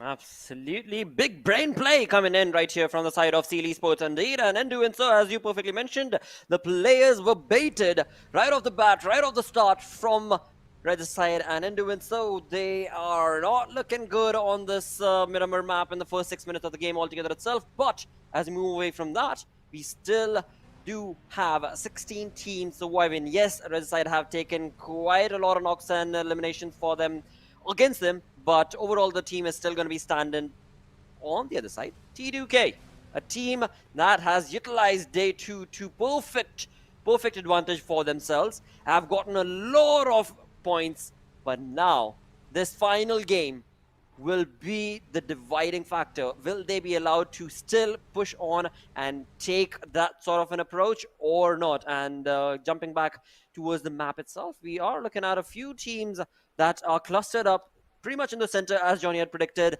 Hacienda del Patron is where these teams find themselves. The ground is so close to the players' rotation from the side of Stalwart, not giving away any information at all. Okay, now Shaptar, of course, jumps into his buggy, and it seems like they're going to be running away from that fight, as that was out in the open towards their Oh! Wow. Brilliant cover fire, brilliant suppressing fire right there from Sensei. Now that was impressive and well thought out, because the grounders, as you were talking about them, them trying to get away from the situation, even I thought, like, alright, just driving out the buggy out in the open, Stalwart Esports should not have a lot of trouble, at least dishing out a little bit of damage to the players. But hey, it was all a setup from the lads, and well, talk about setups, Regicide are also going to be finished off, as the last player is going to be burned extra crispy by a Molotov on top of that rooftop. And that, ladies and gentlemen, was the first squad wipe on this map of Miramar. A team that took on that first blood situation, that was, of course, Demo from the side of Seal Esports against the players of Regicide, have completely erased the team of Regicide from the lobby. 15 teams, of course, remaining right here, wherein, as we push on through to the map once again, they're looking at that Hacienda del Patron region, where so many teams are going to be around in the close proximity and vicinity, but it is going to be trained to kill, taking on some shots. Sandesh, now this dude has been legendary today for the side of this team, as he has, from one map to the next, been the pillar in so many individual fights that I've noticed from his side. But hey, it's not only a one-man army, of course, from the side of T2K. All the players together have been sensational on day number 2 today in all the different games that they've been a part of. As Johnny did also mention earlier, from that fourth position finishers to the top, basically the top 5 finishers coming in towards the side of T2K is working for them. But hey, look at that, Alex, dude, from the side of IHC, Alex is the hidden gem for today. Well, let's see. I mean, he was the hidden gem and the man who made it all happen in the previous match, but can he pull it off again? Zeol for now finds himself in a very awkward position, quite close to the players from 52X Rage, but slowly and steadily he backs off towards his teammates. Alex, he's trying to get to the high ground where Faster is actually waiting for him on the other side, so it's not going to be an easy push. Alex needs to be prepared for it, but look at that, in the distance, on the other side of the hill, it's Godless, out of nowhere, going for a flank quite early on. Now, IHC with this positioning, you know they want to secure this team fight and they want to secure all these points. Well, hey, let the fun and the games begin. Alex starting things off, but the trade is going to come in as Knight takes down Alex. T2K, on the other hand, just get blown up by their own teammates. CEO not looking good when it comes to that utilization of the utility right there for the side of T2K. But right here, when it comes to our screens, that is going to be IHC taking on the dominating demonic force against the players of 52X Rage. The consistent play that was being showcased from the side of 52X Rage has slowly but surely on day number 2 kind of fallen down, but it's still not yet completely eliminated, and that of course will allow 52X Rage to still be a part of the lobby. But for how long? Because IHC, they are all over the entire mountain to try and find and capitalize the position and of course those eliminations. With that, Godless going down as well. The flank angle will not be helping them this time, IHC. Well, let's see. As you mentioned, the flank is not going to be helpful at all. Godless knocked out all the way on the other side of the road. Zeol, he's on the high ground, but does not really have an angle of approach to join this fight. It's going to be down to IC and Alex. Now, Alex is back on his feet. Zeol, all he can do is just make sure the players on the other side are going to be pinned down for a few extra moments, but Godless is definitely getting finished off right there. Zen getting the pickup for himself, and 52X Rage find themselves with a man advantage against IHC Esports. Well, look at that. Zen approach coming in from this raging party of 52X Rage Esports, and he is definitely delivering quite important shots against the players of IHC as they try and get the information and retain that to their entire teams. But of course, for now, it's going to be Alex, the man who has to hold down this push coming in from the side of 52X Rage, and 52X Rage realize that this is not going to be the opening. They are definitely going to be pinched down with the utilities going in favor of Alex, and in doing so, they will try and create another angle, but Zeol up top could be the X factor that the side of IHC needed. But in all of that, looking on the minimap, the blue zone has caught up to both these teams. Well, but let's see, as you said, the blue zone is here, and if these lads don't take care of each other, the blue zone will definitely will. And talk about taking care, well, a gift from above, a nade handed over to the lads of 52X Rage, and Alex does find the knock. Knight, he's taking a little bit of damage, but IHC Esports now, this is their time to move. We see Alex going for a flank, but he needs to be careful.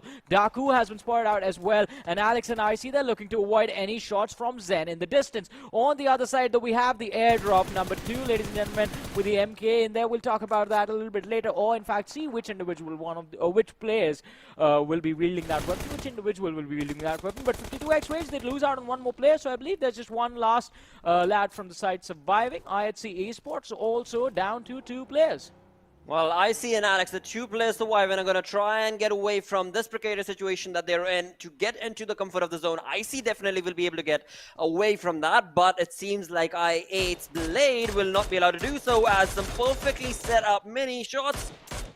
Okay, that was really close, but it seems Blade will be able to get away from that, and True Love, sir, right here, not able to deliver with the information that he had, with Deadeyes Guys not capitalizing on that elimination point. But right now, as we fall back on the fight that we were a part of, 52X Rage not looking too good, with the one player that is, of course, all by his lonesome, going to be left out in the open. But look at that kill feed. T2K Sandesh has been dropped thanks to JyanMaara's approach, and TUF also taking on the fight. Well, let's see. Another fight happening. I8 against the players of Deadeyes Guys. Now, Deadeyes Guys do seem to find themselves a wonderful opening, taking down One of the lads from the side of I8, Adi, was the man who was knocked out, but his teammates are quite close to him, so it's going to be an easy revive for the lads of I8. The only thing that can give them actual trouble in a few short moments is going to be the blue zone coming in from the red. JyanMaara, one of the top contenders in the lobby right now, are just doing a brilliant job taking out a team that I predicted was going to win the game. T2K almost getting eliminated. JyanMaara is all over the place. Snipe Chi, the man of the hour or the minute right now, because he has been able to accumulate 3 elimination points for his side in just a matter of 60 seconds. And along with that, not one, but 2 individual teams is what he had his crosshairs towards. But with that done and dusted, the 4 elimination points converted, is that going to be all, or is there more in store from the side of JyanMaara's plan? Right now, this is looking like a fierce play that JyanMaara is able to create and make for them, because they are pretty scattered, but they've got a lot of information as well. For now, Susan on our screens trying to get some information relayed to his teammates. T2K Jane far out back, along with, of course, other teams around in the vicinity for JyanMaara. But look at the scattered approach that they've got. A 2-man split coming in from their side. Thor, not looking good, mate. The wielding lightning rod for Thor is somehow going to be able to help him out. I mean, if you do actually manage to just one way or the other just summon lightning, I think the easiest way to take care of your opponents is just bring down a massive lightning bolt and just run towards your opponent. They're going to be pretty scared to face you, but let's see. JyanMaara, they ain't scared of anyone. They are JyanMaara. And because of that, they run towards Thor, trying to finish him off, do spot him out, and Snipe YT does not really care if you're a mere mortal or the God of Thunder. If he sees you, and if you are worth a few points, he will secure those points.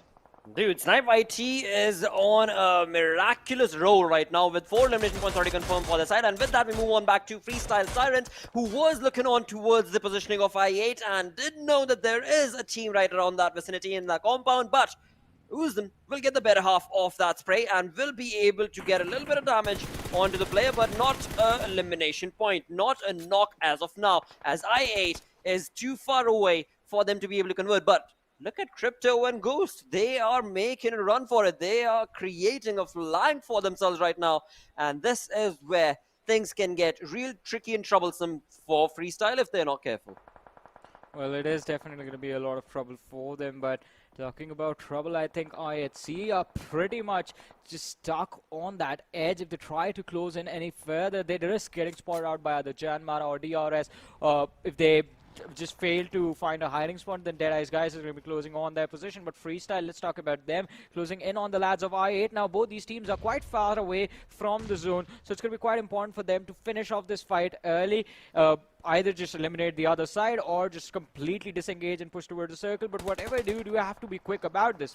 And talking about being quick, well, Deadeyes Guys were pretty quick in closing up their distance against the lads of I8C. Now, Alex, he's going to have to be extremely careful with how he approaches. But oh, he's looking in the wrong direction. Chari, he was towards the right, and Alex is sprayed towards the left, completely missing the marker. But his teammate from the backlines does manage to find an important trade. Now, Chari and Trulove 2v1 situation, and if they beat IHC Esports, then this southern edge of the circle, it's going to be completely under their control. Well, I see the only man standing from the side of IHC, and right behind him, of course, we do have JyanMaara, DRS. Right in front, of course, is going to be Deadeyes Guys as well, where Shifis has been knocked behind that bale. Will definitely be looking for a revival from his teammates, and it seems like Chari is going to be more interested in getting that elimination point rather than getting the revival of his teammate. But again, that is what it takes in the battleground. You have to be very decisive, and that is what the side of Deadeyes Guys have showcased. Right now, it is going to be the Skylightz Gaming moving on to take on Stalwart as Action Pika are up on top of that mountain. But will that be enough? With Top creating that flank, will that be enough for the side of Stalwart to be able to stop Skylightz Gaming in their track? Because the momentous play that was showcased on the side of Skylightz, it seems like it is going to be hurted just a little bit, and in all of that, Deadeyes Guys approach will get the final player of IHC as IHC get eliminated. Well, let's see. IHC, they're going to be out of it, but let's see which team is going to be able to seize this opportunity for themselves. Well, Stalwart Esports definitely look to think so, that this one is going to be theirs, but For now, at least, Skylightz Gaming is the team blocking their way. And talking about the teams that we are in fact talking about, all of them are on the edge. The circle center, well, after the shift, is in the control of Seal Esports, and they have a pretty solid cover for themselves available. But we'll talk about that when we actually see Seal Esports. Mafia Ninja, he's extremely lucky, and he's not anymore. Wow, that was a sensational run coming in from the side of Mafia Ninja, but just not able to get out of that position quite early. And in doing so, of course, Stalwart have been able to knock him down. And now that he's so far out and away from his teammates, it's going to be very, very tricky for him to be able to get that revival. On the other side, I mean, Stalwart, they are on top of this hill. They are out of the comfort of the zone, but they've got a lot of information for the players of Skylightz, and all of that is now getting converted into points for the side of Stalwart Esports. JyanMaara on the other side of the zone as well are taking on shots against the players of FS as they get eliminated on the 12th. We've got 11 teams remaining, and Stalwart are just definitely hunkering down this placement from Skylightz and will not be allowing Skylightz to be able to walk out of this position as they get all the players of Skylightz Gaming eliminated with 4 elimination points confirmed. Stalwart will be able to recuperate, get that revival, and then push on into the comfort of the zone once again. Well, but let's see. On our screens right now, Phantom Esports, 3 players still alive against the players of T2K. In fact, against the player of T2K, as Jane is the only man left surviving. And whoa, that was too close. He's down to 50 HP. A few more shots, and that's the job done. Mad Max getting the final pickup. So down to 9 teams, 27 players are surviving. And Phantom Esports, after taking care of the last remaining lad from T2K, they only have to look forward and just see if they can take care of high voltage as well, because look on the radar, they are just already moving in for this position. Seal Esports, we do see them again and again on the elimination feed. I8 as well, definitely on the wrong side of a few pickups as Ghost has been knocked out. It's just Blade, the last player surviving, goes for an impressive spray on the players of DRS. Beto just grabs too much attention on himself and gets taken out. I8 are out of this matchup as well. Well, 4 elimination points is what they were able to get with that one final play from the side of DRS is going to be stopping I8, and that will be all that they could sing in map of Miramar. But right now, we've got 7 teams, and all of that, the grounders, they have all 4 players surviving along with Seal Esports, and the momentous play that Seal Esports have been able to accumulate for themselves. They have the zone, they have the numbers, they've got the eliminations. What exactly is it going to take to stop this team? For now, DRS getting eliminated on the 7th spot. We've got Seal Esports again with 7 elimination points, comfortably moving on along. And the zone also working for them. The compound going to be theirs for the taking.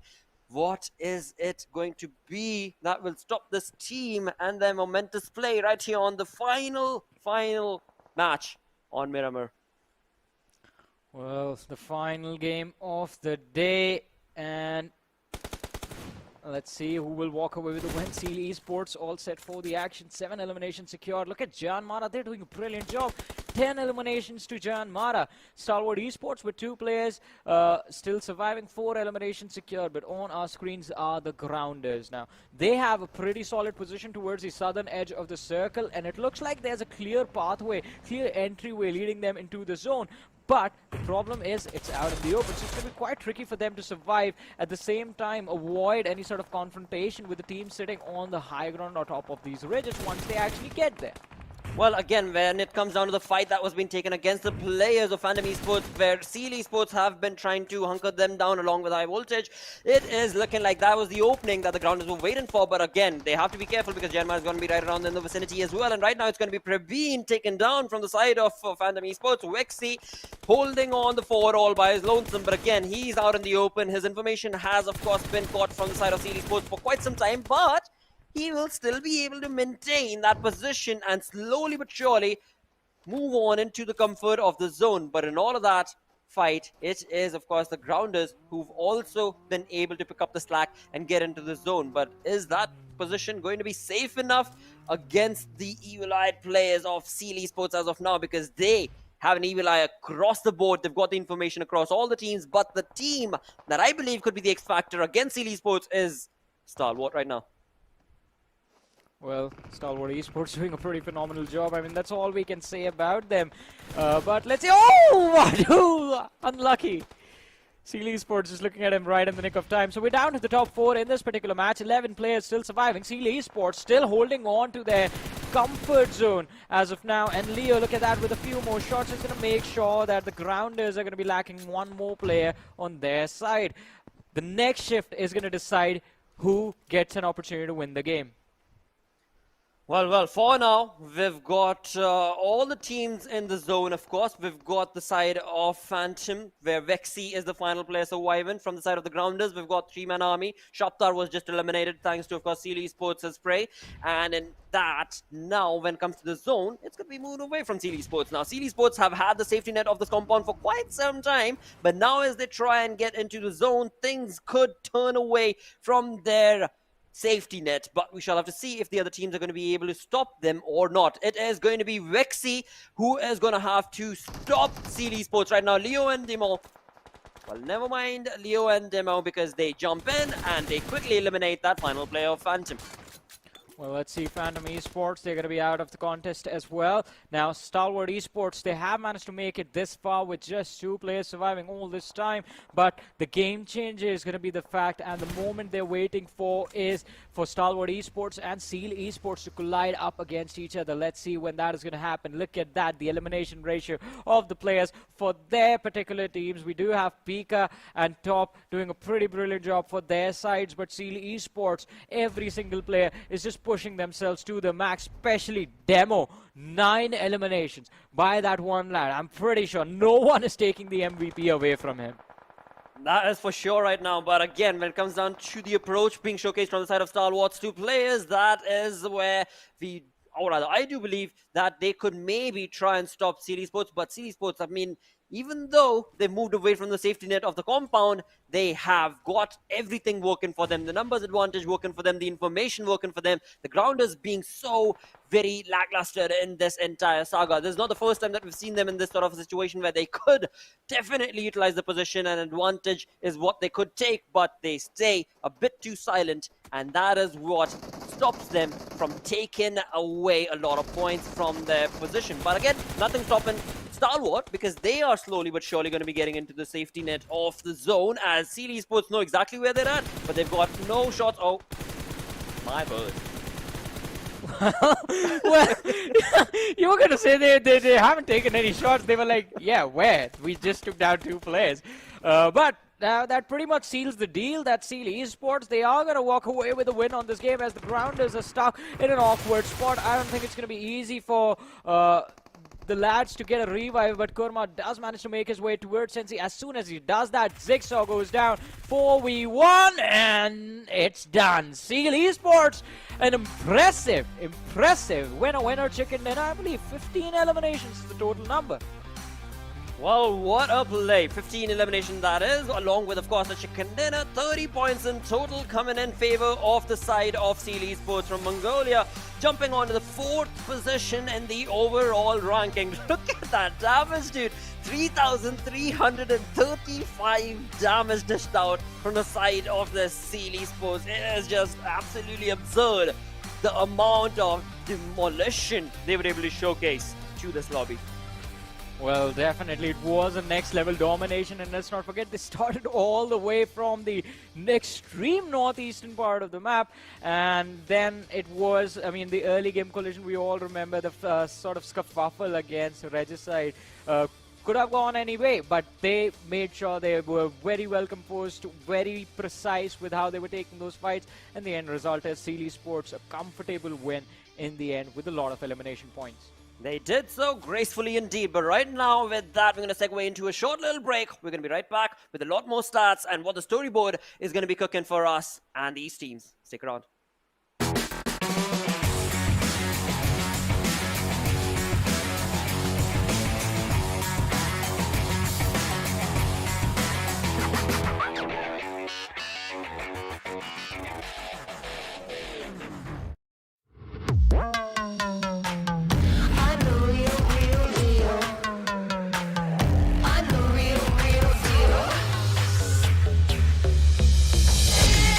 It's a bang.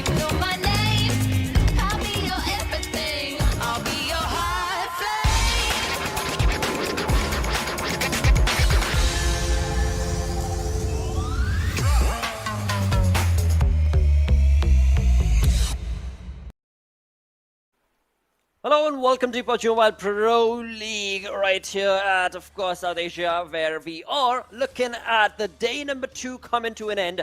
But what a sensational day this has turned out to be for quite a lot many of these teams, because, I mean, from the side of T2K to IHC showcasing a little bit of that resilient play, it has been, I mean, the storyboard is all over the place, Johnny. Yeah, I mean, the storyboard, as you mentioned, it has been all over the place, but today turned out to be a pretty brilliant game changer for majority of the teams sitting on the second half of the leaderboard, and that has made our expectations, our speculations for tomorrow a lot more exciting. But talking about this particular match, we did talk about the man in the middle. Well, Demo became the demolition man in this matchup. 10 eliminations by one individual, 1136 damage dished out, 1 assist as well, but 10 eliminations. That's the key part right here. Absolutely. That's I mean, the highlight. It's just phenomenal how Demo was able to just get the team pushing from one fight to the next, and that's not just this game. Throughout the day, he's been doing that, and along with that, of course, his teammates are not that far behind. Or yeah, I mean, it's clearly evident with They're all there. They're all there. They're all there. But I was just pointing out how they're not going to be too far behind. But look at that. Apart from the elimination point, just look at the damage. They have been part of every single fight that Demo took, actually. And that is what a synergistic team is all about. Yeah, I mean, definitely showcasing a lot of synergy. Seal Esports, brilliant run by the team. And look at that. As you mentioned, I mean, the rest of the lads from the side of Seal Esports, they do present themselves here and there, everywhere, even in the match summary. Highest healing done, although, goes to the lad Scry from Stalwart Esports. And Stalwart Esports, I mean, they were just like on a YOLO mode in this matchup, just going after everyone that they saw. So that is the reason that a few of the individuals from this side were taken out earlier on in the game. But IHC, now that fight against 52X Rage, it got very intense, and well, a few mistakes were made. They should have stuck together, I believe, and that would have allowed them a better possibility of converting that fight. Could have, should have, would, maybe, but in the end, did not. And so that's where, of course, the predictions go absolutely wrong and haywire. Or maybe it's just the cursed part of mine that has resulted in that play. But hey, it's not mine, because the prediction was actually made by the director. So I'm going to be blaming him for that. But overall, I'm still going to be looking forward to tomorrow and day after from the side of IHC to maybe showcase the play that they did on the map of Erangel. Yeah. But yeah, you so perfectly mentioned. I mean, that fight that they ended up taking, it was just too extended and not necessary as well. I mean, they had all the right mindset and mentality from Godless moving on through that flank angle, but overall, I mean, 52X Rage, they were just well equipped and prepped perhaps. But right now, it's time to jump in through to the Oppo F21 Pro moments, where we did see right off the bat in the first 2 minutes of the game itself some big brain plays being showcased from the side of Seal Esports. I mean, definitely a lot of big brain plays from Seal Esports, as we did talk about them taking care of Regicide earlier on in the game. And I did not expect them to walk out of this fight completely unscathed, but they did. And that is what was so brilliant about it. And after there on out, they just made sure that they were pacing themselves quite nicely. It's because the circle also kind of favored them continuously moving towards the northern part, northern shifts again and again. I think Seal Esports utilized that as well to the maximum advantage, just getting in early and holding their position, then punishing anyone who dared challenge them in those spots. And that, I think, was a perfect strategy, a cookie-cutter strategy that worked for Seal Esports in this matchup. Stalwart Esports, as we talked about them, I mean, again, aggression is always going to be the name of the game for teams like Stalwart Esports and IHC. But Stalwart Esports doing a pretty phenomenal job of making sure that one way or the other, their point average never changes. That is true. That is true. I mean, the lead that they've been able to start from day one itself, it just keeps on getting better and better for the side of Stalwart, even if they don't have a really phenomenal, sensational game in the lobby. But this time around, it was, of course, none other than Seal Esports who were able to dish out massive blows with 3,000 plus damage from their side. And in order that, of course, we did see Demo taking a huge chunk of that, almost about 1,100 damage coming in by just that guy. Well. I mean, 1,100 damage by one guy, 3,335 by the whole team combined, and none of the other teams just even come close to Seal Esports. Usually when you see those 1,000 numbers, they look pretty tall on the graphs, but Seal Esports just outperforming everyone else. Quite an unfortunate start for Regicide, though they tried the level best to take that fight, but the players were a little too far away from each other, so protecting each other, providing cover fire, making sure the opposition does not get any easy finishes became a challenge for them, and that is what Seal Esports exploited against them. IHC, Blotter, you mentioned it, I talked about it, that fight against 52X Rage was so extended that they dished out 1200 damage. Exactly, I was just looking at that as well. So that means that they were doing things right. They were definitely on the right track, but it's just that 52X Rage, they were able to stop as soon as, Godless went down. Things kind of went a bit disarrayed for the approach of the side of IHC. But moving on through to the overall rankings, we've got Seal Esports jumping 2 steps more in the position all the way to the 4th spot with 2 chicken dinners confirmed for their side. 120 points, 2-point try from DRS Gaming. I mean, yeah, Seal Esports, they have made it large and they've still got 2 more days to try and climb up to Stalwart Esports. Maybe we shall see, because right now Stalwart, I mean, they're playing their own game and they have on day number 1 pushed almost upwards of 100 points. They were at 98. On day number 2, they're sitting at 173. Well, I mean, that is just a very, very impressive lead, 173 points, but the rest of the competition is trying to get a little bit closer. We did see JyanMaara, they have managed to maintain the top 2 position at the end of the day as well, so quite an impressive feat by the lads of JyanMaara as well, sitting on 2nd with 138 points. But as we move to the next page of the rankings, we do see Skylightz Gaming. Oh my goodness, for 2 games they are tied up. 81 and 81. And 10 points is the difference between the 8th and the 9th and 10th position right now. So there is still a big possibility for the side of course, IHC Esports, Skylightz Gaming, even Phantom Esports for that matter. I mean, no matter how they've been showcasing their skills in the lobby, they have stuck to the rhythm, and they are in the top 12 position pretty much always. Well, definitely, and it was quite it is going to be quite interesting to see exactly when they break their way out of there. But i8 Esports, they have been very impressive today. I mean, today was their day. Before yesterday when we started, I believe they were 10th or 11th, but today they have managed to figure out a way to get into the top 5, and not just that. They are very close to Seal Esports. They are very close to toppling over DRS. And maybe if the first 2 games tomorrow, i8, one way or the other, manage to finish in the top 3 with at least 6 to 7 eliminations consistently in both those matches, they will topple over JyanMaara as well.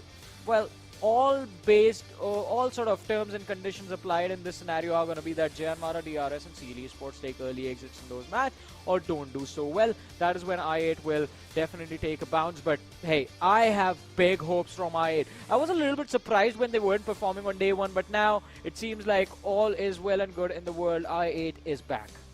They are. That is true. Because again, as you so perfectly mentioned, the difference between the play that they showcased on day 1 compared to the way that they have been on day 2 is definitely a rock-solid performance for their lot. And that, of course, can also be spoken about for the side of T2K, as they have been pretty consistent overall.